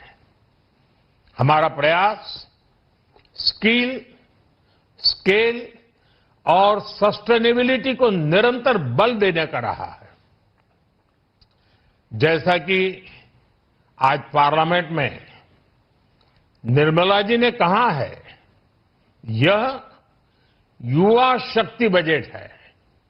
उसमें युवा की सोच भी है, युवा के सपने भी हैं, युवा का संकल्प भी है और साथ साथ युवा की गति भी है। बजट में जो प्रावधान किए गए हैं उससे अलग अलग सेक्टर्स में लीडर्स, इनोवेटर्स और क्रिएटर्स तैयार होंगे। मेडिकल हब्स के निर्माण से, एलाइड हेल्थ प्रोफेशनल्स के माध्यम से, ऑरेंज इकोनॉमी यानी ऑडियो विजुअल गेमिंग को बढ़ावा देकर, पर्यटन को प्रोत्साहन देकर और खेलो इंडिया मिशन के माध्यम से युवाओं के लिए नए अवसरों के द्वार खुलेंगे। भारत को दुनिया का डेटा सेंटर हब बनाने के लिए टैक्स में बड़ी छूट की घोषणा भी की गई है। मैं भारत के युवाओं को विशेष तौर पर इस बजट की बहुत बहुत बधाई देता हूं, क्योंकि इससे एम्प्लॉयमेंट जनरेशन को बड़ा बूस्ट मिलेगा। मुझे बहुत खुशी है कि इस बजट में टूरिज्म और विशेषकर नॉर्थ ईस्ट में टूरिज्म को बढ़ावा देने के लिए भी ठोस कदम उठाए गए हैं। भारत के अलग अलग राज्यों को ताकतवर बनाकर संतुलित विकास की नींव भी इस बजट में मजबूत की गई है। साथियों, हमारे देश में 10 करोड़ से ज्यादा महिलाएं सेल्फ हेल्प ग्रुप से जुड़ी हैं और बड़ा सफल अभियान रहा है। महिलाओं द्वारा निर्मित, महिलाओं द्वारा संचालित सेल्फ हेल्प ग्रुप्स का आधुनिक इकोसिस्टम बने, बजट में इसे प्राथमिकता दी गई है। कोशिश यही है कि हर घर लक्ष्मी जी पधारे। हर जिले में छात्राओं के लिए नए हॉस्टल बनाने का अभियान भी शिक्षा को सुलभ बनाएगा। साथियों, भारत की कृषि, डेयरी सेक्टर, फिशरीज, इन्हें हमारी सरकार ने हमेशा सर्वोच्च प्राथमिकता दी है। इस बजट में भी नारियल, काजू, कोको और चंदन की पैदावार से जुड़े किसानों के लिए अनेक अहम कदम उठाए गए हैं। भारत विस्तार एआई, इस टूल से किसानों को उनकी भाषा में जानकारी मिलने से उन्हें बहुत मदद मिलेगी। फिशरीज और पशुपालन में उद्यमिता, उसको बढ़ावा देने से गांव में ही रोजगार और स्वरोजगार के और ज्यादा अवसर बनेंगे। साथियों, ये बजट एम्बिशियस भी है और ये बजट देश की एस्पिरेशन को भी एड्रेस करता है। मैं एक बार फिर निर्मला जी और उनकी पूरी टीम को इस फ्यूचरिस्टिक बजट के लिए, संवेदनशील बजट के लिए, गांव, गरीब, किसान का कल्याण करने वाले बजट के लिए बहुत बहुत बधाई देता हूं। बहुत बहुत धन्यवाद। प्रधानमंत्री नरेंद्र मोदी की प्रतिक्रिया बजट के बाद, और बहुत सारी बातें हैं जो उन्होंने सार बताया है बजट का। उसमें जिन चीज़ों पर फोकस किया गया, उन संजीव जी, जैसे प्रधानमंत्री ने कहा अपने आखिरी संबोधन में, जो अंतिम संबोधन की तरफ बढ़ रहे थे, उन्होंने कहा युवा शक्ति बजट है। अब युवा शक्ति को लेकर उन्होंने बताया कि स्किल, स्केल और सस्टेनेबिलिटी पर हमारा फोकस है। एक तरह से अगर हम देखें, समझें, तो जो एम्प्लॉयमेंट लिंक ग्रोथ की बात की जा रही है, स्किल बेस्ड हायरिंग पर जोर दिया जा रहा है। कैसे हम बजट के जरिए इसको समझें कि जो बजट है वो जॉब क्रिएशन को स्लोगन से निकालकर एग्जीक्यूशन की दिशा में लेकर जा रहा है? आई थिंक ये this is a very good question. See, one of the most important struggle as a country we have is we have a huge youth population, which is around 26 to 30 crore, which counts to about 20% of our population. And I think the whole idea is that any country can grow and sustain the GDP growth we are looking at only if we are able to provide enough employment to these youth. So I think now the budget theme is that how do we kind of create growth. So the growth is being addressed by many reforms, etc. What is important is to see that how growth will eventually convert into the employment. I think that's where the success will happen and sustainability will come. So I think in order to have more employment, I think all the reforms which have been announced even previously and even in this budget, for example, you look at the entire data center, which has been made tax free now for like for next 20 years. So it will attract lot of investment in India. There is a GCC boom, where lot of global shared services centers are being increasing now. They were almost 1700, they may go up to 2500, adding to almost 6 lakh jobs. Then if you look at one of the themes in this budget is the tier 2, tier 3 cities. And I think we heard the professor on our panel that what will happen is that today we are going to utilize the talent in these tier 2, tier 3. Already it has been identified by many companies. But now I think it has been made very, very clear that instead of those people coming to the tier 1 cities, we will try and take employment to tier 2, tier 3, and this will hold them there and it will give them a lot of employment. And also all other reforms, for example, the health sector, the sports sector, the MSME. Now MSME is going to be one of the major employment creator because MSME is almost 35 to 40% of our overall GDP and is the backbone for any economy for that matter.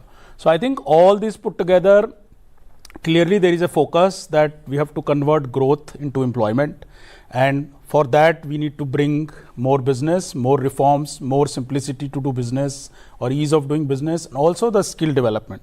We have to skill our people so that they can be absorbed in those reforms, in those growth, and eventually they both marry well with each other and we eventually get the outcome. So definitely employment and this Yuva Shakti is one of the most important theme and success factor for us in years to come.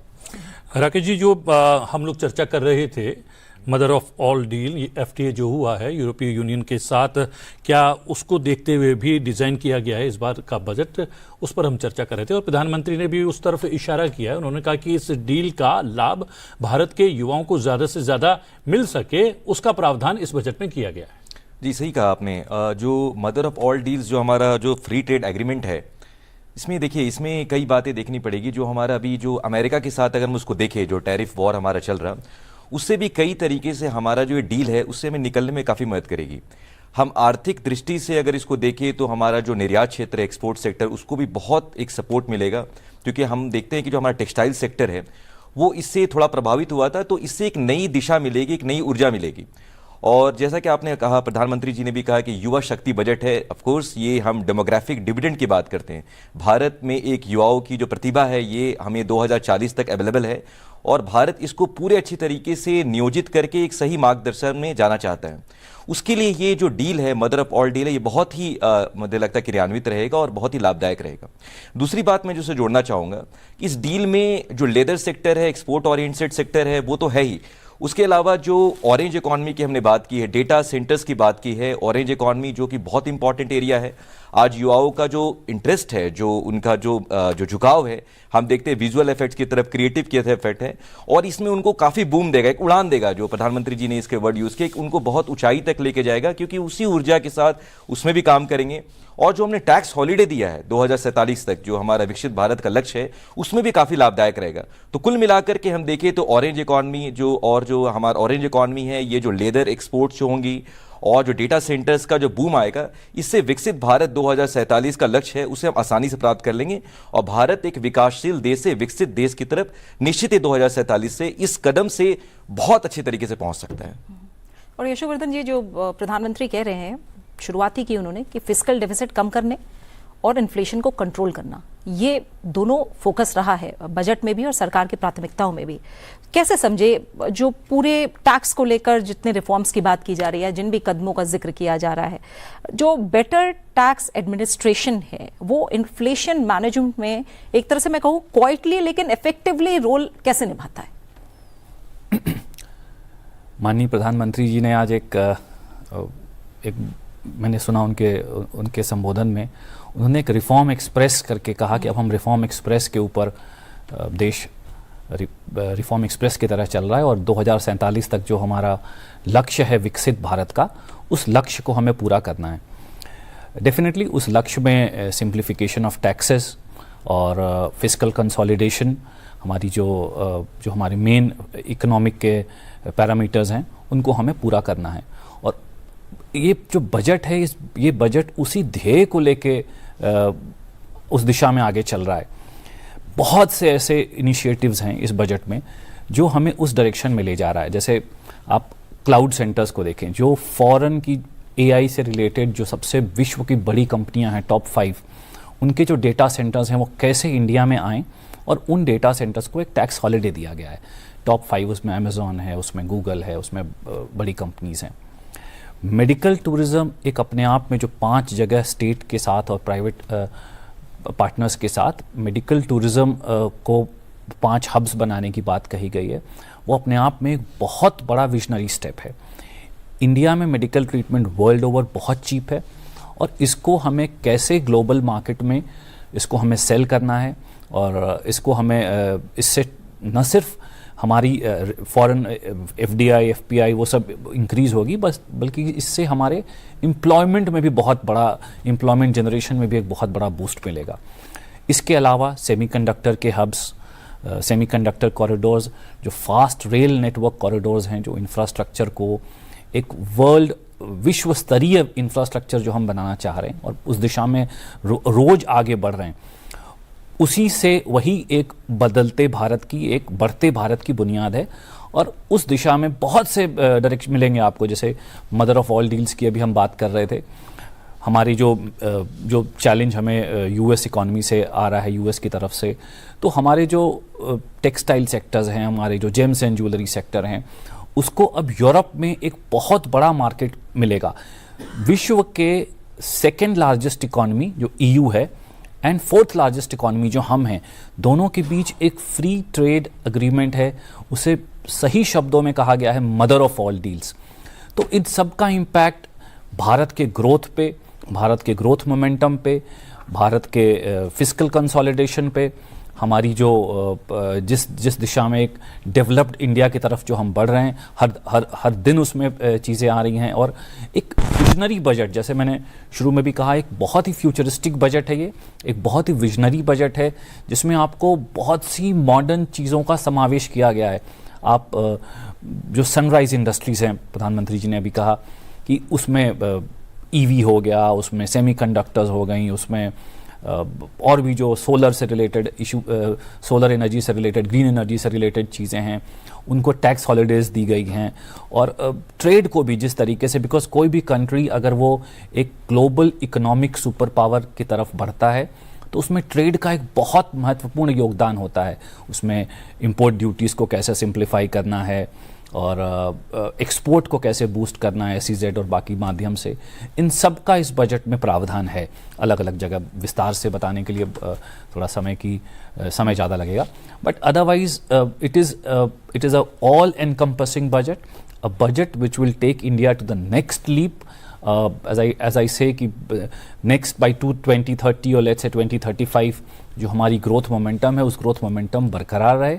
और साथ में भी जो हमारी fiscal consolidation है, जो हमारा capex expenditure है, जो हमारा डेट टू GDP रेशियो है, माननीय वित्त मंत्री जी ने कहा कि हम 2030 तक डेट टू GDP रेशियो को हम 50% तक ले आएंगे।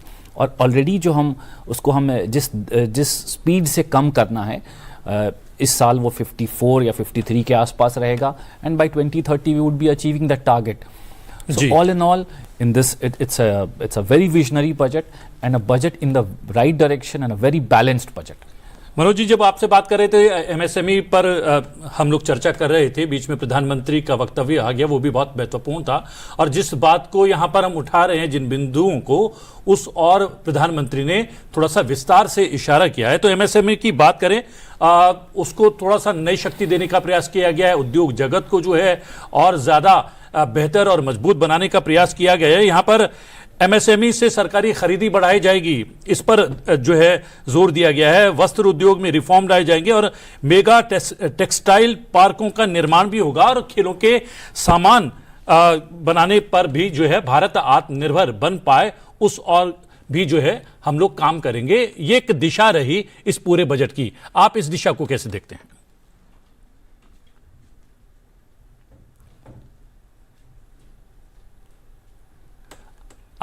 अनम्यूट कीजिए, म्यूट हैं आप। मैं कह रहा था कि आप इस बजट में जहां देखेंगे आप MSME की झलक पाएंगे। उदाहरण के तौर पर AI का मैक्सिमम एप्लीकेशन, ठीक है, बड़े कारपोरेट से तो होना ही होना है, एग्रीकल्चरल सेक्टर और MSME उसमें शामिल होता है। दूसरा, अगर देखते हैं कि जिन इंडस्ट्रीज को इसमें हाईलाइट किया गया है, मैं नाम ले रहा हूं कि बायोफार्मा शक्ति, बायोफार्मा शक्ति में भी आप पाएंगे कि एमएसएमई सेक्टर की भूमिका महत्वपूर्ण होने वाली है। टेक्सटाइल में भी अगर आप जाएंगे तो टेक्सटाइल एक ऐसा सेक्टर है कि बिना एमएसएमई के ये सेक्टर अपने को पूरी तरह से स्थापित कर नहीं पाएगा। और चूंकि अब इस समय हमारे पास एक मजबूत आधार है, मजबूत सपोर्ट है, मजबूत इकोसिस्टम है, इसलिए एमएसएमई का जो उद्गम फिर से हो रहा है। और एक बात जो शुरू में उसमें छूट गई थी वो ये था कि 200 स्थानों पर जहां पर एमएसएमई हुआ करते थे, जिसको इंडस्ट्रियल क्लस्टर कहा गया, वो एमएसएमई के क्लस्टर थे, वो खत्म हुए। मान लीजिए कि अलीगढ़ उत्तर प्रदेश की बात करते हैं, कानपुर बात करते हैं, अगर हम इसी प्रकार से वाराणसी की बात करते हैं, कई और हमारे इस प्रकार के क्षेत्र हैं, अब उनको रिवाइव करना, नए कलेवर में रिवाइव करना। तो जो स्थापित है वो जो पुराने थे उनको रिवाइव करना। अब इलेक्ट्रॉनिक कंपोनेंट्स का जो मामला आता है और स्पोर्ट्स गुड्स आप खुद जिक्र कर रहे हैं, और ये हमारे यहाँ का एक मजबूत, आपको बताता हूं कि एक्सपोर्ट आइटम भी है हमारे ये स्पोर्ट्स गुड्स का। और जो हमारे यहाँ खेलों के है, पिछले बजट में इसकी चर्चा काफी हुई थी और अब उसको और कलेवर में जाना है, वो है टॉयज का। तो ये सारी चीजें अगर हम देखते हैं तो कहीं ना कहीं एमएसएमई सेक्टर बढ़ता हुआ दिखाई देता है। दूसरा अगर हम देखते हैं, ये तो मैन्युफैक्चरिंग की बात कर रहे हैं, एमएसएमई का हम देखते हैं तो उसमें ट्रेडिंग भी शामिल है या सर्विस सेक्टर भी उसमें शामिल है। जिस प्रकार का हमारे यहाँ आज के दिन, मान लीजिए नॉर्थ ईस्ट में हम चर्चा करते हैं कि वहां पर प्रधानमंत्री जी ने भी जिक्र किया, वहां टूरिज्म का हमें प्रमोट करना है। Who will promote tourism in north east? It is not the corporate. Tourism in India is being largely promoted by MSME sector. आप उत्तर प्रदेश में देखिए, जो आज टूरिज्म का हब बन चुका है, कल्चरल टूरिज्म कह लीजिए, रिलीजियस टूरिज्म कह लीजिए, उसका हब बन चुका है, वहां पर कौन सबसे ज्यादा है? एमएसएमई सेक्टर सबसे ज्यादा आ रहा है। फिर इसी प्रकार से अगर हम देखते हैं कई और क्षेत्रों में, मान लीजिए द्रोण दीदी की जैसे पहले हुई चर्चा, या यहां पर एआई का एप्लीकेशन एग्रीकल्चर में होना है, who will provide this support? It is the MSME sector. कहने को एग्रीकल्चर सेक्टर में जाएगा, लेकिन who is going to be the facilitator? Facilitator definitely it is going to be the MSME sector. तो इसी प्रकार से मान लीजिए कि तमामों और एक्टिविटीज है केंद्र सरकार लॉन्च कर रही है और स्टेट के माध्यम से भी लॉन्च कर रही है। तो who are the supporter of that, who can translate that type of thing into action? ये सीधी सी बात है, एमएसएमई सेक्टर। इसलिए एमएसएमई सेक्टर कोई आज के दिन चैरिटी नहीं रहा, they are the critical component जो हमारे भारतीय अर्थव्यवस्था को विकसित भारत में ले जाने का काम करेंगे। नंबर एक, आप देखेंगे जिस प्रकार से उत्तर प्रदेश में हम आगे बढ़े, उसका एक सबसे बड़ा कारण क्या रहा कि एमएसएमई सेक्टर को हमने प्रमोट किया। नतीजा क्या हुआ? आज जो हम लोगों के पास डेटा छन छन के आ रहा है, ऑफिशियल डेटा तो अभी नहीं आया है, वो सेंसस से आएगा, कि आप देखें कोविड के बाद से उत्तर प्रदेश से अन्य जगह का जो आउट माइग्रेशन होता है उसमें कुछ कमी आना प्रारंभ हुआ है। यानी कि जो प्रधानमंत्री जी का आह्वान था और आज भी है, vocal for local for global, तो उसमें एमएसएमई भूमिका निभा रहा है, नंबर एक। दूसरा, तमामों और सेक्टर्स जो इमर्ज कर रहे हैं, बहुत सेक्टर्स खोले हैं आज। मान लीजिए क्लाउड के लिए बात होती है, तो क्लाउड के लिए बात होने में ठीक है, कारपोरेट्स आगे आएंगे सबसे पहले, लेकिन अल्टीमेटली कौन ट्रांसलेट करेगा उसको एक्शन में? They are going to the MSMEs. तो हमें एमएसएमई सेक्टर को बहुत करीने से समझने की आवश्यकता है कि वो कहां कहां फिट हो रहे हैं। यूं समझिए, भारत का जो अपना इकोनॉमिक स्ट्रक्चर है, वो इकोनॉमिक स्ट्रक्चर हमें मजबूत करना है, तेजी से बढ़ाना में कारपोरेट्स भी चाहिए, बड़े उद्योग भी चाहिए, लेकिन बिना एमएसएमई के कनेक्ट दोनों के बीच, पब्लिक के बीच में, small holders, land holders, small traders और उनके बीच में बिना एमएसएमई के कनेक्ट नहीं हो पाएगा। तो मेरा बार बार यही आग्रह रहेगा कि एमएसएमई को हम हर बार नए रूप में देखेंगे तो हमें नए भगवान इसमें दिखाई पड़ेंगे। बिल्कुल। और संजीव जी, थोड़ा सा अगर मैं हायरिंग और ग्रोथ रियलिटी के हिसाब से बजट को समझना चाहूँ, तो बजट स्पीच में जीडीपी ग्रोथ और प्राइवेट इन्वेस्टमेंट को बताया गया है कि जॉब का नेचुरल ड्राइवर यही है। अब ग्राउंड लेवल पर अगर हम देखें तो एचआर और रिक्रूटमेंट जो फर्म्स हैं वो क्या देख रही हैं? क्या कंपनीज अब एक तरह से मैं कहूँ कि एक्सपेंशन और हायरिंग को लेकर ज़्यादा कॉन्फिडेंट महसूस कर रही हैं, इसको कहा जा सकता है? आई थिंक जैसे मैंने थोड़ी देर पहले बताया था कि जो यूथ एम्प्लॉयमेंट है वो फोकस है, और everything is done to ensure that our youth get employment. So अगर आप unemployment rate देखें, it's about 6 to 8% largely. But if you look at the unemployment rate of the youth, it's maybe in double digits, maybe 11-12%. So जो सबसे बड़ी बात यह है कि दो चीज़ों का आना बहुत ज़रूरी है एम्प्लॉयमेंट के लिए. पहला, there has to be an opportunity, which means there has to be an industry who can employ them. And the secondly, you need to have that skill to be part of that job in that industry, right? तो I think focus दोनों चीज़ों पे बहुत ज़्यादा है इस वक्त कि पहले ग्रोथ को क्रिएट किया जाए. जो ग्रोथ हमने क्रिएट की इस बार, that one of the driver is of course the consumption capex and जो एमएसएमई में अब बूस्ट है, जो अब ईज़ ऑफ डूइंग बिजनेस हम कोशिश कर रहे हैं करने की, जो एफटीए हमने किया है, इस सबसे क्या होगा, इस सबसे ग्रोथ अपॉर्चुनिटी बढ़ेगी. तो डेफिनेटली जो हायरिंग ट्रेंड है वो बढ़ेगा. आज India will become a competitive place for people to be place based out of here. जैसे कि हमने अपनी लीडरशिप पोजीशन सॉफ्टवेयर में ली है, ऐसे ही हम धीरे धीरे वो लीडरशिप पोजीशन हर स्पेस में लेंगे. आज सिर्फ सर्विसेज में ही नहीं उसका टारगेट है, इवन हम मैन्युफैक्चरिंग में भी जाना चाहते हैं. हम प्लेन्स भी बनाना चाहते हैं, हम शिप्स भी बनाना चाहते हैं, हम डिफेंस के सारी चीज़ों को बनाना चाहते हैं, हम हर चीज़ करना चाहते हैं. और उसके लिए ही ज़रा फोकस है कि यही वो सस्टेनेबल ग्रोथ है जो हमें एम्प्लॉयमेंट देगी. तो आई थिंक आने वाले टाइम में ये जो बजट है इसमें जो प्रावधान किए गए हैं, मेरे हिसाब से it will generate lot of employment. And we have to also ensure at the same time that we provide दो स्किल्स. सो आई थिंक दोनों बहुत इंपॉर्टेंट है साथ के साथ जाना. Otherwise you know we may, like professor said, that it's a demographic dividend for us. We have one of the largest country which has a youth bulge, we call it. So I think इसको अगर हमें utilise करना है तो I think ये दोनों को हमें मैरी कराना पड़ेगा और वही इस बजट का बेसिकली टारगेट है. प्रोफेसर राकेश, यहाँ पर आधारभूत ढांचा लगातार मजबूत हो रहा है देश का, उसमें निवेश भी किया जा रहा है और इस बार भी उस बहुत ज़्यादा ध्यान दिया गया है. उसको जोड़ते हुए शिक्षा में इस हॉस्टल जिले, देश की सभी जिलों में एक एक हॉस्टल बहुत कारगर साबित होगी. ऐसे ही एक महत्वपूर्ण कदम विकसित भारत के लक्ष्य को पूरा करने के लिए राज्यों सरकारों के साथ मिलकर राज्य सरकारों की एक चैलेंज रूप में राज्य सरकारों को उसमें से प्रतियोगिता करना पड़ेगा, शर्तों को पूरा करना पड़ेगा. 5 यूनिवर्सिटी टाउनशिप बनाए जाएंगे, माने इसमें से अनेकों यूनिवर्सिटी आएंगे. 5 यूनिवर्सिटी टाउन जो उस राज्य की इंडस्ट्रियल लॉजिस्टिक क्लस्टर के पास होगी. इसमें रिसर्च, इनोवेशन, एंटरप्रेन्योरशिप, नॉलेज, ये सारे की एक इकोसिस्टम बनेगी. ये दुनिया की अर्थनीति में प्रमाणित तथ्य है. अर्थनीति को बड़ा करना है तो उसको एक नॉलेज पॉइंट के साथ जोड़ना पड़ेगा. भारत की अर्थनीति नॉलेज बेस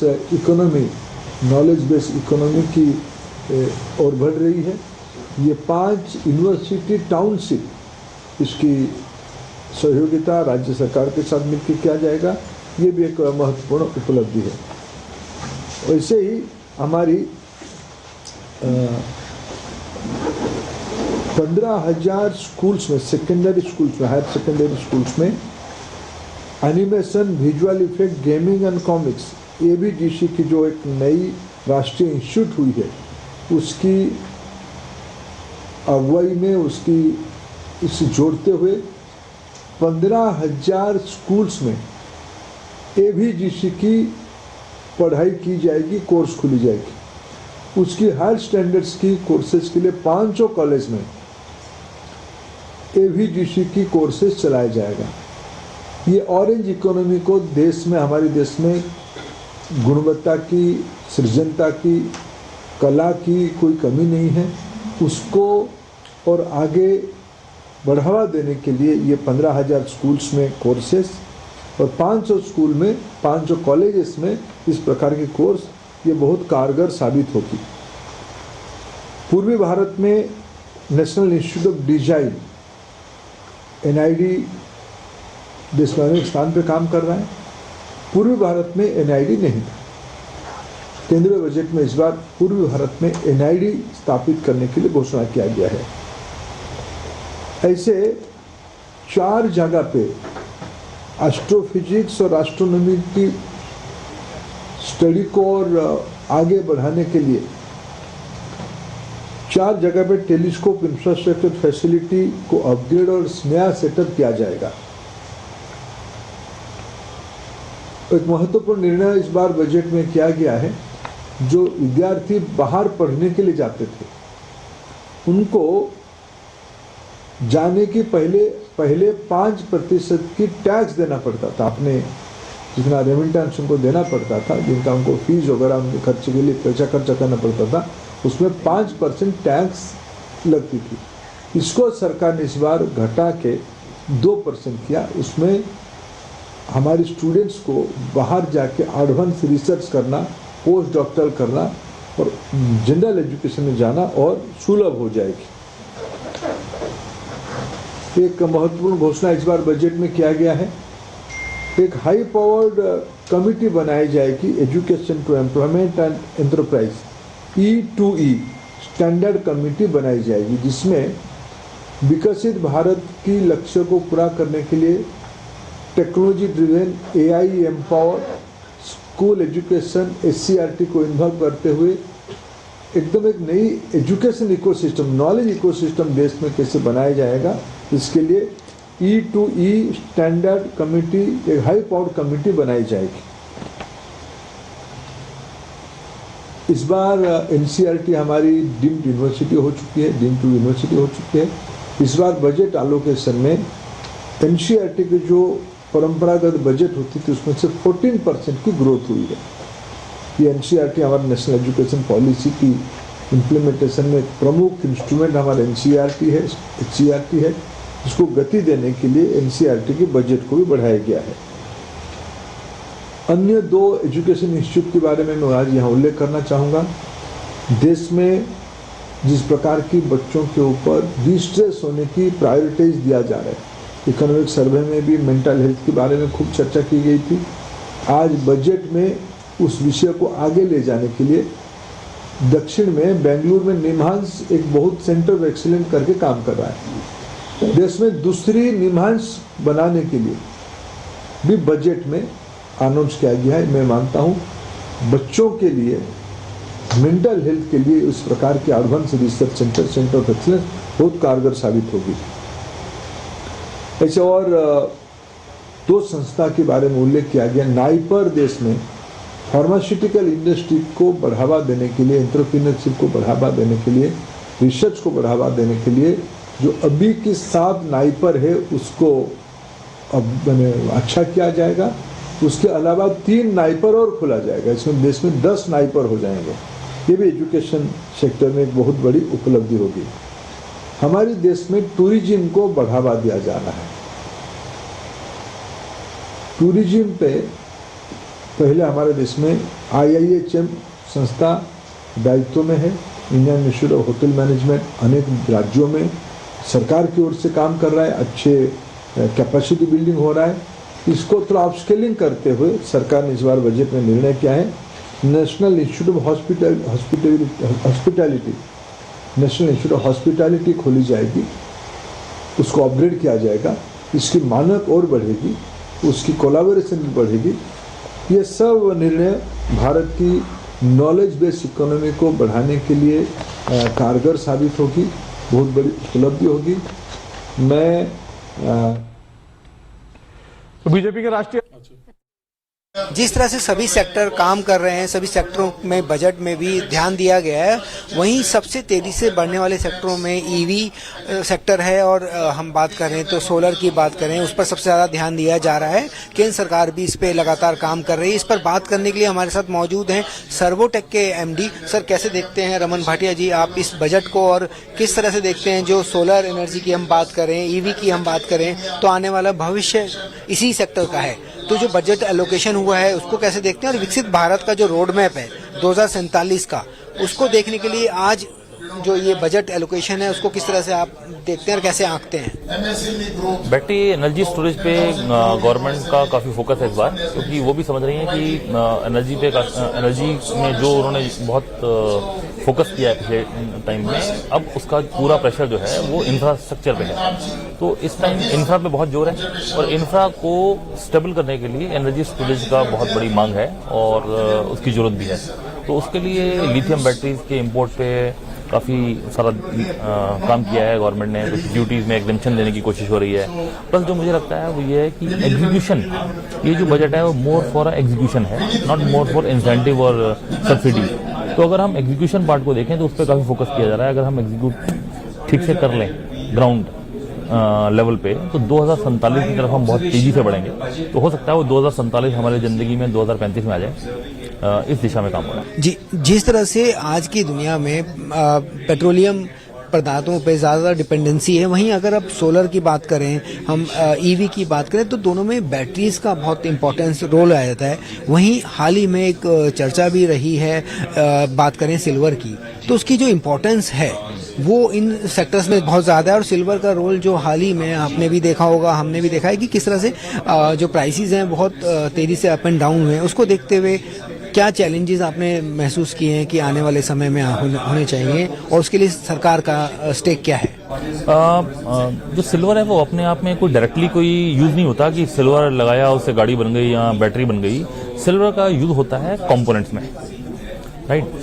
तो कंपोनेंट्स के ऊपर अगर आप देखेंगे तो गवर्नमेंट का मैन्युफैक्चरिंग पे बहुत जोर है कि मैन्युफैक्चरिंग इंडिया में की जाए, मेक इन इंडिया किया जाए, और जितने भी सेमीकंडक्टर हैं वो भी इंडिया में बनाए जाएं। इस पे काफ़ी जोर है। अगर वो ऐसा हो जाता है तो इंडिया बहुत जल्दी सेल्फ रिलायंट हो जाएगी और बहुत तेज़ी से हम लोग ग्रो कर पाएंगे। जी, अगर हम बात करें, आपने बोला कि चिप की आपने बात करी यहाँ पे, तो उसको लेकर जिस तरह से प्रोत्साहन सरकार लगातार दे रही है, और आत्मनिर्भर होने की अगर हम बात करें तो कितना तेजी से आपको दिखाई दे रहा है कि आने वाले वर्षों में हम सेमीकंडक्टर के मामले में आत्मनिर्भर हो सकते हैं? मैंने आपको जो बोला मैं उसी बात को फिर से रिपीट करना चाहूँगा। Execution is important now. जो बेसिक प्लानिंग थी, जो बेसिक सब्सिडीज इंसेंटिव्स हो गए, अब अगर हमें फैक्ट्री लगाने के लिए कोई इंसेंटिव दे दिए गए हैं या कहा दिया गया है कि आपको मिलेगा, तो अब पहले तो फैक्ट्री लगानी पड़ेगी। तो वो जो हम प्लान कर रहे हैं कि वो 2 साल में होगा या 3 साल में होगा, हम उसको कितना जल्दी कर सकते हैं, कितना हम टेक्नोलॉजी को अडॉप्ट कर सकते हैं, कितना हम एआई को अडॉप्ट कर सकते हैं। तो इसमें आईटी, एआई, इन सब का भी बहुत बड़ा रोल रहेगा। तो अगर हम एग्जीक्यूशन में ग्राउंड लेवल पे चीज़ों को बहुत तेज़ी से रोल आउट करना शुरू कर दें और गवर्नमेंट भी इसमें थोड़ा सा सपोर्ट करे, तो मुझे लगता है कि हम बहुत जल्दी ये काम कर लेंगे। संसद टीवी से बात की, आपका बहुत बहुत धन्यवाद अपने बात में। Thank you. तो ये थे, इन्होंने बताया, सर्वोटेक के रमन भाटिया जी सर्वोटेक के एमडी हैं, और उन्होंने बताया किस तरह से जो आने वाला वर्ष है वो सोलर एनर्जी और ईवी सेक्टर का रहने वाला है। संसद टीवी के लिए सुरेंद्र कुमार। आने वाला समय ग्रीन एनर्जी पर फोकस रहेगा। जी हाँ, विकसित भारत के विजन के साथ पेश हुए बजट 2026 में एक चीज तो साफ है कि जो फोकस है वो रिफॉर्म, रफ्तार और राहत पर है। लेकिन सवाल यह है कि क्या ये बजट आम टैक्स पेयर की जेब तक राहत पहुंचा पाएगा? इनकम टैक्स स्लैब में कोई बदलाव नहीं, लेकिन टीसीएस में कटौती, मैट में राहत, नया इनकम टैक्स एक्ट और मार्केट से जुड़े कई बड़े फैसले। तो आज की चर्चा बजट 2026 में जानने की कोशिश करेंगे क्या बदला टैक्स पेयर्स के लिए। और इस अहम चर्चा के लिए हमारे साथ बहुत ही अहम मेहमान भी जुड़े हैं। टैक्स लॉ और मार्केट के सबसे भरोसेमंद नाम हमारे साथ स्टूडियो में मौजूद हैं। Doctor SC Agarwal ji, CMD हैं एसएमसी कैपिटल लिमिटेड के। हमारे साथ मौजूद हैं Sanjay Sharan ji, former commissioner of customs and CGST. साथ ही वर्चुअल माध्यम से जुड़े हैं 2 बहुत खास मेहमान, जीएस पन्नू जी हैं, former president income tax epilated tribunal यानी आईटीएटी के, और साथ ही मुकेश भूटानी जी हमारे साथ जुड़े हैं, founder and managing partner BMR legal से। आप सभी मेहमानों का बहुत बहुत स्वागत है। मैं हूं आपके साथ दीक्षा कोहली और मेरे साथ है मेरे सहयोगी, और मैं हूं रामवीर श्रेष्ठ। और इस चर्चा को हम फिर एक बार आगे बढ़ाते हैं। बजट पेश हो चुका है, वित्त मंत्री ने अपना 9वां बजट पेश किया और इस उपलब्धि के लिए भी पूरा देश उन्हें बधाई दे रहा है। लेकिन बजट में क्या कुछ खास है? 48 लाख करोड़ रुपए का जो ये बजट है, और अगर इसमें हम इंफ्रा की बात करें तो पिछले साल 11.2 लाख करोड़ रुपया जो है वो सिर्फ इंफ्रास्ट्रक्चर पर रखा गया था, अलोकेट किया गया था। और इस बार जो एक तरह से जो विकास की जो रफ्तार है, जो गाड़ी है, उसे किस तरह से तेजी से आगे बढ़ाया जाए, तो 22 नए जलमार्ग विकसित करने का प्रावधान किया गया है और 7 हाई स्पीड कॉरिडोर, 200 से ज़्यादा लीजेंडरी, एक तरह से इकोनॉमिक वो भी उन्होंने तय किया है। तो अग्रवाल साहब हमारे बीच में हैं और इस सवाल को थोड़ा सा और आपके साथ साझा करते हुए हम आगे बढ़ें। सरकार ने खास तौर पर एक ध्यान दिया उसने सेमी कंडक्टर और रेयर अर्थ मेटल पर, और इसे लेकर के उसने बाकायदा भारत में एक कॉरिडोर भी जो है उसको आइडेंटिफाई किया, जिसमें उड़ीसा आ जाता है, आंध्र आ जाता है, केरल आ जाता है। तो ये जो कुल मिलाकर विजन है, जिसके कनेक्शन कई बार चीन से जुड़ जाते हैं, जिसके कनेक्शन अंतर्राष्ट्रीय स्तर पर भी बहुत गहरे जुड़े हैं, तो इन सब चीजों को आप किस तरह से देखते हैं? देखिए, एआई टेक्नोलॉजी, सेमीकंडक्टर टेक्नोलॉजी, इसके अंदर जो चाइना है उनका बहुत लीड रोल है। बिल्कुल 90% मार्केट शेयर उनका है।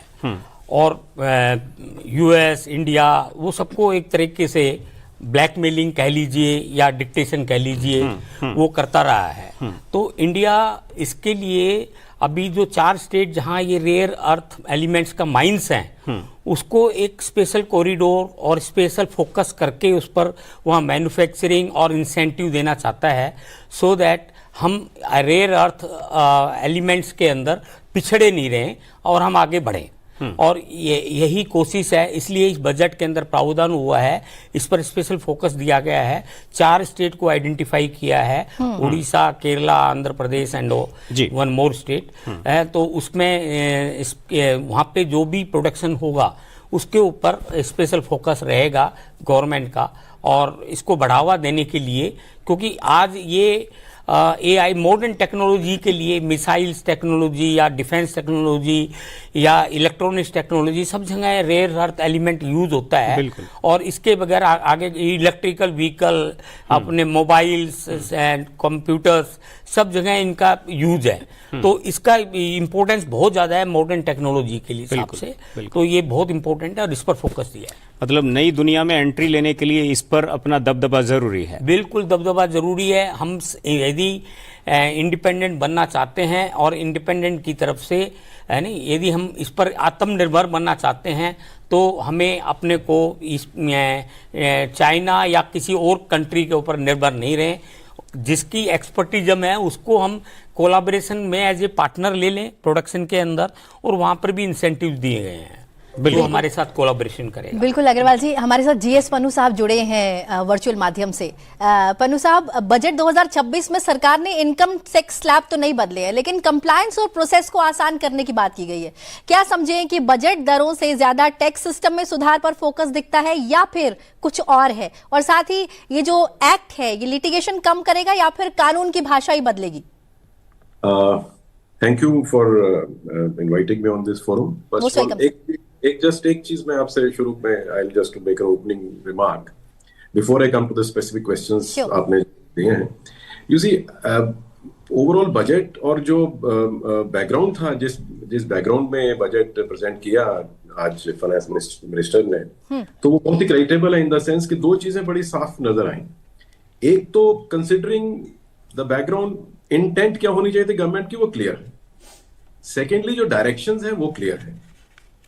Now the third thing is कि एक्चुअल स्ट्रेटजीज क्या अडॉप्ट की गई हैं, कैसे डिप्लॉय की गई हैं, डिफरेंट सेक्टर्स को कहाँ फोकस किया गया है, वो एरियाज अगर आप देखें तो बहुत ही सुकून मिलता है, in the sense that it shows that we have a government which is vigilant and is aware of the strategies and the way forward which is to be carried out.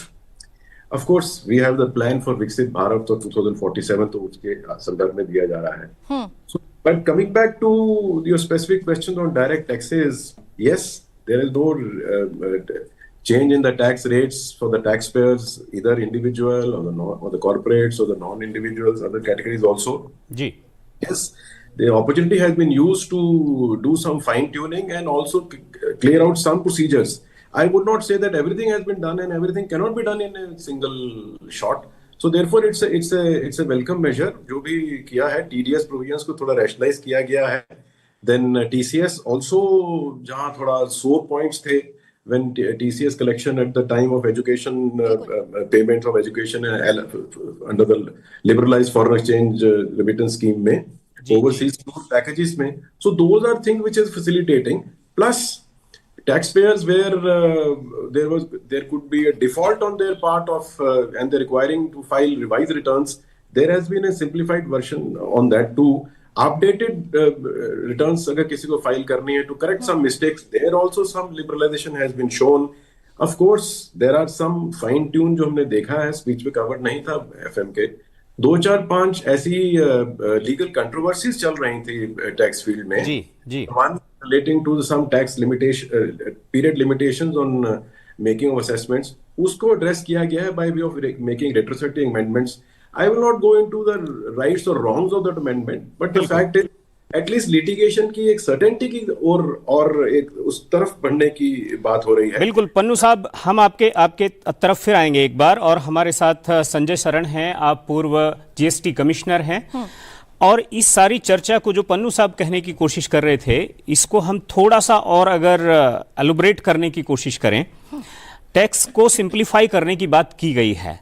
आप GST commissioner रहे हैं और आप ये भी देखते हैं कि उसमें कितने सारे अमेंडमेंट करने की कोशिश की गई, जहां भी कहीं पर कोई कमी लगी वहीं पर रेगुलेशंस को चेंज करने की कोशिश हुई। और ये कहा जाता है कि जो आज इतिहास में जितने भी कानून आज तक बने हैं उनमें जीएसटी एक ऐसा कानून है जिसमें सबसे ज्यादा रिफॉर्म हुए होंगे। जी हाँ, बिल्कुल आप सही बता रहे हैं कि जीएसटी में सबसे ज़्यादा रिफॉर्म है। जब जीएसटी गवर्नमेंट ले आई तो गवर्नमेंट उसमें 33 और मेरे ख्याल से 7 या 17 40 है, मेरे ख्याल से 40 टैक्सेज एंड सेसेज, इन सबों को 30 या 40 टैक्सेज या सेसेज को सबस्यूम किया गया और जीएसटी को लाया गया। और बहुत सारे रिफॉर्म्स किए गए, जैसे आपको इनपुट टैक्स क्रेडिट पहले नहीं मिलता था, कैस्केडिंग ऑफ टैक्स था, इंटरस्टेट बॉर्डर्स पर आपके जो ट्रक्स या लॉरीज जो गुड्स को कैरी करती क्रॉस करती थी वहाँ रुकती थी, बॉर्डर्स को एबॉलिश कर दिया गया। और one nation one tax one market किया गया। एक ई वे बिल पकड़िए और चले जाइए देश में। ई वे बिल पकड़िए, ई वे बिल लीजिए, जनरेट कीजिए और साथ में इनवॉइस जनरेट करिए। बिल्कुल बिल्कुल। और ई वे बिल, अगर आप जैसे आपने ई वे बिल की बात की, तो अगर ई वे बिल आप एक स्टेट में अगर एक बार उसको चेक कर लिया। Friends, first the honourable finance minister will make her opening remarks, thereafter we will take some questions. Please remember, identify yourself and your organization's name, and I would request you to ask one question only so that your friends can be accommodated. Thank you very much. Over to Honorable Finance Minister. Good afternoon.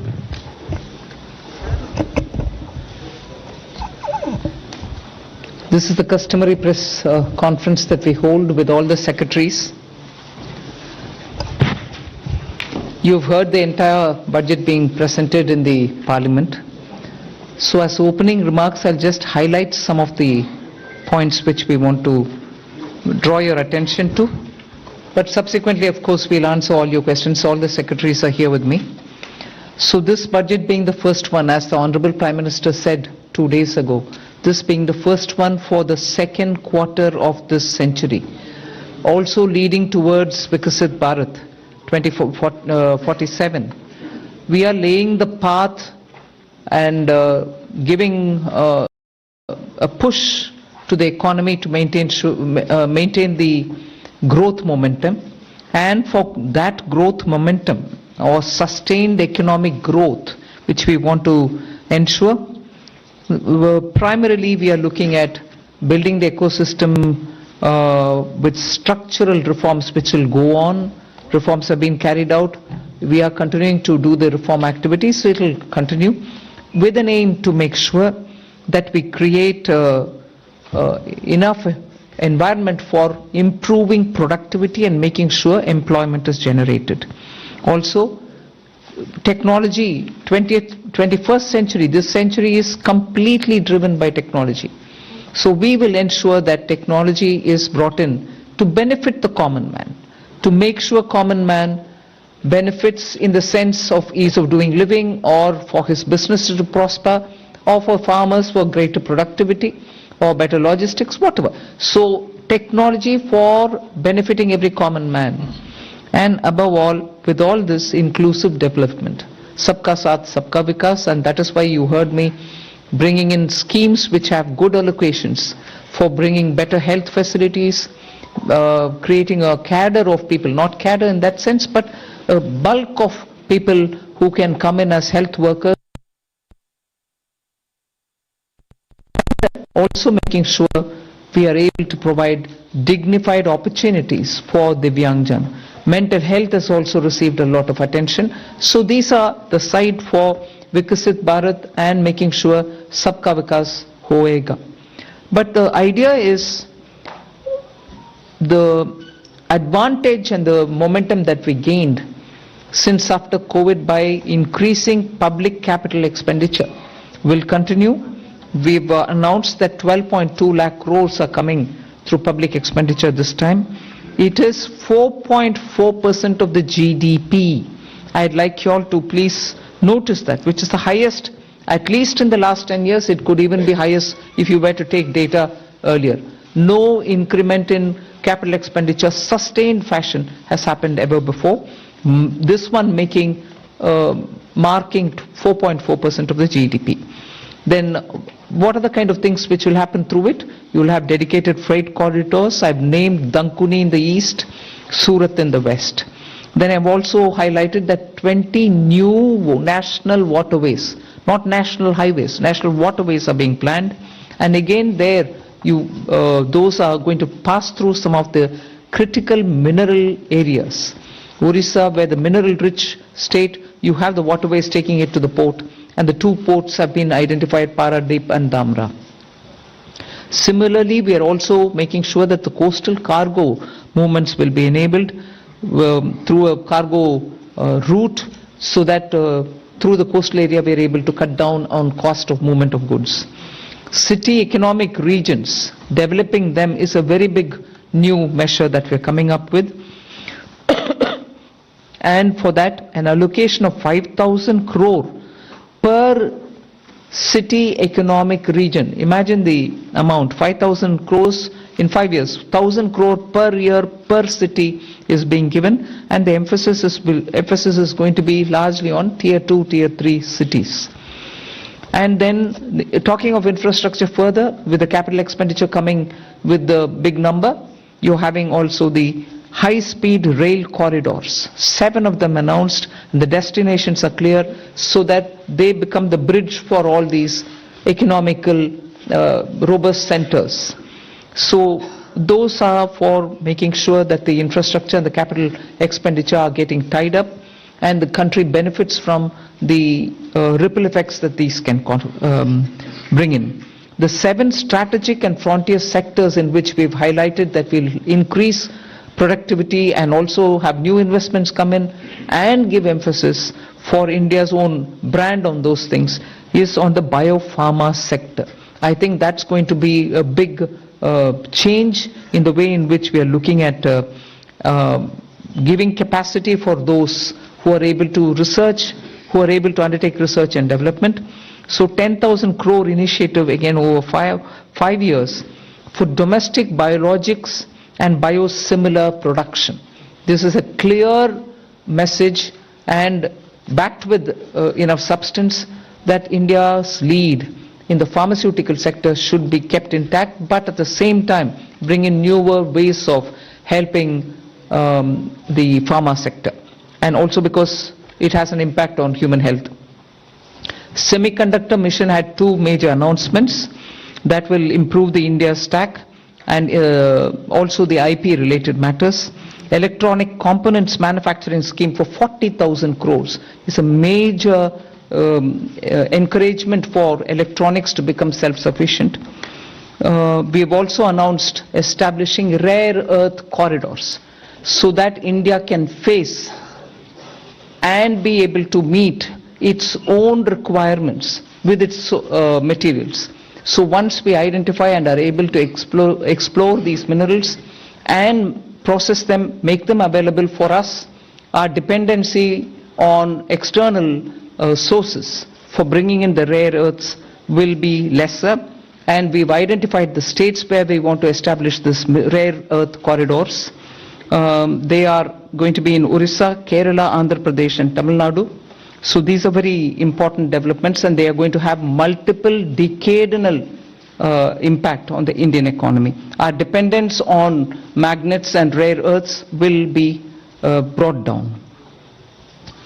3 dedicated chemical parks, again for reducing our import dependence. High-tech tool rooms for research, that will be set up in 2 locations.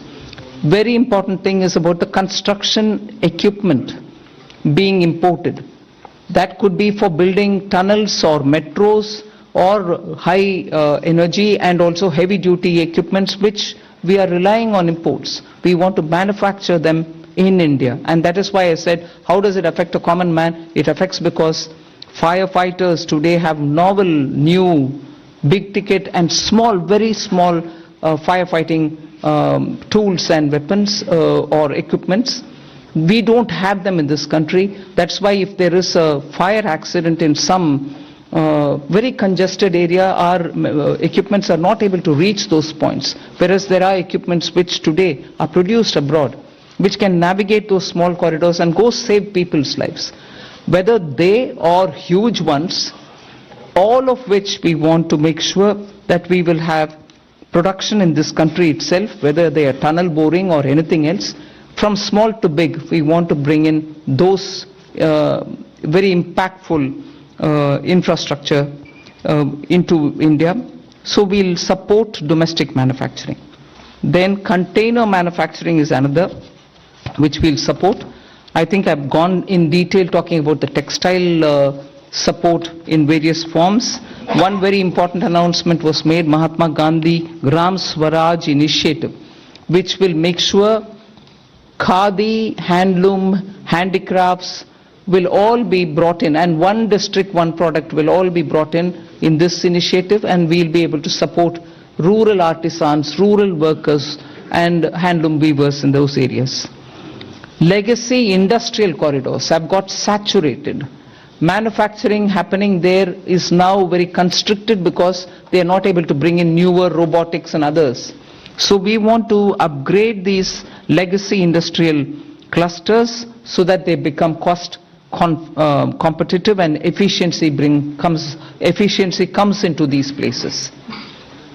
Even more important is the champion MSMEs, small and medium industries, entrepreneurs, MSMEs, who are going to be given all the support, and three-pronged approach is being taken up there. We are giving equity support, we are giving also liquidity support, above all professional support for them, so that MSMEs, the equity support is supported by a 10,000 crore SME fund, growth fund.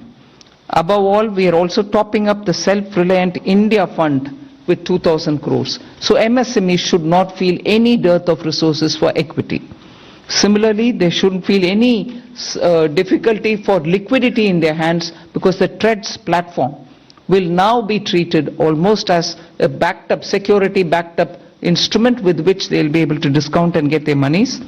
For professional support, we are working with the chartered accountant and cost accountant institutes so that they can create corporate mitras who can help these MSMEs in filing their returns, doing their accounts and so on. Above all, for youth and training, there's so much. You've heard this speech, so I won't want to take your time on it. High-powered education to employment enterprise, standing committees being formed so that they can recommend measures for service sector as a core driver of Viksit Bharat.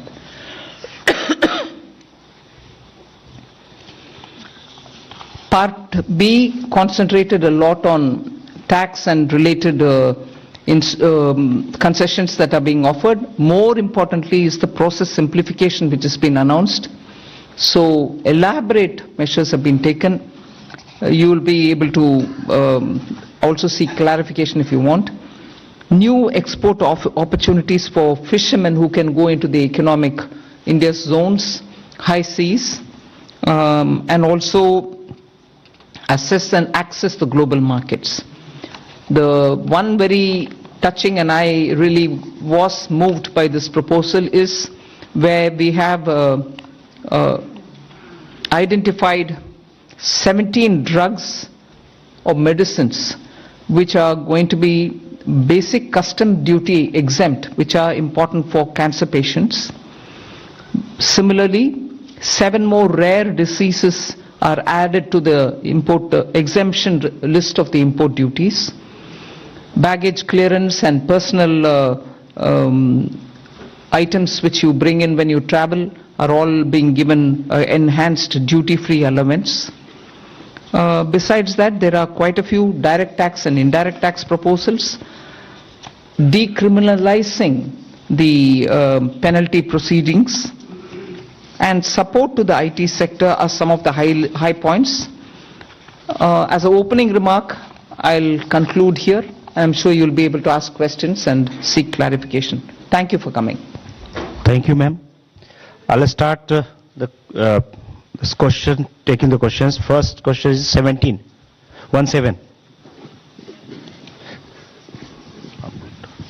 Good afternoon, ma'am. Shishir here from Hindu Business Line. Ma'am, my question is that under the miscellaneous capital receipt, the provision is 80,000 crore rupees. And last year, the provision was 47,000 crore, which has been reduced to 37,000 crore rupees now. Does this mean that there will be more equity monetization this year, or there will be more focus on the asset monetization of CPSEs? So you've got it rightly. The intent is that we will have a very strong asset monetization plan in place. Last year, ma'am had announced in the budget that there will be a pipeline prepared, which is being done. So we hope to reap the dividends from that. 238. Ma'am, Timsi Jaipuria, this side from CNBC TV 18. I just wanted to know the rationale behind the hike in STT in futures and options.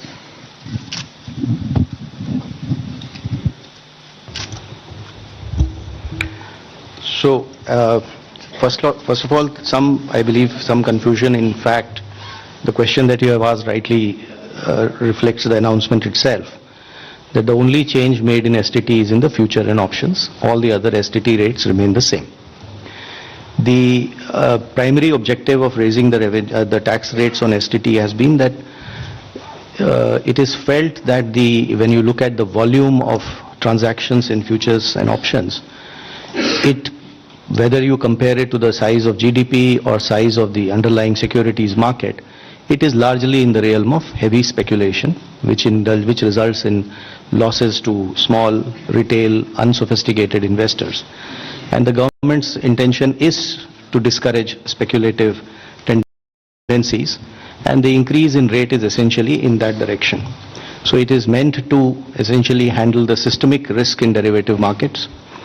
Even after this increase, however, the rates of STT will remain modest compared to the volume of the transactions that is happening there. This is the reason. 54. Ma'am Tarun Sharma from Zee Business. Ma'am आपने पूरा budget जो है वो new emerging sector पे बड़ा focus रखा है. Ma'am मेरा सवाल आपसे दो हैं, यदि आप अलाउ करें. एक, मैम आपने जो एक्साइज ड्यूटी का कैलकुलेशन किया है वो पिछले बजट एस्टिमेट से इस बजट एस्टिमेट में तकरीबन 22% की ग्रोथ देखने को मिली है. दूसरा, मैम जो आपने एमएसएमई के लिए कहा कि जो ट्रांजैक्शंस होंगे उसके लिए आप एक्सचेंज प्लेटफॉर्म का यूज करना होगा, तो क्या मैम ये सीपीएसईज के लिए कंपलसरी होगा जो डिस्काउंट ट्रेडिंग की जो बात है? Thank you. I'll take the second question, ma'am. So, हाँ, ये CPSEs के लिए मैंडेटरी होगा कि discounting as well as non discounted bills दोनों को ही ट्रेड्स पे करना होगा, ताकि वो 45 दिन में भुगतान एमएसएमई को कर पाएं. और ये हर तरह से चेक कर लिया गया है कि ये हो सकता है. So we want to make CPSEs as pioneers. We hope, like ma'am has said in her speech also, that other corporates will also follow.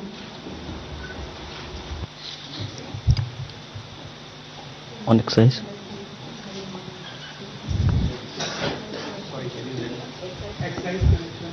Increased by 22%, sir, from last year B to this year. Because there is from 1st of February, all the tobacco products have come back into excise, and all those revenues will account for the increase of the next year. 209.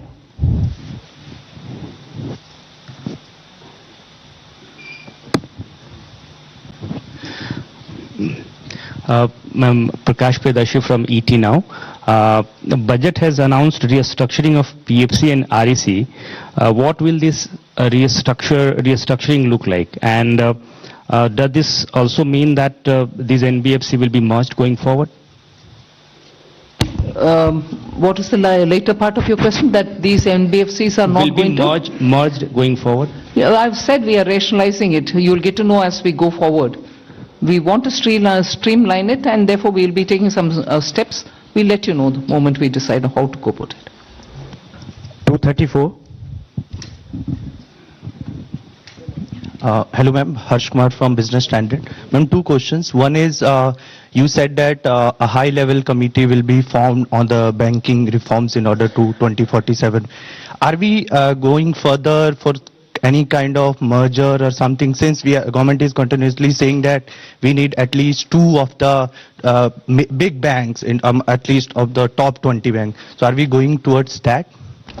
No, first of all, when I say that it's going to be a high-level committee which is going to look into it, the terms of reference will be prepared, and we are looking at committee to go into the entire expanse of the banking sector so that they come up with recommendations which help us to plan for banking for 2047. We need, by the time we become a Vikasit Bharat, 2047 is our goal. We need to understand what are the other steps that we need to take in the banking area, and based on the recommendations we'll go forward. But we have the Secretary Department of Financial Services. We'll ask him to also give us, please. Ma'am, I think you have rightly responded.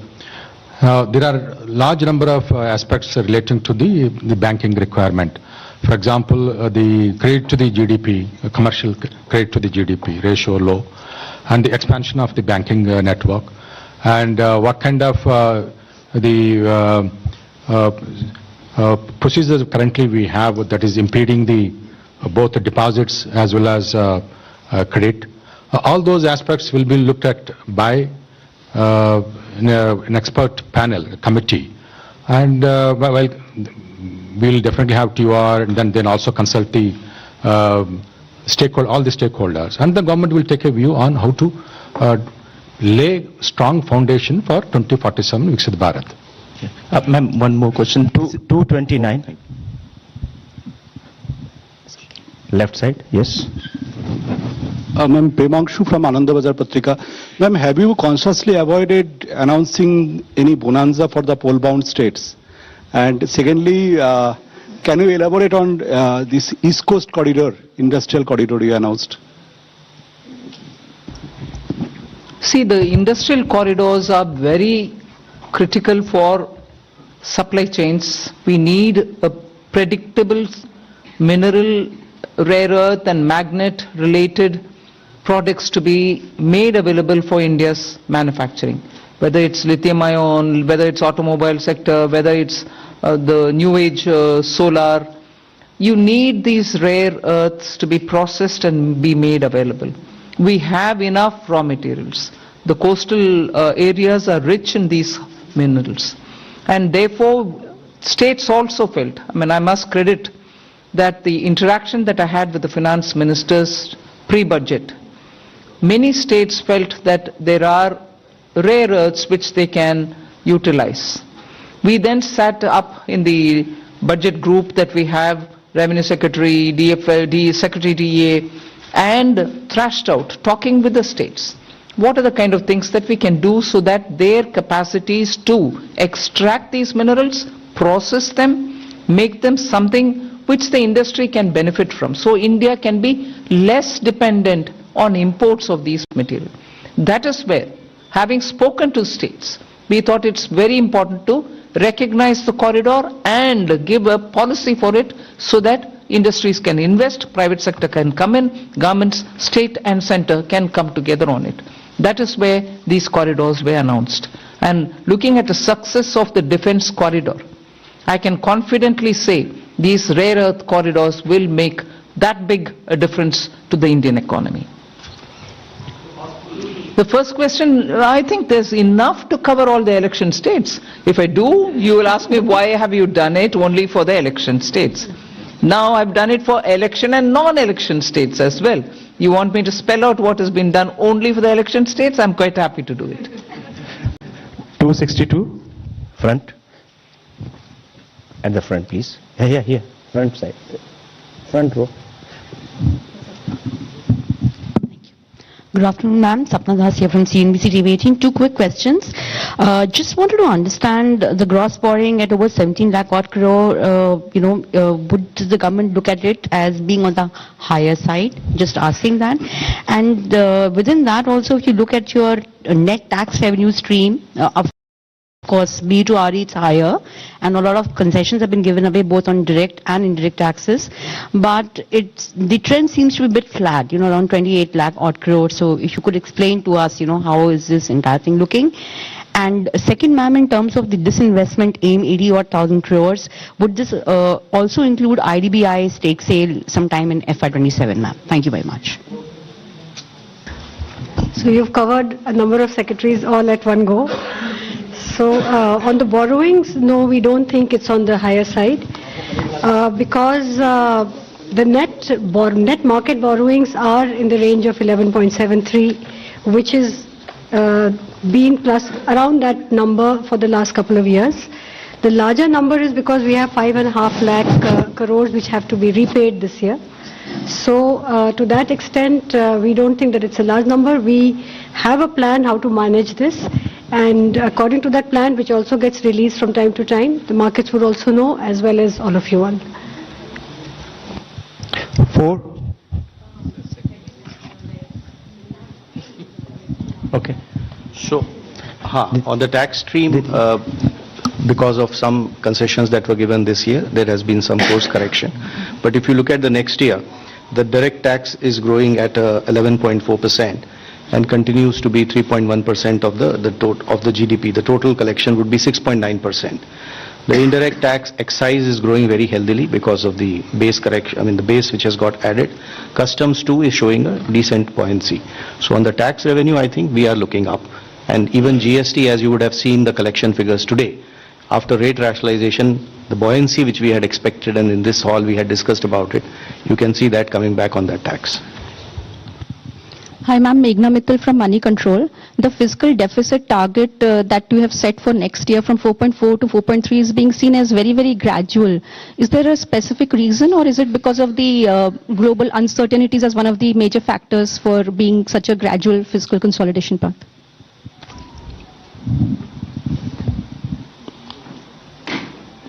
I would have thought you'll appreciate it being gradual. Because particularly fiscal, drastic changes don't go down well. One or the other section gets hurt. We will have to be gradual, but yet keep it well within that band which gives confidence. And to show that we care for fiscal prudent management. There's no point in me dropping it to, let's say, 4. It has to be steady so that the economy goes in a steady speed. So it is a responsible number and realistic number. It's not as if I wanted it to be so gradual. It is a responsible number. We should achieve it and equally not bring in any kind of turbulence anywhere. Thank you. From the center flank, 190. Thank you and congratulations on a very comprehensive budget. Before you start, I was going to look at PIB and say this side is being ignored. Yes. But good that he called you. Thank Come. you. I'm Aprajita Saxena from CNBC International in Singapore. I'm very curious because you started talking about tech, and I want to ask a question about the ISM 2.0. There are those on the outside who say that India sort of lags when it comes to AI innovation, especially innate innovative LLMs. Is the strategy of ISM 2.0 to sort of become part of the global value chain, or are you more positioning towards India creating its own native LLMs? Thank you. I think Kashmini Vaishnav, the minister, has been speaking extensively about this. There are several aspects of it. We want to be sure that in the semiconductor domain, we have every expertise for all those 5 major chip or modeling or, the infrastructure, design, every aspect of it. So he is talking about creating ability capacities within the country to be able to have that kind of a infrastructure well laid out within the country. And similarly, if you're looking at the way in which our startups are working, using AI, and very clearly we have also shown a path that it is not just the large language models, but also smaller ones, medium-sized ones, which can serve the requirement of your economy. So AI in India, particularly when you have a huge demographic dividend, will have to give us results to ensure that our people have work and also the opportunities are going to be enticing enough for the youth. It cannot replace human efforts. So we are at the same time redefining for ourselves, if I may use that expression, on how to use AI, what is the capacity that we have to create, the kind of infrastructure that we have to lay in the ground for it. Equally, the products which come out of it will have to benefit our people, because our youth are revving to do more and new. For them to do something new and for them to do something more, we have to create benefits out of AI rather than push along with AI unthinkingly that it doesn't serve our people. So I think these many different factors play in making a decision on semiconductor. And that is where semiconductor ISM 2.0 looks into these aspects as well. And I'll ask the CEA to speak a bit on it, because he spent a lot of time so that he could write effectively capturing what's happening down. Ananta, you want to say anything on it? Actually, we have to see the semiconductor mission and the announcements related to the rare earth corridor, which ma'am talked about a few minutes ago. All of them as part of the framework that we presented a couple of days ago here on the strategic resilience part. So, in fact, many elements of this ma'am's budget speech focus both on equipping us to handle the AI-related technology as well as skilling the population in areas where they can be immune to some of the AI-related impacts as well. So it covers both dimensions, and therefore the semiconductor mission, the rare earth corridor, and also some of the Part B announcements ma'am made about the various electronics and manufacturing sectors were all part of the initiatives to make sure that we make ourselves strategically resilient in a very fraught global environment. 138 at the back side. Yeah. I'm Rishabh with NDTV Profit. Just wanted to ask on the buyback tax, the rationale behind it, because was it essential to do it now? Because in 2025 there were a lot of companies that came out with significant share buybacks. Also because, and also do you foresee some sort of a reduction in buybacks? And secondly, on pollution related schemes, the outlay has been very stagnant, but pollution as a problem remains. Is this not a policy priority for the government now? On the buyback, I'll have Revenue Secretary brief us. So first of all, on the buyback, I'd like to clarify. I hope that the point was clear enough in the speech also, that it is in fact a relief. It's not a tax, additional tax. It is a relief. Buyback tax system was changed to make it as a dividend income, which is income at the applicable income tax rate at the hand of the shareholder. It has been corrected now, and we have put the tax to be in the hands of shareholder as a capital gains tax, which long term, for example, will be only 12.5%. So there is a correction and a relief which has been given to the shareholders. All that has been done is, the whole objective of doing that change at that time was misuse of a tax arbitrage by promoters. So the change made for promoter is that additional buyback tax on them, which again keeps things status quo for them. So even today, the marginal rate at which they would have been paying the tax as a dividend, which is at their respective income tax rates, we have kept it at 30 and 22. If it is a corporate, 22. If it is an individual, 30. So as far as promoters is concerned, it is status quo. As far as the other shareholders concerned, it is actually a very big relief. So that is probably what may make the point a little clearer, the announcement itself clearer. 76 at the front side. Pollution.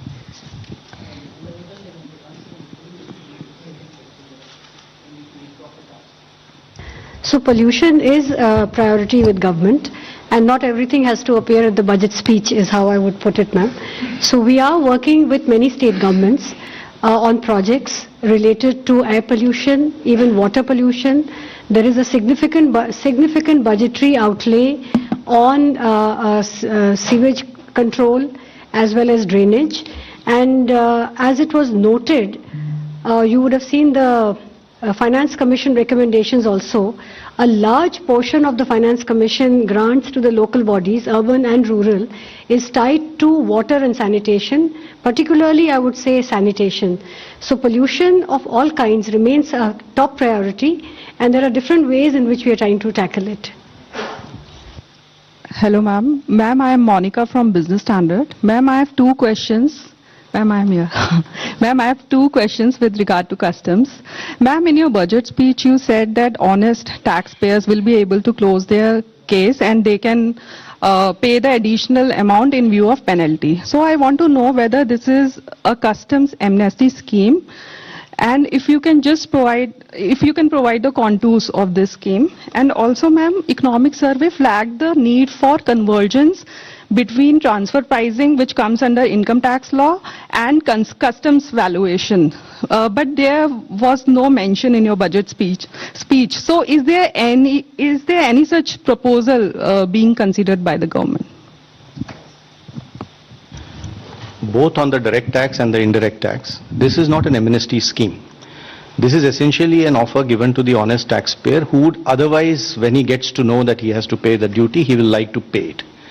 But because our laws require him to also pay a penalty on that, the negative connotation associated with being penalized, which he has to obviously disclose at some point of time, does create a situation for him or an incentive for him to rather dispute the duty even though he may not want to do it. So the window that we are giving to the taxpayer is that you will, if you are willing to pay your tax or whatever is the duty, instead of penalty, the same amount you can pay in the form of an additional amount. So it will not be either a relief or an amnesty. At the same time, this amount that you pay will not be treated as a amount which you have paid as a penalty, and therefore that negative connotation will go away. You may have seen that there is another announcement of a similar nature on the income tax side, where when it comes to the cases of underreporting today, there is a provision under which you have to pay tax, interest on tax, and a 50% penalty. If you are willing to accept the demand and not go on appeal, you need not pay the penalty of 50%. You can go ahead and pay your tax and interest, and the matter is closed. What we have done is expanded this window and included even misreporting cases, where penalty is otherwise 200%. But there again we are telling him that you can settle it by paying the tax, the interest on tax, and this 200% get reduced by half. You pay 100% as an additional income tax. The idea here is that if you are an honest taxpayer, accept the fact that you have to pay the duty. We will not like to brand you by using the word like penalty. That is these two windows are essentially meant to take care of those situations, which is why reference to an honest taxpayer.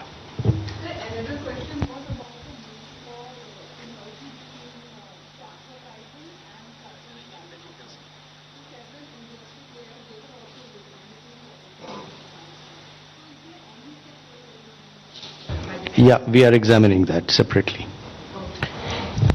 194. Left side, yes, back. Ma'am, this is Amitod Singh from CNBC International. Congratulations to you and your entire team. I have two questions. The first is around foreign investors. There were a number of expectations that, taxation structures would be changed, particularly when you think about things like withholding tax. So what we want to understand is whether that was even discussed within the government. And my second question is 15% defense spend increase. How much of that has to do with global uncertainty? Revenue Secretary can answer on the first question. See, global uncertainty is something which definitely occupies all the officials' mind when we are preparing for the budget. But I won't attribute it to be the cause for any one step. Across the board, we kept that in mind. So it's not the cause for any one thing that we've done or one thing which we did not do. That's kept in our mind. Our macroeconomic fundamentals are strong. You heard the CEA speak that despite you having a macro sound economic foundation, you're still sort of facing a world which is uncertain. And therefore, when currency, Indian rupee versus the dollar becomes an issue, you have done everything within the country to make sure your fundamentals are fine. But uncertainty globally is affecting on many grounds, and we are seized of it for everything that we do, not for one particular thing, but ours. Yeah, I think today we need to look at what has been announced in the budget. So we would rather focus on that, because there would obviously be many of the issues which would be discussed and deliberated. But what has come out for you before in the budget is what is there, and we should probably focus on that. And if you saw that there are many announcements, especially which are addressing the needs for attracting investment in India, bringing more certainty, both for the residents who interact with their related parties as well as for the non-residents who otherwise do business here. There's a whole host of those announcements. You would appreciate that what, for example, has been done in IT services is a change which is completely, and it's a fully comprehensive change, which practically will take care of just about 30 companies need to now sign APAs. The rest, all 11,000 odd, will be covered under one or the other system of certainty of taxation, either through safe harbor rules or through the APA agreements. So this has been a major change. In specific sectors where we felt that the residents needed certainty, we have provided that, whether it is in the data center, whether it is in manufacturing, electronics, even for the expats, if they are going to stay here, the experts, for a longer time. On the data center, I just thought I'll take this opportunity to clarify, because there was some speculation about what has been done. The thought process in this is that a global entity which is providing kind of cloud-based data services uses data centers all over the world to provide services to the customers. So it is very difficult to connect one-on-one as to which data center has resulted in what type of revenue. So the international entity of this nature would like to set up data services centers in India, which is a net economic plus for us, because it adds to that scale and level of economic activities. It has strategic purpose too. So the arrangement we have done is, just because that entity will set up data service centers and will use this as one of the many to provide services globally, should not become a cause of uncertainty for it that its global income will get taxed here. So that is the certainty which we are giving to it. Quite naturally, the data service center which is located in India will be taxed depending on the way it is positioned, and that entity will be selling its services to customers in India through a reseller entity, which again gets taxed. What we are excluding from taxation is this global entity, which is essentially doing cloud-based services using data services centers across, and we do not want it to be deterred from enhancing its business footprint in India to provide such global services. I'll just come in to add to that point on foreign investors, to point out one or two points on the Part A side also, which are important. One is that this was this ask from AIFs for a very long time, that most AIFs in our country are formed as trusts. Their request had been for a pretty long time to consider if the LLP Act can be modified and amended to align it with the functional requirements of AIFs. So that has been announced today, which is a very big sort of move forward, as it will allow them to, the amendments are going to be of such a nature that by becoming LLPs, first of all, the liability will get limited. And then there are going to be amendments which will also allow for document filing rationalized for entry and exit of partners, and similar such things to make it easy for the AIF partners. So that's one of the announcements today. The other was the announcement on the PROIs and the relaxations given therein of how much they can invest in a company individually and together. So those limits have been significantly enhanced, and all of it has been rationalized in line with OCIs and NRIs.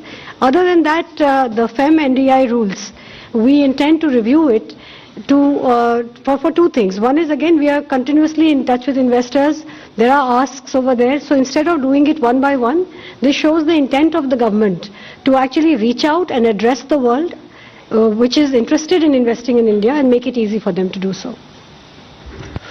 214. Ma'am मैं आलोक प्रियदर्शी हूँ CNBC आवाज से। Ma'am मेरा सवाल यही है कि जो सवाल STT से रिलेटेड है, सिक्योरिटी ट्रांजैक्शन टैक्स से, मैम यहाँ पे मैम जो पॉलिसी है फ्यूचर एंड ऑप्शन को लेकर सरकार की क्या पॉलिसी है, थोड़ा सा स्पष्ट करें। और दूसरा कि जो एसटीटी बढ़ाया गया है, बहुत ही जैसे रेवेन्यू सर ने कहा कि बहुत मामूली बढ़ोतरी की गई है, तो क्या इससे जो सरकार की पॉलिसी कि रिटेल इन्वेस्टर्स को ऐसे जो बहुत हाई रिस्क की इंस्ट्रूमेंट है उनमें निवेश से एक तरह से कॉशन करने की पॉलिसी है, तो क्या इससे ये मकसद हासिल होता है क्या? I'll ask the Revenue Secretary to go into the details, but आपका विषय जो मकसद के ऊपर बात कर रहे हैं ना, मैं पिछले बजट के समय में भी इसका एक्सप्लेन भी की। We are touching only the futures and options. STT otherwise बाकी सब का ट्रांजैक्शन के ऊपर कोई नहीं किया, मगर जहां स्पेकुलेशन, हिंदी में सट्टा बोलते हैं, स्पेकुलेशन ज्यादा और समटाइम्स हाईली रिस्की, क्योंकि हमें मैसेज आता है लोगों से कि इधर बहुत लॉस भी फेस कर रहे हैं लोग जिनके हाथ में इतना एक्स्ट्रा पैसा भी नहीं है जिससे वो स्पेकुलेट कर सकते हैं। So this nominal increase is purely aimed at high speculation only to deter them. मकसद बोल रहे हैं, हाँ, उनको थोड़ा डिस्करेज करने के लिए। हम इसके खिलाफ नहीं है, जरूर एक्टिविटी जो होता है उसका रेस्पेक्ट करते हैं, मगर इतने लॉस और इतने छोटे छोटे लोग का लॉस को सरकार देखकर कैसे आप चुप रह सकते हो? डिटर करो थोड़ा उसको पीछे हटने के लिए, बस उतना ही। So the tax is only one element of kind of supplementing or supporting that policy, which is what I explained before. In as far as the rest of what and how this market has to be regulated is probably for the market regulator to respond better on that aspect of it. 67 from the center. I'm Pallavi from CNN News 18. Little political question because the reactions are coming in from the opposition parties. Rahul Gandhi specifically says that the budget has failed to go in for a course correction and that it not address the real concerns of the country. With due respects, I don't know what course correction he is referring to. Economy and its fundamentals are strong.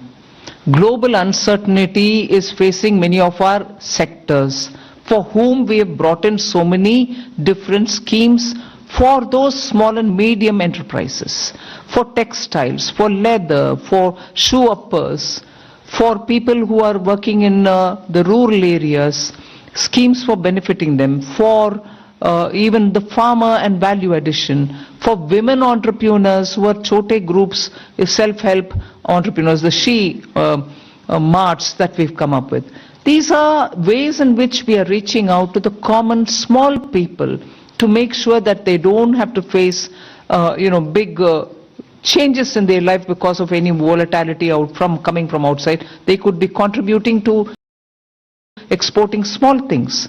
But different uncertainties can affect them equally. Many of them have been shown as successful because you see when you go there, Lakpati Didis is a fantastic difference made to women in the rural areas. Now we're bringing them together to sell their wares. Are these not measures through which we are reaching out for the poor, the small, those in a difficult terrain or in rural areas? And with all this, the fundamentals of the economy remain strong, and that has come out even in the economic survey. So, well, politically you want to criticize, you're welcome, please do it.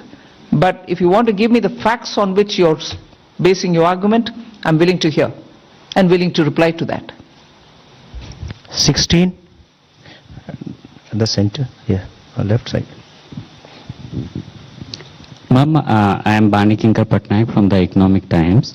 Ma'am, I think probably one of the most important features of this budget is that for the first time in probably many years, you're effective capital expenditure at 4.4% of GDP is going to be slightly higher than your fiscal deficit, projected fiscal deficit for the next year. So it means, I mean, in other words, you will be using more than your entire borrowed resources. You will be deploying that in productive spending.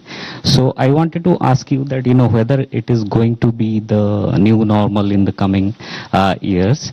And ma'am, one clarification I needed. This VV Ramji scheme, you have allocated more than 95,000 crore. At the same time, I see that, Narega has also got 30,000 crore.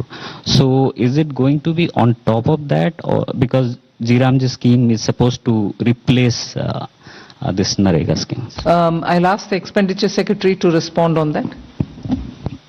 Yeah, on the new scheme, the Ramji, the budget provision has been provided exactly as what you would have seen when the bill was being presented and the act was there. So we have gone exactly whatever is required has been provided.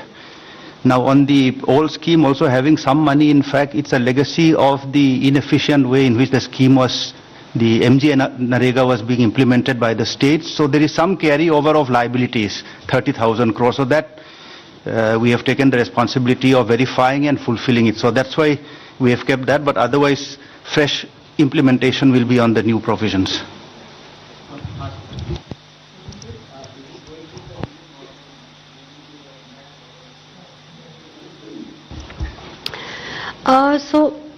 I would say that the fact that we have an annual budget means that we review everything annually.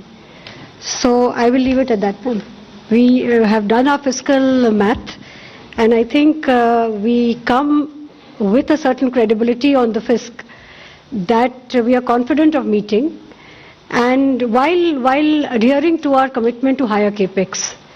And fiscal deficit financing, as we have always done, is through a mix of market borrowings as well as NSSF.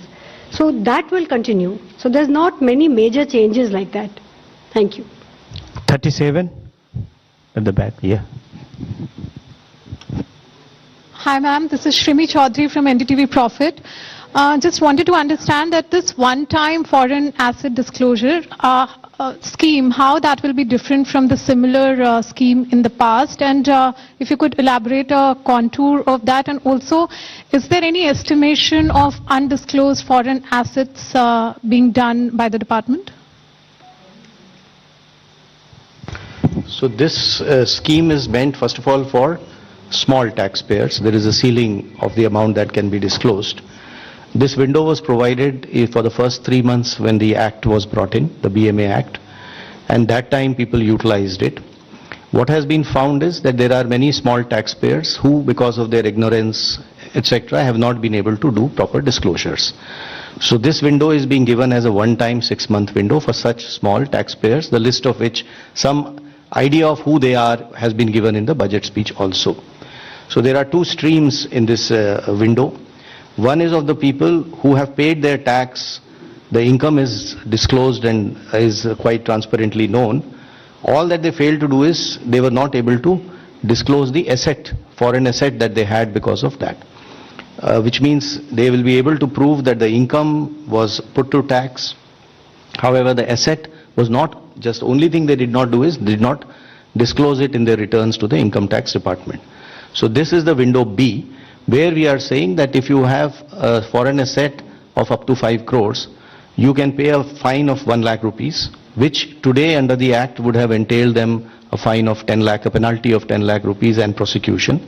So you will get both immunity from penalty and prosecution, and you can declare those assets. This is category B.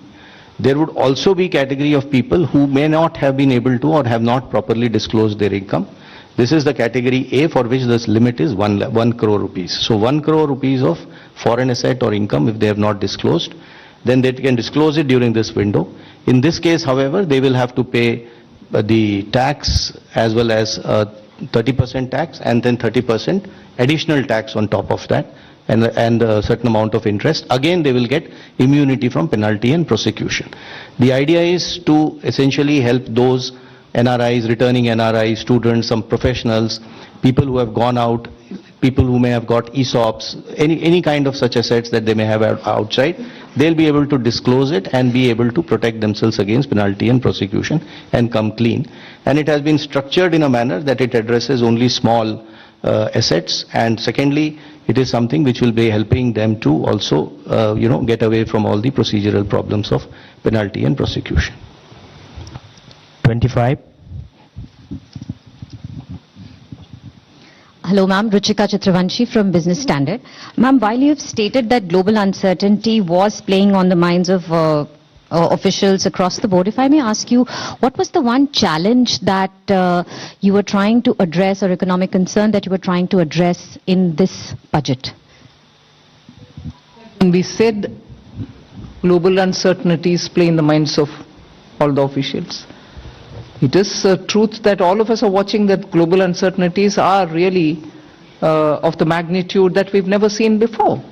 So naturally, we had to assess for ourselves the various ways in which these uncertainties are playing out.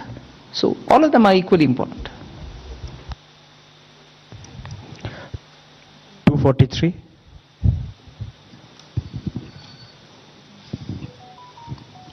Good afternoon, ma'am. Kriti Ambe from Informist Media. Ma'am, this year's nominal GDP projection, the projection of 393 lakh crore, does it take into account the upcoming base year revision, or is it possible that this number would undergo further revision when MOSPI releases the new base year and releases its estimates based on the new base year by the end of February? Let the CEA and Secretary EA answer that. The 393 lakh crores or 10% nominal GDP growth was arrived at based on the existing GDP base year and the methodology. Ma'am, if I could follow up on that, back in 2015 when the base year revision had happened, the previous year's 14 and 13 numbers went up, nominal number went up by odd 9 lakh crore. So if FY26 number goes up by that sort of magnitude, or even if not from 357 it goes to 360, your fiscal deficit estimate would come down even further. So do you think there is possibility? You began your question with the if, right? No answers from my side for ifs. Sure, thank you, ma'am. 45. I think center. Hello ma'am, this is Pushpita Dey from the New Indian Express. So a lot of custom duty reductions have been introduced. So how do you see the impact on the revenue, and also particularly for the consumer goods like 50% duty reduction, will there be any measures to ensure there is no dumping after the reduction happen? And also, not particularly related to the budget, after the recent Tiger Global Tax Supreme Court verdict, do you see there will be any impact on the foreign investment for India? Thank you.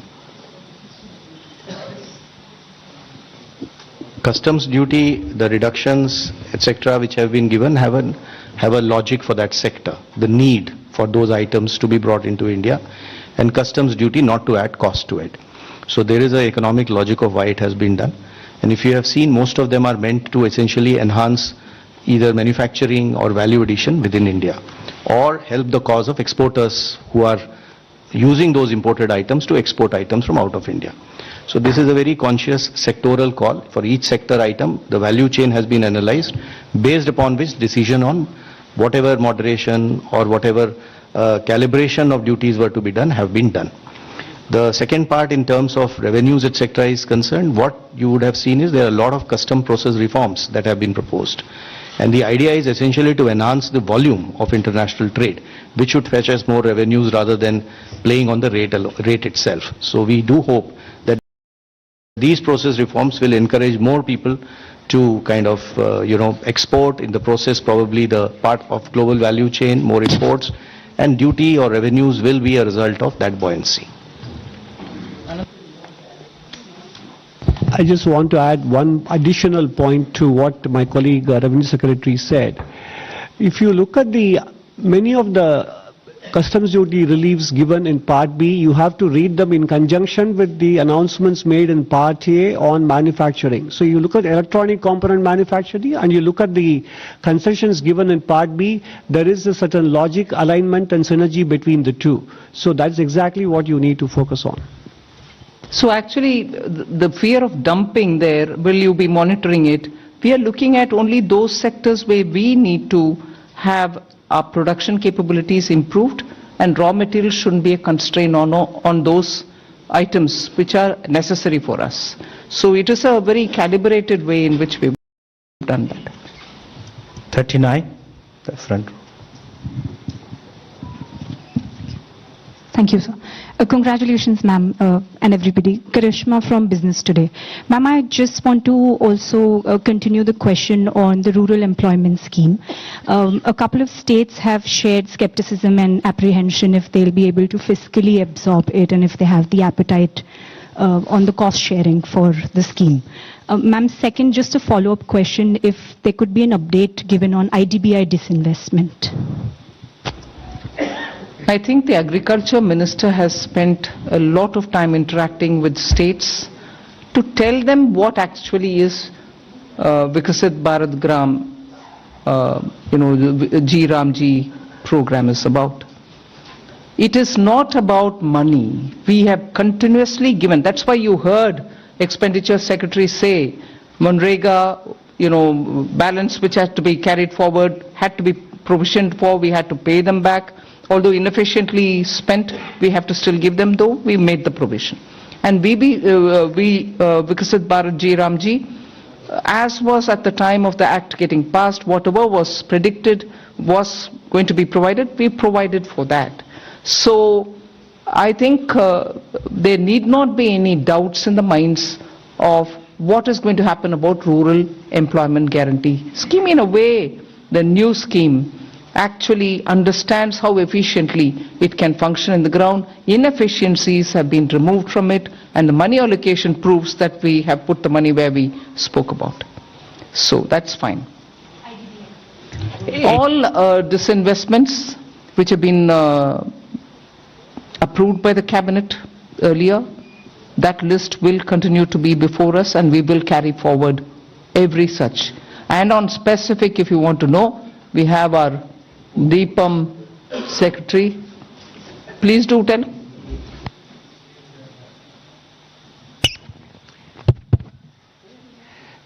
I think one thing we must keep in mind is that we follow a composite strategy, and disinvestment and closure have to be seen together as part of that composite strategy, which enhance or increase the participation and efficiency of the private sector.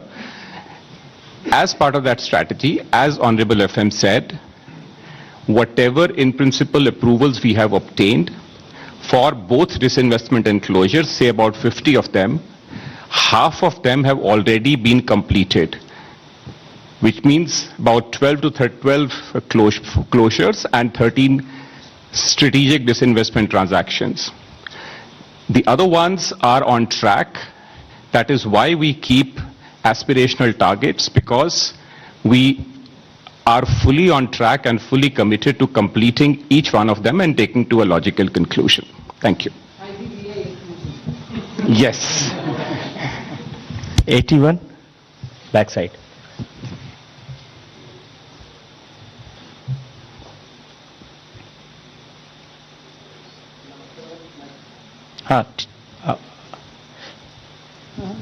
नमस्ते, मैं Krishna Mohan Sharma, Bharat express से। मेरे दो छोटे छोटे सवाल हैं। एक तो मुझे याद है कि दीपावली के दिन मैंने पूछा था कि फार्मास्यूटिकल सेक्टर में क्या करेंगे, तो आज आपने पिटारा खोल दिया उसके लिए। I am very happy. दूसरा सवाल मैम ये है मैम कि यूनिवर्सिटी टाउनशिप बनाने की आपने 5 बात की, क्योंकि डेवलप्ड इंडिया के लिए बहुत जरूरी है। लेकिन प्राइमरी एजुकेशन और सेकेंडरी एजुकेशन, जो कि हमारे बैकबोन है ग्रोथ का भारत के लिए, उसके लिए इसमें क्या है? और दूसरा, अभी मैं एक शो करके आया हूं, उसमें लोग पूछ रहे थे कि मिडिल क्लास के लिए बजट में क्या है? बजट में क्या है?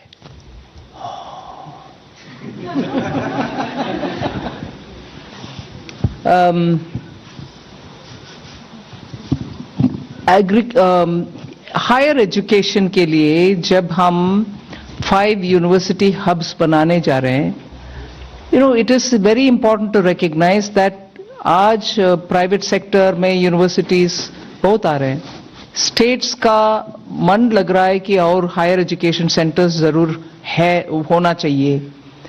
इन सब को सुनने के बाद हम हायर एजुकेशन में और ऑप्शंस ले आ रहे हैं जिससे हर तरह का कोर्स उस हब्स में बने. Our students don't need to go out in case उनको वीजा नहीं मिला और बोरोइंग करके जाना है. उस क्वालिटी का एजुकेशन भारत में ही हो. इसीलिए जितने भी स्टेट्स वो क्या बोलते हैं चैलेंज मोड में आकर के बोलेंगे कि हम जमीन देने के लिए तैयार है. मल्टी स्पेशलिटी हॉस्पिटल जैसे बनाते हैं, ऐसे universities with different types of courses can all come and set up, and this will also mean partnering with universities abroad. So higher education में जो flexibility के साथ function करना है और हमारे students जो बाहर जा रहे हैं उनको उसी क्वालिटी के एजुकेशन इधर देने का, ये नहीं कह रही हूं मैं कि हमारे यूनिवर्सिटीज में क्वालिटी नहीं है, मगर एस्पिरेशनल लोग को कुछ और सर्टिफिकेट जब चाहते हैं वो सर्टिफिकेट क्यों ना भारत में ही ना मिलना. Why don't we provide for it? And इसीलिए वो स्कीम ले आए. So it does not immediately mean that we are not going to be spending on primary and secondary. Primary and secondary में इतनी सारे states के साथ collaborate करते हुए PM श्री स्कूल हो, नवोदय विद्यालय हो, प्राइमरी से लेकर हायर सेकेंडरी तक बहुत सारे कदम पिछले 5 साल में उठाया गया. न्यू एजुकेशन पॉलिसी आने के बाद उन सबको अभी भी सपोर्ट मिलेगा सेंटर से. हम कम नहीं कर रहे हैं बजट को. 22, the front. Hello ma'am, good afternoon. This is Surbhi from Business Today. Ma'am, firstly I wanted to understand the impact of your tax proposals both on the direct and indirect tax side and as well as the net implication. Ma'am, secondly a very basic question in terms of your new fiscal anchor on central government debt reduction. What are the measures that will be followed on that? Thank you. So on the new fiscal anchor, we, like it has been announced, the glide path will be continued, and fiscal deficit, in other words, shall be the operational target to attain the debt to GDP. So it's not that we are going away from the fiscal deficit, it's not going to be the monitorable target, the target will be the debt to GDP that we are going to be monitoring, but both do work in tandem, and that is understandable. That's the way we are anchoring this.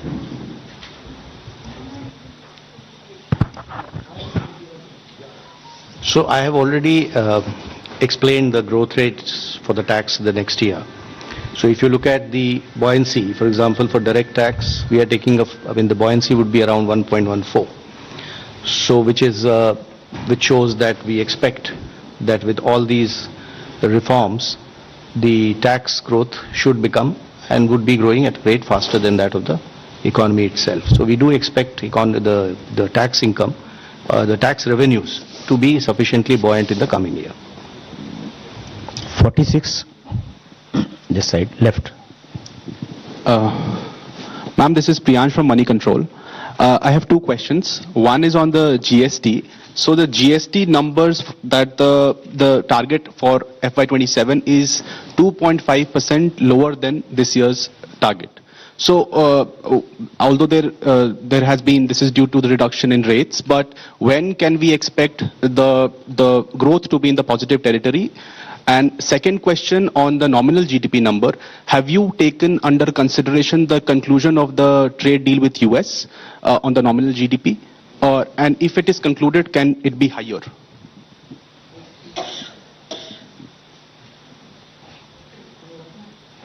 So the nominal GDP, as the CA explained, has been calculated on an as-is where-is basis, which includes the US-India trade deal as-is where-is. When things change, we will see how the data shows up. 249. Achha. GST revenues What is the question? Can you repeat the question? No. You will have to account the fact that compensation cess is not going to be there the next year. So you'll have to exclude that, which is why you would see our monthly figures are showing other than compensation cess. That is the right number to look at. Hello, ma'am. This is Priyoshmita from Informist Media. Ma'am, since you mentioned that gross borrowing for FY27 is not particularly high, can we expect more buybacks this year as well to bring down subsequent repayments? And secondly, are you looking to switch bonds with the RBI as well to manage your repayments? You did this this year in May after a gap of 2 years. Thank you. So the reason we do buybacks and switching is basically to reduce our repayment burden and to mitigate the bunching up effect, and also to manage the costs. So we did a significant switching of high coupon securities this year. Next year, this 5.5 lakh crore which needs to be repaid, as they keep coming up, we will be taking decisions closer to those, while work is continuously going on this in one division of DEA. 24. Mike, please. Yes, ma'am, this is Rajesh Singh from ANI. My question, could you clarify some measures in the budget to boost savings? Because there was some demand by bankers for FDs to be linked with like equity benefit, or NPS scheme were demanding some kind of tax benefit. Because we need greater savings for greater growth. We need greater savings for greater role, all right, and the banks know how to do it. 9. Please pass. Hi, this is Adrija from Money Control. I had two questions. One was on the fact that the economic survey had also raised some concerns about states' fiscal health and their borrowing, putting pressure on the sovereign borrowing rates also. I just wanted to understand, has the center thought about how do we want to tackle this with the states, because we are targeting a debt to GDP ratio. But we know overall debt to GDP ratio is the anchor that most global agencies look at and, ideally needs to be looked at. Second, my question was on the FEMA rule changes. I just wanted to understand with the interaction with the investors or, the stakeholders. Globally, what are the kind of demands or what are the kind of requests that are coming in, especially amid the status when it comes to foreign investor outflows? So what are we looking at, if we've thought about anything yet? Talking with states about their borrowing can only be done as a nudge conversation. Beyond that, the center cannot do. Equally, if you look at it, the center is also under Article 293(3), duty bound to make sure that the borrowings of the states are also monitored in a way. We can't curb them, but beyond their FRBM, we can sit with them and have a conversation. But that's about where it is, and I think largely states understand their duty under the FRBM Act. So I leave it there, you understand. But on this question, the next question, the NDA rules. So on the NDI rules, there is a whole bunch of suggestions that we've got, but it's not like a review has started and a serious public consultation in a structured way has started. So there have been, I don't remember from the top of my head, but some things on the definition of FDI itself, some investors have raised. And there are other such things, but when we like ma'am has announced today that a review will be taken place. So when we start the process formally, there will be formal interactions with investors and we'll take it forward. 237, the third row. Yeah. इसके बाद दो लोग बचे हैं. Last two questions after this. I'm Nikunj Johri from Reuters. Ma'am, I have two questions. One on your announcement on exempting foreign companies that provide capital assets or equipment to contract manufacturers. They have been given a 5-year exemption. So will that help the likes of Apple and Samsung that have been ramping up production in India but face some tax uncertainty? And second, on the tax holiday for data centers, would that be extended to existing companies that have existing foreign companies that have data centers? And lastly, there was a suggestion in economic survey. I want to ask you whether the government would look at implementing it on diluting government stake in listed public sector companies, it suggested that you amend the definition of a government company through Companies Act and then lower your stake. So will that be given a serious thought? Thank you.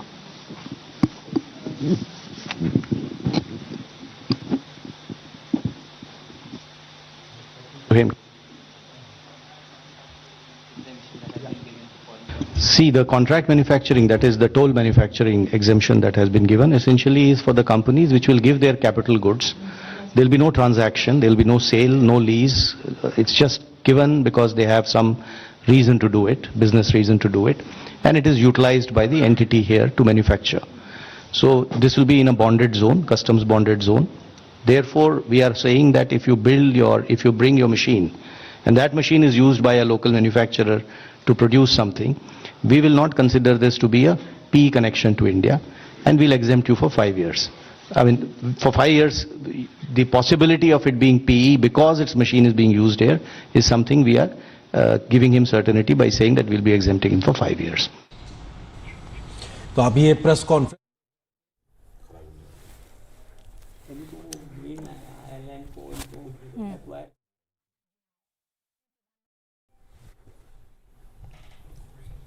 नमस्कार, budget की खास पेशकश में आपका स्वागत है। मैं हूं मोहम्मद फातेह टीपू और मेरे साथ है मेरी सहयोगी प्रीति सिंह। नमस्कार। वित्त मंत्री निर्मला सीतारमण ने आम बजट पेश कर दिया है। पहली बार रविवार को पेश होने वाला ये बजट कई मायनों में खास है। प्रधानमंत्री नरेंद्र मोदी ने कहा ये बजट वर्तमान के सपनों को साकार करता है और भारत के उज्जवल भविष्य की नींव को सशक्त करता है। पीएम मोदी ने कहा यह बजट 2047 के विकसित भारत की हमारी ऊंची उड़ान का मजबूत आधार है। आज भारत जिस रिफॉर्म एक्सप्रेस पर सवार है, इस बजट से उसे नई ऊर्जा, नई गति मिलेगी। जो पाथ ब्रेकिंग रिफॉर्म किए गए हैं वो आकांक्षा से भरे हुए भारत के साहसिक प्रतिभाशाली युवाओं को उड़ने के लिए खुला आसमान देते हैं। चर्चा को आगे बढ़ाएंगे हम अपने सहयोगी प्रीति के साथ। बिल्कुल, और अभी हमने देखा वित्त मंत्री निर्मला सीतारमण ने प्रेस कॉन्फ्रेंस की, तमाम जो संवाददाताओं ने सवाल पूछे उनका जवाब दिया और उन्होंने विकसित भारत के रोड मैप को किस तरह से ये बजट आगे बढ़ा रहा है इस पर विस्तार से हर सवाल का जवाब दिया है। और इससे पहले प्रधानमंत्री नरेंद्र मोदी ने भी कहा था कि जो 140 करोड़ नागरिक हैं हमारे, उनकी आकांक्षाओं को पूरा करने वाला बजट है। युवा शक्ति से जुड़ा इसे बजट बताया था और कहा था कि हम फिस्कल डेफिसिट को कम करने और इन्फ्लेशन को कंट्रोल करने की जो कोशिश लगातार सरकार की रही है, वही कहीं ना कहीं इस बजट के जरिए भी आगे बढ़ी है। तो अलग अलग सेक्टर्स को लेकर तमाम घोषणाएं हैं।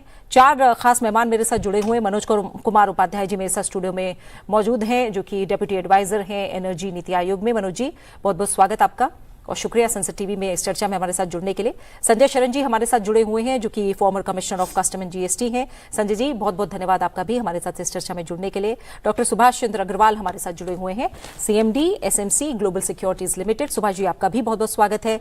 जीएस पन्नू जी हमारे साथ जुड़ रहे हैं, टैक्स एक्सपर्ट हैं।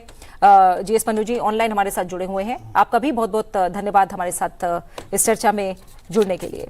तो एक तरह से अगर मैं शुरुआत करूं और मनोज जी आप ही इससे पहले प्रतिक्रिया लूं, क्योंकि हम जानते हैं कि अब आने वाला जो समय है वो एनर्जी को लेकर बहुत ज़्यादा, मैं कहूं, खींचतान, लड़ाई और हर देश का एक कवायद रहेगी कि एनर्जी के सेक्टर में हम आत्मनिर्भर हैं और वही बाकी सारी चीज़ों की एक तरह से रीढ़ भी बनेगी। तो एनर्जी को लेकर जो अनाउंसमेंट हुए हैं और एक तरह से हम अगर देखें renewable energy, grid modernisation, green hydrogen, energy security को ग्रोथ स्ट्रैटेजी से सीधे सीधे जोड़ा गया है, तो कैसे देख रहे हैं? जी बिल्कुल, आपने बहुत सही बताया कि एनर्जी हमारी ज़रूरत है और हम लोग लगभग 80% एनर्जी हम लोग इम्पोर्ट करते हैं, जिसमें हम लोगों ने अपना एक रिन्यूएबल एनर्जी पोर्टफोलियो बनाया है और आज के समय में करीब 50% हम लोग अपनी ज़रूरतें रिन्यूएबल एनर्जी खासकर नॉन फॉसिल फ्यूल से प्राप्त कर रहे हैं। इसमें हमें क्लीन टेक्नोलॉजी पे ज़्यादा जो है आत्मनिर्भरता बनानी है। इसके अंदर में इस बजट में सबसे पहले बीसीडी एग्जम्पशन किया गया है, जिसमें हमारे पास सोलर सेल मैन्युफैक्चरिंग का 100 गीगावाट 2030 तक का जो है आयाम आने वाला है। तो उसमें उस पर एक कंपोनेंट है जो कि सोलर सेल के लिए जो सोलर ग्लास बनाते हैं उसके लिए बहुत ज़्यादा ज़रूरी है, उस पर बीसीडीजी का एग्जम्पशन दिया गया। तो ये आत्मनिर्भर भारत के लिए बहुत ज़रूरी है। इसके बाद बैटरी जो है लिथियम आयन बैटरी वो जो है बहुत ज़रूरी हमारे लिए है, क्योंकि हमें एनर्जी स्टोरेज, जिसमें हम लोग बेसिकली रिन्यूएबल एनर्जी को हम कंज्यूम करना चाहते हैं ग्रिड मॉडर्नाइजेशन में, तो उसके लिए 260 गीगावाट के आवर के ऊपर की बैटरी की ज़रूरत है। उसमें लिथियम आयन अभी इमर्जिंग टेक्नोलॉजी है, तो उसको प्रोड्यूस करने के लिए, उसको मैन्युफैक्चरिंग करने के लिए जो कैपिटल गुड्स हमें लाने हैं, तो उसमें हमें काफ़ी ज़्यादा ज़रूरतें हैं, उसमें एग्जम्पशन दिया गया है। इसके बाद क्रिटिकल मिनरल हमारे लिए बहुत इंपॉर्टेंट है क्लीन एनर्जी टेक्नोलॉजीज़ के लिए, और उसके प्रोसेसिंग में टेक्नोलॉजीज़ का बहुत बड़ा योगदान है, और अभी भारत उसमें शुरुआत कर रहा है, तो उसके कैपिटल गुड को हमें जो है एग्जाम किया गया है बीसीडी से। जो अंतिम पॉइंट इसमें है कार्बन कैप्चर यूटिलाइजेशन, जिसमें हम लोग अपने जो कमिटमेंट कर रहे हैं कि हम 2070 तक नेट जीरो होंगे, तो हार्ड टू अबेट सेक्टर में जो प्रोसेस एमिशन है उसको कम करने के लिए कार्बन कैप्चर यूटिलाइजेशन में 20,000 करोड़ रुपए का बहुत बड़ा और बहुत सार्थक पहल की गई है। इसके माध्यम से जो हार्ड टू अबेट सेक्टर है, खासकर power, steel, cement, refineries and chemicals, इसमें जो इनका प्रोसेस एमिशन है उसको उस पे जो है काफ़ी अच्छी मदद मिलेगी। इसमें R&D पायलट प्रोजेक्ट और कमर्शियल प्रोजेक्ट भी आएंगे। तो ये बेसिकली आत्मनिर्भर भारत के लिए और इसको एनर्जी सेक्टर को बूस्ट करने के लिए सारे इसमें अनाउंसमेंट हैं। बिल्कुल, तो एनर्जी को लेकर जो बड़ी बातें हैं वो आपने साझा की हैं। अब संजय जी, अगर जीएसटी और कस्टम के हिसाब से हम बजट को देखें और आपकी इसमें एक्सपर्टीज़ है, तो जीएसटी रेट्स में कोई बड़ा शौक नहीं है, बल्कि सिंप्लीफिकेशन की बात है, स्टेबिलिटी की बात है, ट्रस्ट बेस्ड कंप्लायंस का रोड मैप कहीं ना कहीं सामने आया है। तो इसे आप क्या मान रहे हैं, ये बड़ा पॉलिसी सिग्नल है एक बार फिर से? जीएसटी में कुछ एक्ट के प्रावधानों में उन्होंने थोड़ा सा चेंज किया है। उन्होंने सेक्शन 15 या दूसरे कुछ प्रावधान उसमें हल्का हल्का चेंज किया है, तो स्ट्रीमलाइन करने के लिए वो उन्होंने किया है। और बाकी जो जीएसटी में जो चेंजेस थे वो लास्ट ईयर अक्टूबर में ही कर दिया, सरकार ने कर दिया था, जब रेट रैशनलाइजेशन उन्होंने किया था कि 4 स्लैब की जगह 2 स्लैब वो ले आए थे। अब हमारे पास सिर्फ 5% और 18% इसके 2 मेनली स्लैब्स हैं। कुछ छोटे मोटे और स्लैब्स हैं, जैसे प्रेसियस स्टोन्स है, सब या गोल्ड वगैरह, छोटे मोटे स्लैब्स हैं इस तरीके के। तो मेनली जीएसटी का ही इन्होंने ये किया है, और ऐसा एक्ट में कुछ उन्होंने थोड़ा बहुत चेंजेस किया, जो उसको स्ट्रीमलाइन करने के लिए किया है। जहाँ तक कस्टम्स का सवाल है, जैसा कि अभी उपाध्याय जी ने बताया कि कस्टम्स में उन्होंने कई आइटम्स पे ड्यूटी रिड्यूस की है, और कुछ आइटम्स पे ड्यूटी उन्होंने इंक्रीज भी किया है। रिडक्शन में जैसे इन्होंने कहा कि लिथियम आयरन बैटरी के लिए, उसके लिए कैपिटल गुड्स के लिए किया, और कुछ और आइटम्स पे भी किया, जैसे कुछ इंपोर्ट्स पर किया है इन्होंने। मैरीन जो एक्सपोर्ट्स है, लेदर और मैरीन एक्सपोर्ट्स है, उसको बढ़ावा देने के लिए उसके जो कुछ आइटम्स जो आएंगे बनाने के लिए उसमें कम किया है, कस्टम ड्यूटी कम किया है, और बैटरी स्टोरेज वाले पर किया है। इस तरह से कई आइटम्स पे इन्होंने ड्यूटी को घटाया है इन्होंने। तो ये चेंजेस है कस्टम्स में। और दूसरे कुछ जो और भी कुछ चेंजेस कस्टम्स में किए हैं जो इम्पोर्टेंट है, एक सिस्टम होता है हमारा एईओ का सिस्टम होता है। एईओ होता है टायर 1, टायर 2, टायर 3। तो टायर 2 एंड टायर 3 को इन्होंने और थोड़ा रिलैक्सेशन दिया है। जैसे उनको ड्यूटी डिफरमेंट था टायर 2 एंड 3 वाले को कि 15 दिन का ड्यूटी डिफरमेंट था, उसको उन्होंने 30 दिन कर दिया इन लोगों ने। उसी हिसाब से जो ग्लोबल अनसर्टेनिटी के हिसाब से जो हमारे यहाँ प्रॉब्लम चल रहा है, तो SEZ यूनिट जो हैं, स्पेशल इकोनॉमिक जोन्स वाले यूनिट्स हैं, उसमें उनको कुछ DTA सेल जो है जो कर सकते हैं कि लिमिटेड अमाउंट अपना DTA सेल कर सकते हैं डोमेस्टिक टैरिफ एरिया में। ऐसे तो उनको पूरा एक्सपोर्ट करना पड़ता है, बट लिमिटेड अलाउज है डोमेस्टिक टैरिफ एरिया में। उसमें भी सरकार ने कुछ रिलैक्सेशन दिया है, जैसा कि हम बजट में हम देख पा रहे हैं। बिल्कुल अलग अलग क्योंकि सेक्टर्स हैं। और टीपू हमारे साथ शैलेश पाठक जी बहुत देर से बने हुए हैं। Shailesh ji senior advisor policy MSC India. Shailesh ji, अगर हम देखें तो MSME का बहुत बड़ा रोल है अगर हम पूरी इकोनॉमी की, इंडियन इकोनॉमी की बात करें। और इस बजट में हम देखें तो सरकार ने जो MSME क्रेडिट एक्सेस है, डिजिटल लेंडिंग इकोसिस्टम की बात करें, और फॉर्मलाइजेशन को ग्रोथ और एम्प्लॉयमेंट के बड़े पिलर्स के रूप में देखा गया है। तो ऐसे में जब खासतौर से हम गारंटी बेस्ड क्रेडिट सपोर्ट और फिनटेक लेड लेंडिंग को लेकर जो पुश दिखाई दे रहा है, ये कितने बड़ा स्टेप माना जाए? क्योंकि एक तरह से देखें पहली बार MSME की जो सबसे बड़ी समस्या रही है उसे एड्रेस करने की कोशिश क्या इस बार बजट में की गई है?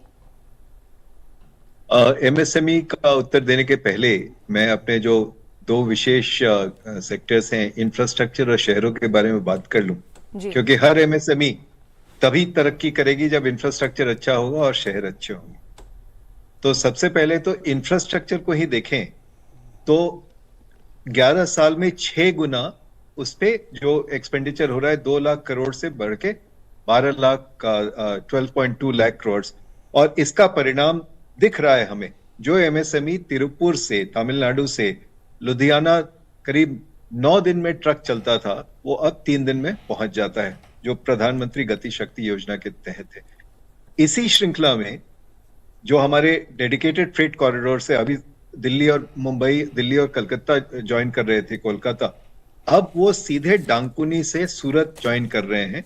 यानी मध्य भारत, नागपुर से होते हुए उधर जमशेदपुर, इधर सोलापुर होते हुए ये बीच में कनेक्ट हो जाएंगे। इसी तरह से 7 हाई स्पीड रेल अभी पहली जो हो रही है मुंबई अहमदाबाद के बीच में, उसके बाद अब 7 और हो रहे हैं, दिल्ली से वाराणसी, वाराणसी से सिलीगुड़ी, और मुंबई, पुणे, हैदराबाद, बैंगलोर, चेन्नई आदि।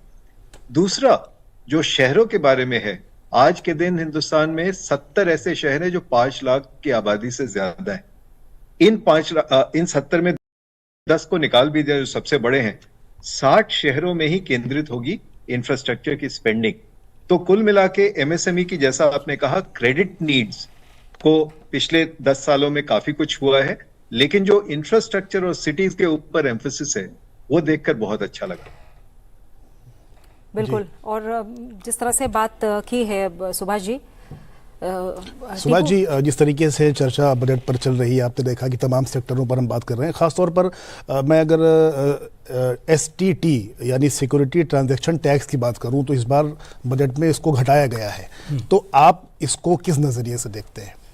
देखिए, सिक्योरिटी ट्रांजैक्शन टैक्स बढ़ाया है 150% इसके अंदर बढ़ा है फ्यूचर के अंदर, और 50% ऑप्शंस में बढ़ा है।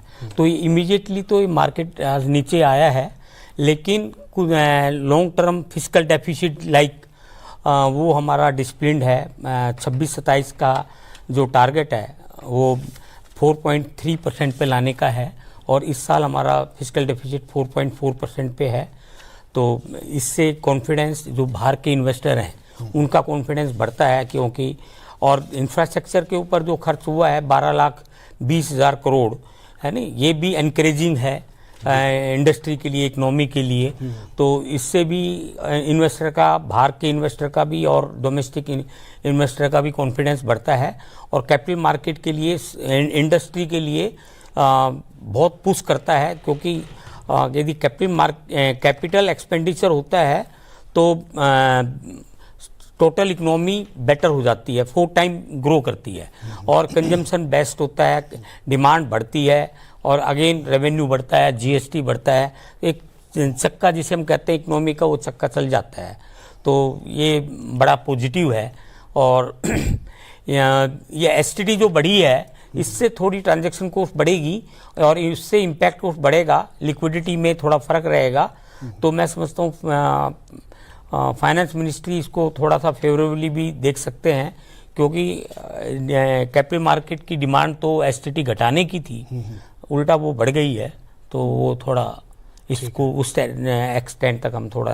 संजय सर, आप की राय लेना चाहेंगे, जिस तरीके से आप कस्टम्स में, एनसीजीएसटी में कमिश्नर रहे हैं और बहुत ही पैनी निगाह आपकी रही है तमाम जो ये चीज़ें रही हैं। ओवरऑल अगर मैं कस्टम के लिहाज से या सीजीएसटी के लिहाज से मैं आपसे बात करूं, तो आपके नज़रिए से ये बजट कैसा है पिछले साल की तुलना में? ये बजट बहुत अच्छा है। हमारा जो ये, मैं जो स्ट्रेस देख रहा हूँ यहाँ पर, जो फाइनेंस मिनिस्टर का या सरकार का जो स्ट्रेस देख रहा हूँ कि ग्लोबलाइजेशन की तरफ है। कई जगह उन्होंने बोला कि हम ग्लोबल हब बनेंगे फॉर कंट्री के लिए। तो दूसरा, उन्होंने कई ऐसी चीज़ें हैं जैसे कि girls hostel in every district, या आपका ये कंटेनर जो है, कंटेनर की बहुत सी से कंटेनराइज कार्गो बहुत ज़्यादा जाता है, तो कंटेनर्स हम नहीं बनाते थे, कंटेनर बनाने का है। कंटेनर को रिपेयर का भी है, इन्होंने किया इन्होंने। तो और बहुत सारे स्कीम्स हैं, जैसे एमएसएमई को बहुत एलोकेशन बहुत ज़्यादा कर रहे हैं। तो अभी जो स्ट्रेस दिखाई पड़ रहा है, वो स्ट्रेस मुझे जो अपने पर्सनली दिखाई पड़ रहा है जी, कि हम, और सेमी कंडक्टर पे है, रेयर अर्थ्स पे है, कि ग्लोबल सिचुएशन में हम कैसे compete करें अपना, तो थोड़ा उसका जो आयाम है, तो नुआंस है, वो बदल गया है, जो मुझे समझ में आ रहा है। क्योंकि वो चाहते हैं कि जैसे अब आप देखिए पीछे जो वेनेजुएला में जो भी हुआ, हम उसके बारे में ज़्यादा बात नहीं करना पाएंगे। वहाँ जो कुछ भी था वो टेक्नोलॉजी के चलते था, मोस्टली उन्होंने टेक्नोलॉजी से किया। और टेक्नोलॉजी को तो हम उसी से ला सकते हैं, AI से ला सकते हैं, या आप सेमीकंडक्टर से ला सकते हैं, या जो भी ऐसी चीज़ें उसे ला सकते हैं। तो उस पर गवर्नमेंट ने इस बार काफ़ी, और क्रिटिकल मिनरल्स पर भी काफ़ी उन्होंने जोर दिया है। तो थोड़ा मैंने एकदम ओरिएंटेशन डिफरेंट हो गया है। ठीक है, और बेटर, मैं कहूँगा बेटर ओरिएंटेशन हो गया है। बिल्कुल जी। और एक हम इस समय विनीत मल्होत्रा जी का रुख करेंगे, जो कि डायरेक्टर फाउंडर हैं VNA हॉस्पिटल के।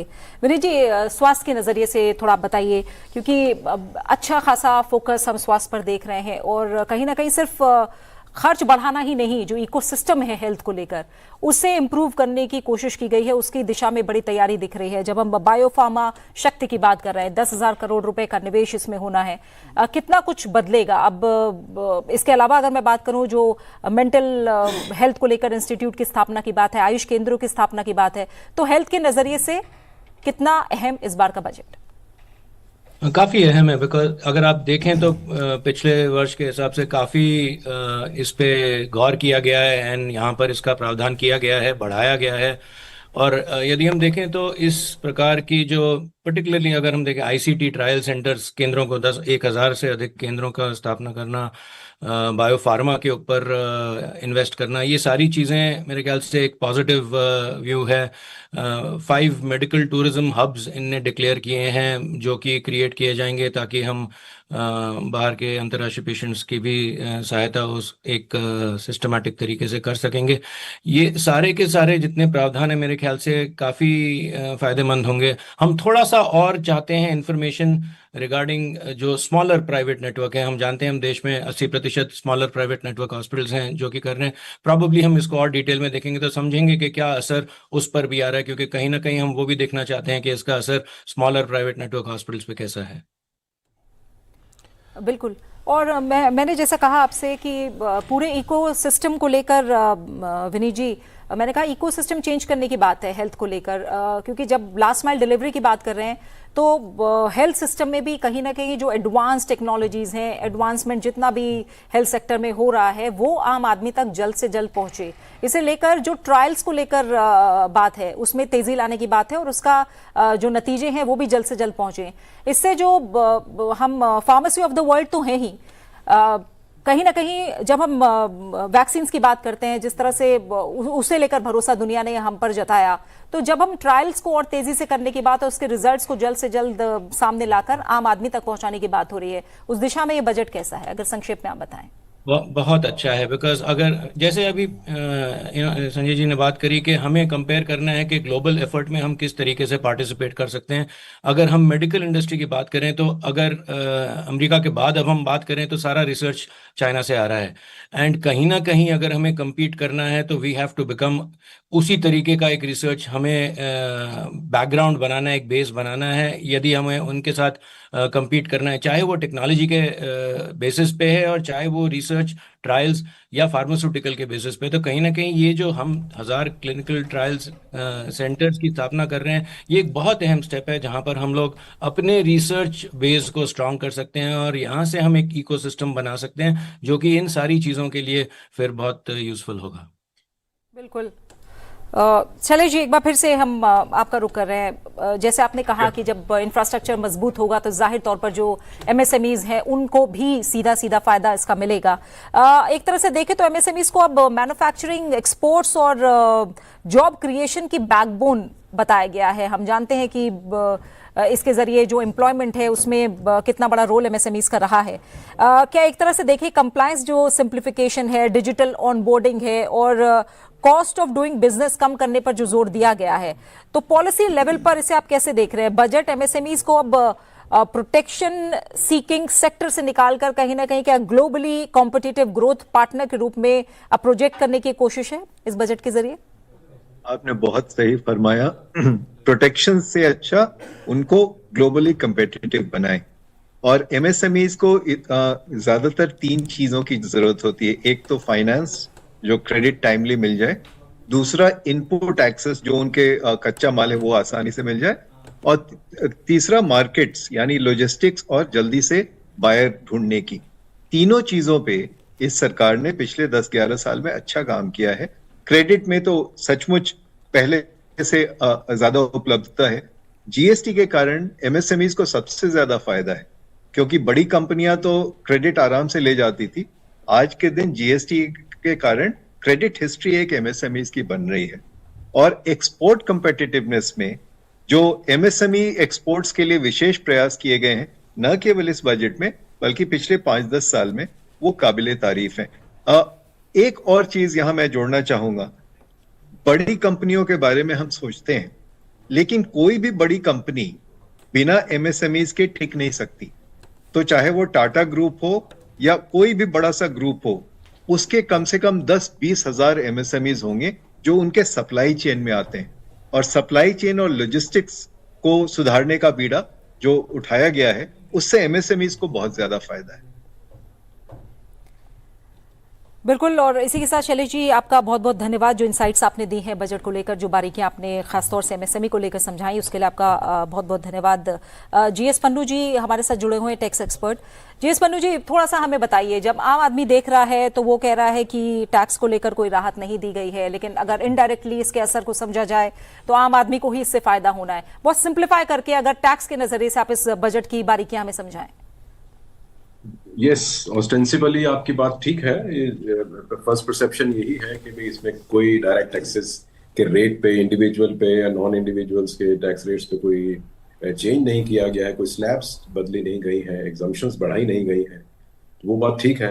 लेकिन जो फोकस्ड एक प्रयास किया गया है to simplify the processes, to rectify and rationalise a few provisions, उसकी मैं आपको उल्लेख करता हूँ। फॉर इंस्टेंस, जैसे मोटर एक्सीडेंट क्लेम्स ट्राइब्यूनल से जो इनकम्स आती थी उस पर एग्जाम्प्ट किया गया है, ठीक है, ह्यूमैनिटेरियन ग्राउंड्स के ऊपर भी है और otherwise also. Other thing is that जो कई बारी इंसान अपने रिटर्न प्रॉपरली नहीं भर पा रहे हैं तो रिवाइज रिटर्न करने का समय बढ़ाया गया है। It's a welcome measure. Secondly, एक और बड़ी इंपॉर्टेंट प्रोविजन किया है कि अगर रीअसेसमेंट के लिए आपकी रिटर्न पिकअप कर ली गई है, रीअसेसमेंट प्रोसेस में अगर आप खुद से आगे बढ़ के अपनी रिटर्न को रिवाइज करते हैं तो कुछ एक्स्ट्रा टैक्स पे करके वो भी कर सकते हैं, जो कि बहुत पहली बार किया गया है। सेकेंडली, और एक दूसरा ये है कि जहां रेट थोड़ा सा कम हुआ है, वो एक ये प्रावधान है, अभी जो मिनिमम ऑल्टरनेटिव टैक्स है उस प्रोविजन को थोड़ा रैशनलाइज किया गया है। वो प्रोविजन अब फाइनल हो जाएगी, उसको आगे कैरी फॉरवर्ड नहीं कर सकते, लेकिन उसका रेट जो है 15% से 14% तक भी किया गया है। दूसरा, जो जैसे कि फोकस रहा, बाकी स्पीकर्स ने भी कहा कि हमारा आईटी सेक्टर और जो डेटा सेंटर्स हैं, हमारे फॉरवर्ड लुकिंग, यही फॉरवर्ड गोइंग हमारे सनराइज इंडस्ट्रीज होंगी, सनराइज एक्टिविटीज होंगी, इन दोनों में टैक्स हॉलिडेज का प्लान किया गया है। फाइन ट्यूनिंग देखनी है कितना होगा। आईटी सेक्टर में जो जिसमें सॉफ्टवेयर की कंपनीज बहुत आती हैं, उसमें safe harbour rules, safe harbour margin, जिसके अंदर विजिबिलिटी उनको टैक्सेशन में उनको सुविधा होगी असेसमेंट कराने में, वो मार्जिन बढ़ाए गए हैं। प्लस उनका दायरा बहुत बढ़ा दिया गया है। जो अभी कंपनीज सिर्फ 300 करोड़ तक की कंपनीज आ सकती है, वो 2000 करोड़ तक की कंपनीज भी उसमें उसका बेनिफिट ले सकती हैं। तो this is great benefit in the sense कि लिटिगेशन कम होगी, डिस्प्यूट रेजोल्यूशन आसान होगा डिपार्टमेंट से, प्रोसिक्यूशन की कुछ प्रावधान है जो डिक्रिमिनलाइज की गई है। और ये अप्रोच बिल्कुल कंसिस्टेंट है गवर्नमेंट की दूसरी अप्रोच के साथ, जहां ज्यादा क्रिमिनल लॉज में जो एक्टिविटीज हैं जिनको डिक्रिमिनलाइज किया जा सकता है, उसकी तरफ ये डायरेक्शन है। और यहाँ पर भी वो चीज की गई है टीडीएस के माध्यम, टीडीएस के कुछ प्रोविजन से। कुछ जो electronics components manufacturing sector, electronic manufacturing sector को जो बढ़ावा दिया जा रहा है, पीएलआई स्कीम भी उसके अंदर थी, तो वो उसको फर्दर एक बेनिफिट जो बहुत बड़ा दिया गया है फॉरेन कंपनीज के लिए। कुछ फॉरेन एक्सपर्ट जो एक्सपर्टाइज है जहां पर कैपिटल का और इंडस्ट्री का, मशीनरी का, वो अगर मशीनरीज अपनी सप्लाई करते हैं इंडियन कॉन्ट्रैक्ट मैन्युफैक्चरर्स को कस्टम बॉन्डेड वेयर हाउस में, तो उस चीज पे उनको कोई टैक्स नहीं मिलेगा, टैक्स नहीं देना पड़ेगा। तो this has been provided for about 31 assessment year तक, मतलब 5 साल का उसमें प्रावधान किया गया है। तो ये सारी चीजें ऐसी हैं जिससे कि इंडस्ट्री को सपोर्ट किया जाएगा फिजिकल मेजर से। अगेन, जैसे रेयर अर्थ और मैग्नेट्स की और क्रिटिकल मिनरल्स की बात किया गया था, उसमें भी एडिशनल एग्जाम्पशन दी गई है फॉर 10 इयर्स के करने के लिए। ऐसे कई प्रावधान हैं जो छोटे छोटे हैं, फाइन ट्यूनिंग है। प्लस स्मॉल टैक्स पेयर्स के लिए एक अच्छा बेनिफिट ये है, जब से ब्लैक मनी एक्ट आया था 2015 से, तो उस वक्त कुछ समय के लिए ऐसे टैक्स पेयर को जिनसे गलती से फॉरेन एसेट्स डिक्लेयर नहीं हुए हैं, जिनको अवेयरनेस नहीं थी, वो 3 महीने की विंडो दी गई थी। लेकिन अब उस विंडो को अपने बढ़ा के 6 महीने किया है अभी specially, but of course only small tax payers where the income or the asset value is not more than 5 crores or asset value is income is 1 crore asset value, जहां इनकम भी नहीं दी गई है। तो it operates on 2 different fields, जहां सिर्फ income नहीं declare की गई, एसेट जहां सिर्फ एसेट ने डिक्लेयर किया, इनकम पे टैक्स दे दिया गया, जहां और दूसरा जहां इनकम और एसेट दोनों चीजें ही नहीं डिस्क्लोज थी। बिल्कुल। What I'm saying is TCS कुछ जैसे लिबरलाइज स्कीम के अंदर जो फॉरेन रेमिटेंस स्कीम है, एजुकेशन का था, एजुकेशन पे TCS काटना पड़ता था, वो 2% कम किया गया है। अगेन ओवरसीज टूर पैकेजेस, जहां से फैमिलीज को अगर हॉलिडेज के लिए बाहर जाना है तो यू यूज्ड टू पे TCS of 5%, so now it is reduced to 2%, limits बढ़ा दी गई हैं। So all these things are positives. Yes, कुछ फाइन ट्यूनिंग देखनी पड़ेगी। देयर आर सम एरियाज जहां लिटिगेशन पेंडिंग थी 4-5 सेक्टर्स में, उसको रेट्रोस्पेक्टिव अमेंडमेंट्स भी की गई हैं to take care of those amendments. I think, I am sure those are fine tunings. It could have been better कि उनको भी अच्छे से, उनको भी डिस्प्यूट ना आगे बढ़ता, हो सकता है उसमें डिस्प्यूट आगे चले, बट दीज आर ब्रॉडली। सबसे बड़ी बात यह है, this is the year of transition. जो नया इनकम टैक्स एक्ट है 2025, वो फर्स्ट बिल्कुल, जो आप कह रहे हैं कि ट्रांजिशन का फेज है और टैक्स रिफॉर्म्स को भी एक बड़े रिफॉर्म्स में माना जा रहा है हमारे देश के अंदर। जी जी, आखिरी सवाल आपसे मैं यही है, टैक्स कंप्लायंस को लेकर समझना चाहूंगी, क्योंकि इस बजट में देखें तो सरकार ने जो टैक्स एडमिनिस्ट्रेशन है उसमें टेक्नोलॉजी का यूज, फेसलेस प्रोसेस और फास्टर डिस्प्यूट रेजोल्यूशन को आगे बढ़ाने की बात कही है, ताकि जो टैक्स पेयर का कंप्लायंस बर्डन है वो कम हो सके। तो क्या बजट भारत में टैक्स कंप्लायंस को डर आधारित व्यवस्था से निकालकर कहीं ना कहीं कॉन्फिडेंस आधारित और टेक्नोलॉजी ड्रिवन सिस्टम में बदलने की दिशा में एक निर्णायक कदम है, एक बड़ा रिफॉर्म है? Yes, I would say not only confidence but trust building also. For instance, जैसे faceless assessments में अब results अच्छे आ रहे हैं at the assessment stage.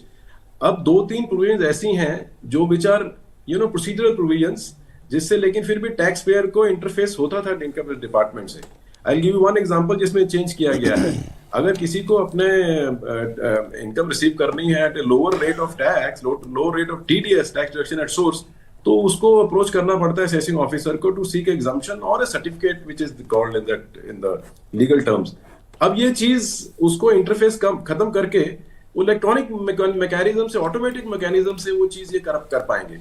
और भी ऐसे प्रावधान 2-3 स्टार्ट किए हैं। This is a very welcome measure where taxpayers का ease of doing work with the department is simplified, and there is a certainty involved there, because आप कई बार uncertainty, definitely a direction उसकी correct है, but yes, taxpayers will always have their own perception of things when it comes to implementing and adopting the tax laws. We will go forward and look at that, but certainly yes, it's the right direction oriented. बहुत बहुत शुक्रिया GS Manu जी। टीपू, दीपक उपाध्याय जी हमारे साथ जुड़ रहे हैं। आप senior journalist हैं, बहुत स्वागत है आपका सबसे पहले सेंसर टीवी में। दीपक जी, जैसा आप जानते हैं कि कर्तव्य भवन का ये पहला अपना आम बजट है जो वहाँ पर तैयार किया गया, जिस तरीके से देश लगातार 2047 तक एक जो टारगेट है, विकसित भारत का लक्ष्य है, उसकी तरफ लगातार बढ़ रहा है। ओवरऑल अगर मैं आपसे जानना चाहूँ बतौर जर्नलिस्ट कि आप इस पूरे बजट को किस नज़रिए से देखते हैं? देखिए, ये जो बजट है ये अपने आप में बहुत अलग बजट है। इसे आम बजटों की तरह नहीं है कि आम आदमी को क्या मिला, इस सेक्शन को क्या दिया, उस सेक्शन को क्या दिया। ये जो बजट है ये 1947 के बाद ऐसे समय में बजट हो रहा है जब पूरी दुनिया में वर्ल्ड ऑर्डर चेंज होने जा रहा है। मतलब आप एक तरफ अमेरिका और जो यूरोपियन यूनियन के बीच में दरारें आ गई हैं, रशिया और यूक्रेन का युद्ध चल रहा है, रिसोर्सेज जो हैं उनको लेकर पूरी दुनिया में मारामारी चल रही है कि कौन कितने रिसोर्सेज पर कब्जा जमा सकता है। भारत के ऊपर अमेरिका ने 50% टैरिफ लगा दिया, रशिया से ऑयल खरीदने की मनाही हो रही है, ईरान में अलग कुछ चल रहा है। ऐसे मौके पर जब हमको ये मालूम है कि हमको सेल्फ रिलायंस मतलब मैन्युफैक्चरिंग में एक ऐसा कॉन्फिडेंस लेके आना है कि हम और इस तरह से काम करना है कि हम आने वाले 1947 तक एक डेवलप्ड नेशन बन जाए। इंफ्रास्ट्रक्चर ऐसा करना है कि हम उस समय पूरी दुनिया के सामने सीना तान कर खड़े हों। ऐसे समय में ये ऐसा बजट है जिसमें आम आदमियों को आगे बढ़ने का मौका दिया गया है और जो लोग इस अर्थव्यवस्था के लिए मुश्किलें पैदा करते हैं या आम लोगों के जो पैसे को चोरी करते हैं उन लोगों पर डंडा भी मारा गया है। ये मैं इसलिए कह रहा हूँ क्योंकि जो बाय बैक जो करते थे कंपनियों से, जो शेयर बाय बैक था उसके ऊपर टैक्स 22% कर दिया गया। ये ऐसा मामला था कि 100 रुपए का शेयर बेचा और बाद में अपनी कंपनी को नुकसान पहुंचाकर उस शेयर को 10 रुपए कर दिया और फिर बाय बैक कर लिया। ऐसे लोगों को सरकार ने चिन्हित किया है। तो दूसरी तरफ जो आम लोग जो गाँव देहात में अगर आप जाएंगे तो देखेंगे सबसे ज्यादा भैंस, बकरी, गायें, इनके ऊपर फोकस रहता है। ये उनकी जीविका का बड़ा साधन है। इस बजट में वेटनरी के ऊपर फोकस किया गया है, आपकी मछलियों के ऊपर। कोस्टल एरिया इतनी बड़ी पशु डॉक्टर्स बताने की बात की गई है, पशु डॉक्टर्स ज्यादा से वही मैं बोल रहा हूँ कि इस तरफ किसी ने ध्यान नहीं दिया कि इनकी इनकम कैसे बढ़ेगी। अब जो काजू उगाने वाला किसान है उसको किसी ने नहीं देखा। $2 बिलियन से ज्यादा का हम काजू का एक्सपोर्ट करते हैं, इसको हम 10 बिलियन तक लेके जा सकते हैं। लेकिन क्या आज तक किसी सरकार ने इन काजू उत्पादकों को देखा? जो हम मछली पकड़ के फिशरीज में, दुनिया में इतना बड़ा व्यापार है फिशरीज का, इतना बड़ा व्यापार है जो समुद्र से संबंधित जो अर्थव्यवस्था है उसकी तरफ किसी ने ध्यान ही नहीं दिया। अब इस सरकार ने समुद्र मंथन स्कीम लेकर आई है जिसमें ना सिर्फ हम एनर्जी को हम ढूंढेंगे, साथ ही साथ जितने भी इस कोस्टल एरिया से लगे हुए जो आर्थिक चीजें हैं उन पर ध्यान देंगे। कोकोनट पर ध्यान दिया इस सरकार ने। कोकोनट पर कितनी सरकारों ने ध्यान दिया? 3 करोड़ जो लोग हैं, किसान हैं, उनसे जुड़े हुए जो कंपनियां हैं, छोटे छोटे प्रोसेसिंग प्लांट्स हैं, 3 करोड़ लोग उससे जुड़े हुए हैं। किसने ध्यान दिया था? इस सरकार ने ध्यान दिया है उसके ऊपर कि हमको उनको फोकस करना है। तो इसमें सब कुछ है। जहां आर्थिक तौर पर आप रेयर अर्थ कॉरिडोर बना रहे हैं, माइनिंग कर रहे हैं, दूसरी तरफ आम लोगों से जुड़ी हुई जो प्रॉब्लम्स हैं जिनके जरिए से हम हमारे देश की अर्थव्यवस्था को आगे बढ़ा सकते हैं, उस पर फोकस किया गया है। कोकोनट, वेटनरी, ये सब करके। साथ ही साथ एक बड़ा सेक्टर जो है जो बायो से रिलेटेड है, बायो फार्मा से रिलेटेड है, उसको 10,000 करोड़ रुपए की एक स्कीम दी है। और हम दुनिया के नंबर 1 जो मेडिसिन मैन्युफैक्चरर हैं, दुनिया का हब कहे जाते हैं, इस सेक्टर को आगे बढ़ाना है। तो इस बजट में आर्थिक तौर पर देश को मजबूत करने के तौर पर सब कुछ है।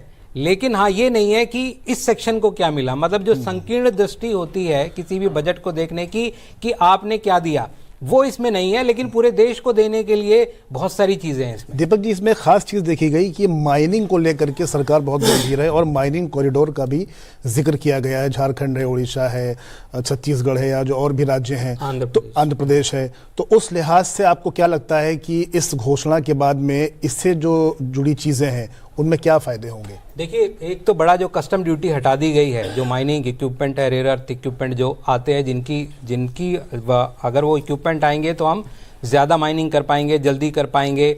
और जो प्रोसेसिंग जो प्लांट्स लगने हैं बहुत सारे हमारे पास, हम माइन तो कर पाते हैं, मतलब हमारे पास आयरन ओर है, बॉक्साइट है, लेकिन उसको प्रोसेस करके जो प्रोडक्ट बनना है उसमें हमको प्रॉब्लम है। और हम बहुत बार ऐसे हमारा जो आयरन ओर या बॉक्साइट या और दूसरे प्रोडक्ट खरीद के जापान उनसे ही प्रोडक्ट बनाकर हमको बहुत महंगे दामों पर दे बेचता है। इस सरकार की दृष्टि ये है कि हम सिर्फ आयरन और बॉक्साइट के माइनिंग कंट्री ना बने, हम उनके रियल जो प्रोडक्ट जो बनते हैं, जो वैल्यू एडेड प्रोडक्ट है या जो हाई क्वालिटी प्रोडक्ट है, वो बनाएं। इसीलिए सरकार ने जो इक्विपमेंट के ऊपर कस्टम ड्यूटी है उसको कम की है। अगर हम आज मान लीजिए एल्युमिनियम हमारी कंट्री में बॉक्साइट बहुत पाया जाता है, लेकिन एल्युमिनियम को प्रोसेस करके एल्युमिनियम बनाने के प्लांट कम है या हम अपनी पूरी कैपेसिटी से उसको यूज नहीं कर पाते। तो अब एल्युमिनियम की जो चाहे कुछ प्लांट्स जो है अपने को एक्सपेंशन कर रहे हैं, उनको अब बॉक्साइट मिलेगा, साथ ही साथ इक्विपमेंट, क्योंकि प्लांट बनाना एक बहुत मुश्किल काम है, टाइम लगता है उसमें, और उसमें बहुत सारे इंपॉर्टेंट जो मैन्युफैक्चरिंग इक्विपमेंट है उनको लेके आना पड़ता है। ये कस्टम ड्यूटी कम हो जाएगी तो प्लांट जल्दी बनेंगे, तो हम अपना जो रॉ मटेरियल है उसको इस्तेमाल करके उसको फिनिश प्रोडक्ट में बना पाएंगे और फिर उसको एक्सपोर्ट भी कर पाएंगे। हम as a economy, as a industry, as a sector उनको मजबूत करने की कोशिश इस बजट में कर रहे हैं। और ये जो कॉरिडोर बनेंगे इनके जरिए से हम जो चाइना के ऊपर हमारी 90% की डिपेंडेंसी है रेयर अर्थ के ऊपर, उसको भी कम कर पाएंगे। तो ये एक बहुत मैं अक्सर इस बात को बोलता हूं कि ये बहुत चालाक सरकार है। चालाक इसलिए है क्योंकि ये हर सेक्टर पर बहुत पैनी दृष्टि रख के उसके ऊपर सही कदम उठाने की कोशिश करती है। अब आप कैपिटल एक्सपेंडिचर ही देख लीजिए, 2014 में 2 लाख करोड़ था, आज 12 लाख करोड़ रुपए इन्होंने कर दिया है, क्योंकि उनको पता है कि अगर आज हम कैपिटल एक्सपेंडिचर करेंगे तो आने वाले 10 साल 15 सालों में इस एक्सपेंडिचर का लाभ पूरी कंट्री को, पूरी अर्थव्यवस्था को मिलेगा। तो ये जो चीजें हैं ये इस बजट में है जिनके ऊपर हमें ध्यान देना चाहिए। बिल्कुल। विनीत मल्होत्रा जी, जैसे आपने बताया स्वास्थ्य बजट को लेकर जो तमाम ऐलान हैं, अभी आपको क्या लग रहा है, क्योंकि अभी भी जब हम स्किलिंग की बात कर रहे हैं वो हर सेक्टर की बात है और हेल्थ सेक्टर में भी जो अपस्किलिंग है उसकी हमें ज़रूरत है, क्योंकि जितने ट्रेन प्रोफेशनल्स हैं और जिस तरह से अब स्वास्थ्य के सेक्टर में लगातार मांग बढ़ रही है हेल्थ प्रोफेशनल्स को लेकर, ट्रेन प्रोफेशनल्स को लेकर, यहाँ स्किलिंग को हम कैसे देखें। और जैसे मैंने जिक्र किया था कि मेंटल हेल्थ पर अब लगातार फोकस है, 2 नए सेंटर का खुलना, यह अपने आप में कितना बड़ा कदम माना जाए बजट के अंदर? बहुत बड़ा कदम है, बहुत बड़ा कदम है, क्योंकि अगर आप देखें तो नॉर्थ इंडिया में मेंटल हेल्थ सेंटर नहीं था। निमहांस हैदराबाद में सब जानते हैं एक काफ़ी प्रसिद्ध सेंटर है, एंड अब नॉर्थ इंडिया में इन्होंने 2 सेंटर्स अनाउंस किए। आई थिंक अपने आप में एक बहुत बड़ा अचीवमेंट है, एंड ये इस पूरे रीजन की पॉपुलेशन की बहुत सहायता करेगा और बहुत हेल्पफुल होगा। इसी तरह इनने बहुत एक और प्रावधान दे हैव अनाउंस, एक चीज़ और अनाउंस की है जो इनने हेल्थ केयर प्रोफेशनल्स से रिलेटेड ट्रेनिंग के लिए for allied health care services, यानी कि जहाँ पर ये जो कि हेल्थ केयर सिस्टम में बेसिक लेवल से काम करते हैं उन लोगों की ट्रेनिंग और उसके लिए बहुत प्रोविजन किया है इस करंट बजट में, जो कि मेरे ख्याल से हम जहां पर बात करते हैं कि हमें इसको पूरे देश में अगर स्थापित करना है, हमें रूरल नेटवर्क, यानी कि हमें अगर गांव के अंदर भी टियर 2 टियर 3 टाउन्स में भी और छोटे हॉस्पिटल या नर्सिंग होम्स में भी अगर हम देख रहे हैं कि जहां पर हमें मुमकिन है कि उस किस्म के सर्विसेज इतनी इजीली प्राप्त नहीं है, तो वहां पर क्योंकि अब ये इस बजट के जरिए इनने इसके लिए एलोकेशन की है और वहां पर अब ये हेल्थ केयर ट्रेनिंग ये वाले प्रोफेशनल्स को, जो अलाइड हेल्थ केयर के ट्रेनिंग प्रोफेशनल्स हैं, उनको करेंगे, तो मेरे ख्याल से ये काफ़ी फ़र्क करेगा, क्योंकि इन सारे अस्पतालों में, छोटी जगहों में या दूर दराज के इलाकों में trained health care staff available होगा। और फिलहाल इस समय हम सीधा आपको लिए चलेंगे पंजाब में, जहां प्रधानमंत्री नरेंद्र मोदी आज पंजाब का दौरा कर रहे हैं और संत गुरु रविदास जी की 649वीं जन्म जयंती के अवसर पर वो पंजाब में मौजूद हैं। यहां आदमपुर विमानपत्तन का नाम बदलकर पूजनीय संत और समाज सुधारक गुरु रविदास जी के सम्मान में श्री गुरु रविदास जी विमानपत्तन आदमपुर रखा जा रहा है। और इसके अलावा जो पूजनीय संत और समाज सुधारक हैं उनके सम्मान में यहाँ आयोजन किया गया है, जिसमें शिरकत कर रहे हैं प्रधानमंत्री नरेंद्र मोदी। तो सर, ये मैं आपको बात कहना चाहता हूं कि इस महाराज जी ने रविदासिया धर्म में धर्म परिवर्तन नहीं होने दिया। ये जो धर्म परिवर्तन वाले हैं उनको भी वापस लेके आए अपने धर्म में। ये महाराज जी की शक्ति है। बहुत सारे जो धर्म परिवर्तन करके लोग गए उनको भी वापस लेके आए। महाराज जी ने, ये बहुत बड़ी बात है कि कोई भी हमारी जो रविदासिया कौम है, बहुत कम लोग महाराज जी को छोड़ के कहीं गए होंगे, नहीं तो सारे महाराज जी के साथ हैं। और इनकी शक्ति इतनी है, ये नामदान भी देते हैं। करोड़ों लोगों ने नामदान महाराज जी से लिया हुआ है। आज हमारा मन गदगद हो रहा है। हम बहुत प्रधानमंत्री जी के आभारी हैं। प्रधानमंत्री जी ने एक बहुत बड़ा काम किया। इस देश को आजाद हुए 78-79 साल हो गए, लेकिन आज तक किसी भी सेंटर में से प्रधानमंत्री या किसी सेंटर की सरकार ने हमारे महाराज जी को या हो और हमारे संत जो हैं, किसी का मान सम्मान नहीं किया। और हम इस बात से दिल की गहराइयों से प्रधानमंत्री जी का धन्यवाद करते हैं। इन्होंने पद्म श्री महाराज जी को दिया और ये इतना बड़ा सम्मान हुआ कि ना केवल हमारे देश में, पूरी दुनिया में लोगों ने इस बात की खुशी मनाई और बहुत बड़ा ये काम हुआ। हमारा हौसला बहुत बढ़ाया प्रधानमंत्री जी, आपने ये बहुत बड़ा सम्मान दिया। मैं महाराज जी की तरफ से, डेरा के ट्रस्ट की तरफ से और पूरी कौम की तरफ से आपका दिल की गहराइयों से धन्यवाद करता हूं। दूसरा, एक बहुत बड़ा काम आज और हुआ है। वो काम ये हुआ है कि बहुत समय से ये आदमपुर एयरपोर्ट की बात चल रही थी कि आदमपुर एयरपोर्ट का नाम गुरु रविदास महाराज जी के नाम से रखा जाए। तो प्रधानमंत्री जी ने हमारी दूसरी बात भी मानते हुए आज वहां से ये उद्घाटन करके आए हैं और आज से आदमपुर एयरपोर्ट का नाम गुरु रविदास महाराज जी के नाम पे हो गया है। ये दूसरी बहुत बड़ी खुशी की बात है। बाकी ये हमारे महाराज जी बैठे हैं, रविदासिया धर्म को आगे बढ़ाना है, हमने आगे चलना है, करोड़ों लोग हमारे साथ हैं। और महाराज प्रधानमंत्री जी, इस देश में करीबन 20-22 करोड़ शेड्यूल्ड कास्ट के लोग हैं, जिसमें से 8-10 करोड़ रविदासिया कौम के लोग हैं। वो अलग अलग नाम से जाने जाते हैं देश में, और महाराज जी उन पे भी सब पे आशीर्वाद रखते हैं। तो वो एक अच्छा संदेश सबको गया है कि आपने ये बड़े काम किए हैं। आप बहुत दूरंदेशी वाले इंसान हैं, आपको पता है कि किसको क्या देना, किसको क्या करना। हमने कोई मांग नहीं रखनी, लेकिन आप बस ये हम चाहते हैं कि आप हमारी कौम के आशीर्वाद रखें, ताकि जो आने वाले समय में इस देश का और बड़ा मान सम्मान हो और बड़ा नाम हो। सो मैं आज के इस मौके पे बहुत बहुत आपका आभारी हूं, धन्यवादी हूं कि आप अपना इतने कीमती समय में निकाल के यहाँ पे दर्शन करने आए। ये बहुत बड़ी बात है। ये हमारे रविदासिया समाज में, शेड्यूल्ड कास्ट समाज में दिल पे लिखा गया है कि आपने आज 2 बड़े महान काम किए हैं।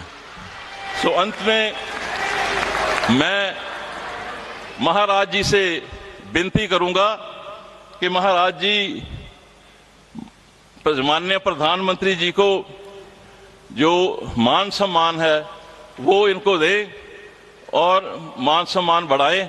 उसके बाद प्रधानमंत्री जी से निवेदन है कि वो मंच पे आके आपके साथ विचार साझे करें। बहुत बहुत धन्यवाद। जय गुरुदेव, धन गुरुदेव। बोले सो नर पै। अरे भाई जोश से बोलो, बहुत बड़ा मान सम्मान हो रहा है। बोले सो नर पै। दोनों हाथ खड़े करें। गुरु रविदास शक्ति, गुरु रविदास शक्ति, गुरु रविदास शक्ति। बहुत बहुत धन्यवाद।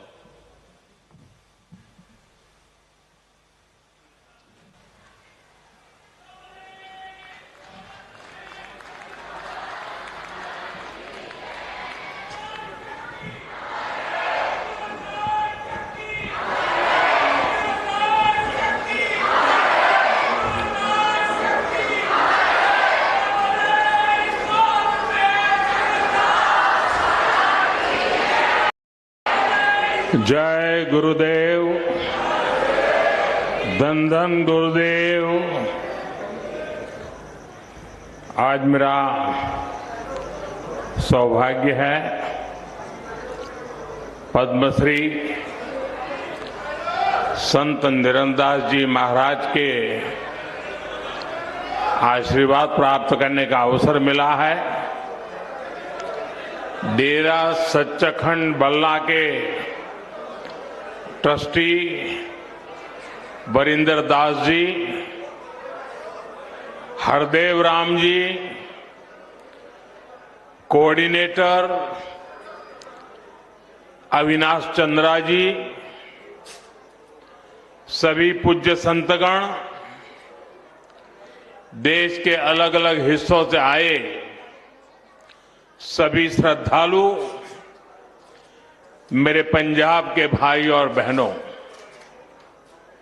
मैं पंजाब दी इस धरती ਨੂੰ नमन करदा हां।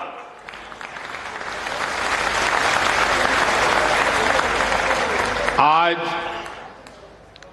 माघ पूर्णिमा की पवित्र तिथि है। श्री गुरु रविदास जी की 649वीं जयंती का पावन अवसर है। इस पुण्य पर्व पर मुझे आप सबके बीच आने का सौभाग्य मिला है। मैं इस पवित्र मंच से श्री गुरु रविदास जी को प्रणाम करता हूं। मैं आप सभी को और सभी देशवासियों को संत रविदास जयंती और माघ पूर्णिमा की शुभकामनाएं देता हूं। भाइयों बहनों, आप सभी जानते हैं मेरा रिश्ता श्री गुरु रविदास जी की जन्मभूमि काशी से है। काशी के लोगों ने मुझे आशीर्वाद दिए और सांसद के रूप में काशी की सेवा करने का भी सौभाग्य मिला। काशी का सिर गोवर्धनपुर करोड़ों अनुयायियों के लिए तीर्थ भूमि है। काशी के वो घाट जहां संत रविदास जी की शिक्षाएं प्रकट हुई थी, वहां मां गंगा की वो धारा है जिसको साक्षी करके गुरु रविदास जी ने कहा था, मन चंगा तो कठौती में गंगा। हम सभी इनसे बहुत प्रेरणा पाते हैं और मैं जब भी सिर गोवर्धनपुर जाता हूं, बड़ी संख्या में मुझे मेरे पंजाब के भाई बहनों से मिलने का भी सौभाग्य मिलता है। अब इस बार मैं संत रविदास जी की प्रेरणा भूमि पंजाब की वीर भूमि में आया हूं। मैं मानता हूं ये सिर्फ गुरु रविदास जी की ही इच्छा है और मेरा बहुत सौभाग्य है। मैं इस आयोजन में मुझे निमंत्रित करने के लिए डेरा सचखंड बल्ला का आभार व्यक्त करता हूं, प्रणाम करते हुए अभिनंदन करता हूं। संत श्री पिपलदास जी, संत श्री सरवनदास जी और इस परंपरा के ऐसे सभी संत जिनके प्रयासों से श्री गुरु रविदास जी के विचार जन जन तक पहुंचे हैं। मैं उन सभी संतों को भी श्रद्धापूर्वक प्रणाम करता हूं।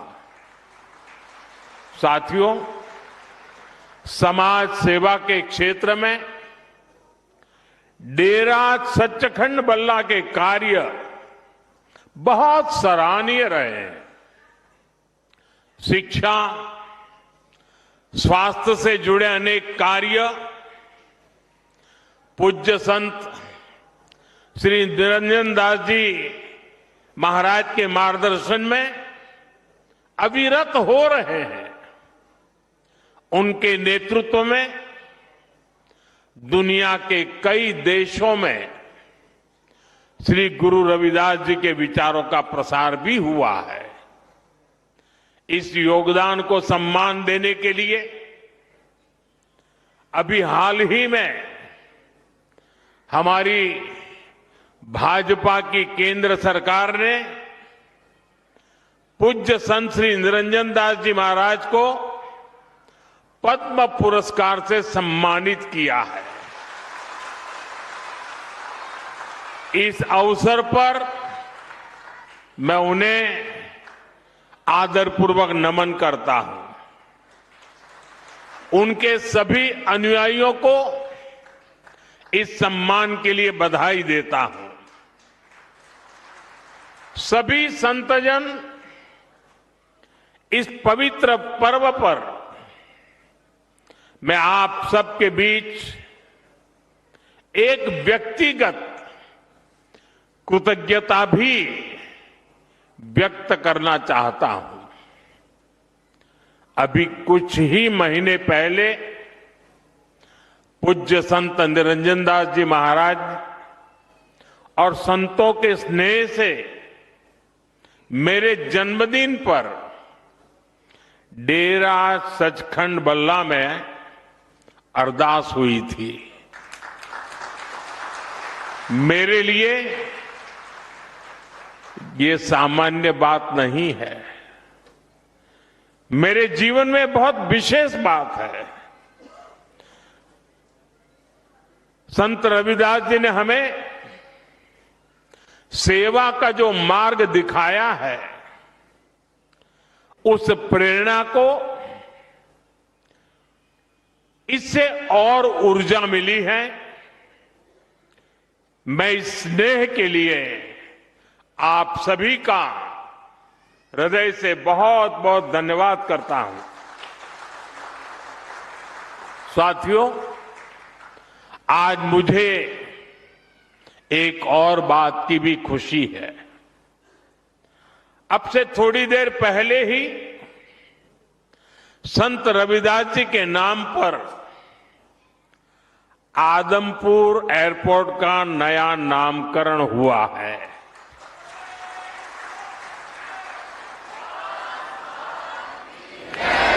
आदमपुर एयरपोर्ट को अब श्री गुरु रविदास जी महाराज जी एयरपोर्ट के नाम से जाना जाएगा। इसके साथ भी एक और भी कार्यक्रम हुआ आज। इसके अलावा हलवारा एयरपोर्ट की नई टर्मिनल बिल्डिंग का उद्घाटन भी किया गया।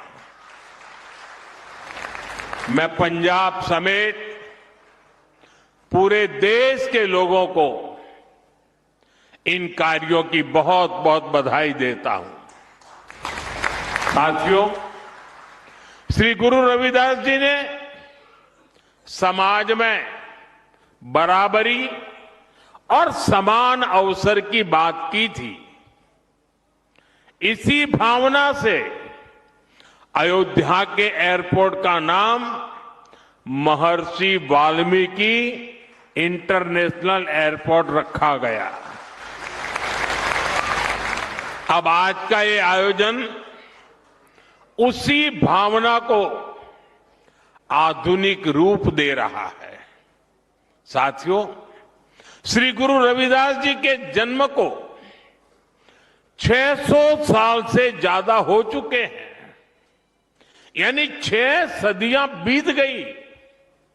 आप देखिए, उस दौर में भारत ने कितने विदेशी आक्रमण झेले, कितनी हिंसा और अस्थिरता झेली। एक और बाहरी हमले तो दूसरी ओर भीतरी चुनौतियां, और ऐसे कठिन समय में काशी में रविदास जी जैसे संत का जन्म हुआ था। उन्होंने समाज को झकझोरा। उन्होंने हमें सिखाया, एक ही माटी के सब भांडे, सभा का एको सिरजनहार, रविदास व्यापे अकई, गट भीतर सबको एक ही घड़े कुम्हार। अर्थात हम सब एक ही मिट्टी से बने हैं और हमें बनाने वाला एक ही कुम्हार है। साथियों, श्री गुरु रविदास जी की ऐसी शिक्षाओं से समाज में एक नई चेतना जगी। भारत के समाज ने अपनी कमजोरियों को पहचानना भी शुरू किया और उन्हें दूर भी किया। यहां पंजाब में भी लाखों लोगों ने संत रविदास के दिखाए मार्ग पर चलकर उनके आदर्शों और उपदेशों को आत्मसात किया। साथियों, श्री गुरु रविदास जी ने भारत के लिए भविष्य की एक संकल्पना भी पेश की थी। उनकी उस संकल्पना का नाम था बेगमपुरा। उन्होंने कहा था, बेगमपुरा शहर की नाऊ, दुख अंदो नाही तिही ठाऊ, ना तस्वीस खिराजू, न मालू खौफू न खाता न तरसू जवालू। वैसे तो संत रविदास जी के इस शब्द के गहरे आध्यात्मिक अर्थ है, लेकिन इसमें एक शहर की या एक समाज की रूपरेखा भी है। एक ऐसी व्यवस्था जहां कोई दुखी ना हो, कोई वंचित ना हो। मुझे संतोष है कि आजादी के इतने दशक बाद देश अब मिशन मोड में पूज्य रविदास जी की संकल्पना को साकार करने के लिए काम कर रहा है। इसी मिशन का नाम है विकसित भारत का लक्ष्य। विकसित भारत यानी ऐसा भारत जहां कोई गरीबी में रहने को मजबूर ना हो, एक ऐसा भारत जहां सबके लिए सम्मान हो, सबके लिए संभावनाएं हो। और मुझे विश्वास है संत रविदास के आशीर्वाद से हम विकसित भारत के लक्ष्य को जरूर पाकर रहेंगे। साथियों, आज सुबह ही संसद में देश का बजट प्रस्तुत किया गया है। ये बजट गरीब, अन्नदाता, युवा शक्ति और नारी शक्ति को और सशक्त करने वाला बजट है। ये बजट गांव को मजबूत करने का बजट है। ये किसान की आय बढ़ाने वाला बजट है। ये आत्मनिर्भर भारत को, मेक इन इंडिया को बढ़ावा देने वाला बजट है। साथियों, बीते वर्षों में हमारी सरकार ने सड़क, पुल, बिजली, पानी, रेल, गरीबों के घर, सिंचाई, ऐसे हर इंफ्रास्ट्रक्चर में अभूतपूर्व निवेश किया है।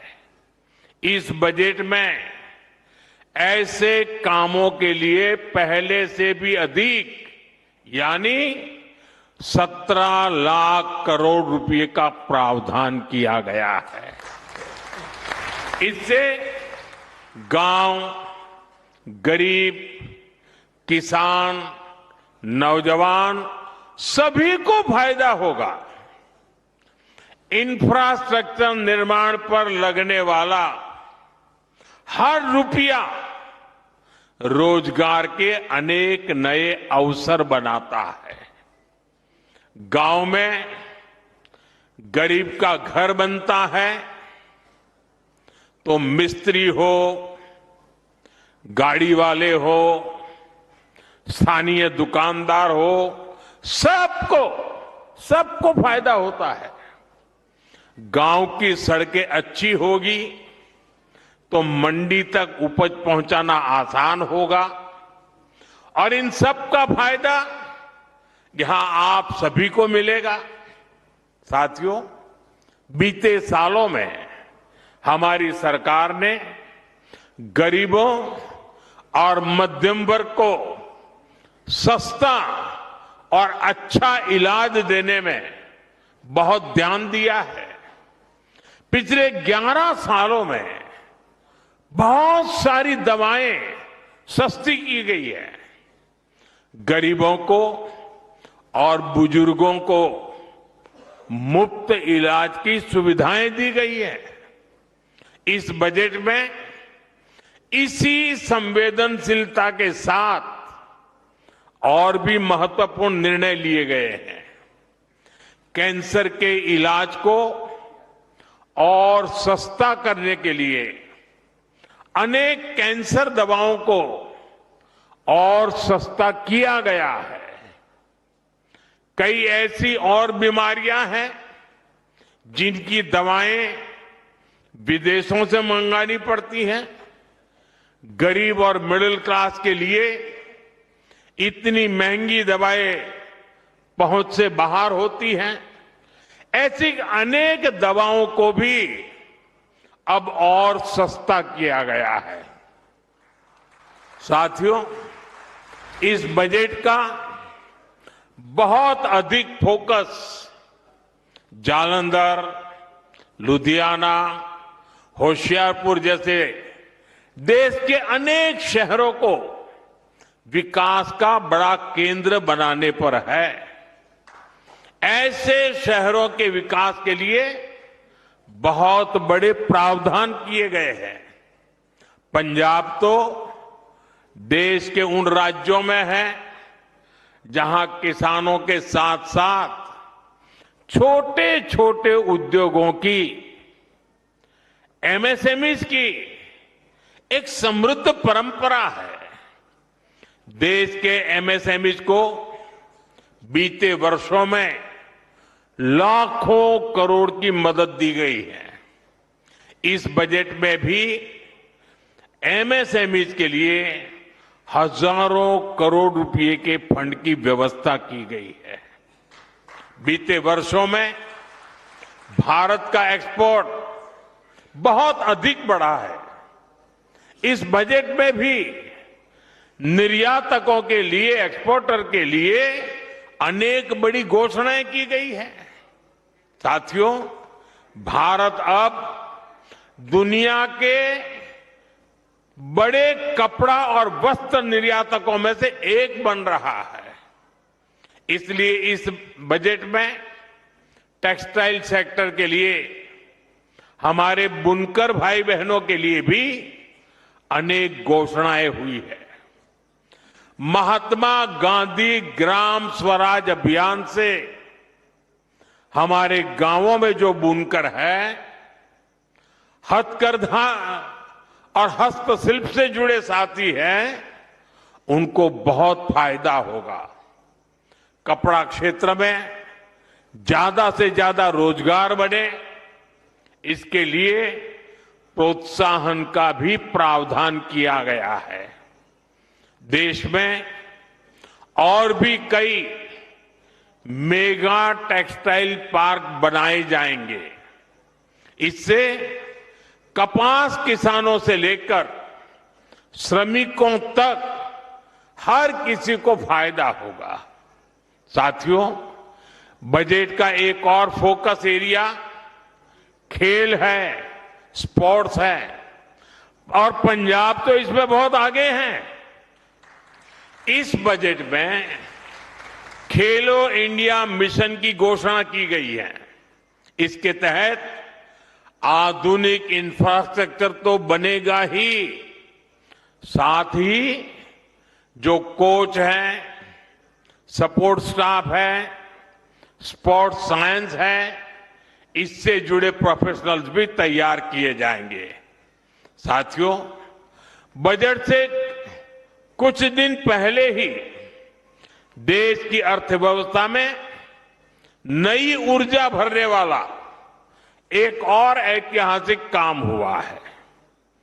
भारत और यूरोपियन यूनियन के बीच ट्रेड डील पर सहमति बनी है और सारी दुनिया कह रही है मदर ऑफ ऑल डील। आज पूरी दुनिया में हर तरफ इसकी बड़ी चर्चा है।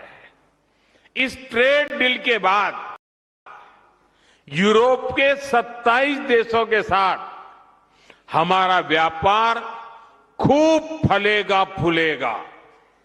अब हमें वहां सामान भेजने के लिए टैक्स ना के बराबर देना पड़ेगा।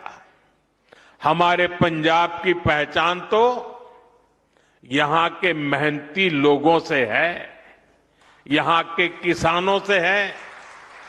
पंजाब को स्किल्ड युवाओं के लिए जाना जाता है। ट्रेड डील से हमारे पंजाब के भाई बहनों को बहुत फायदा होने वाला है। यहां जालंधर, लुधियाना और अमृतसर में कपड़ा उद्योग से लाखों लोग जुड़े हैं। अब पंजाब के टेक्सटाइल सेक्टर को नए और बड़े बाजार मिलेंगे। 27 देश खुल गए हैं। यहां जो कपड़े तैयार होंगे वो यूरोप के बड़े बड़े बाजार में बिकने के लिए जाएंगे और उन पर टैक्स भी न के बराबर होगा। इसका मतलब है पंजाब की फैक्ट्रियों में ऑर्डर बढ़ेंगे, फैक्ट्रियों में काम बढ़ेगा। इससे डिजाइन, प्रोडक्शन जैसे दूसरे फील्ड में भी रोजगार बढ़ेंगे।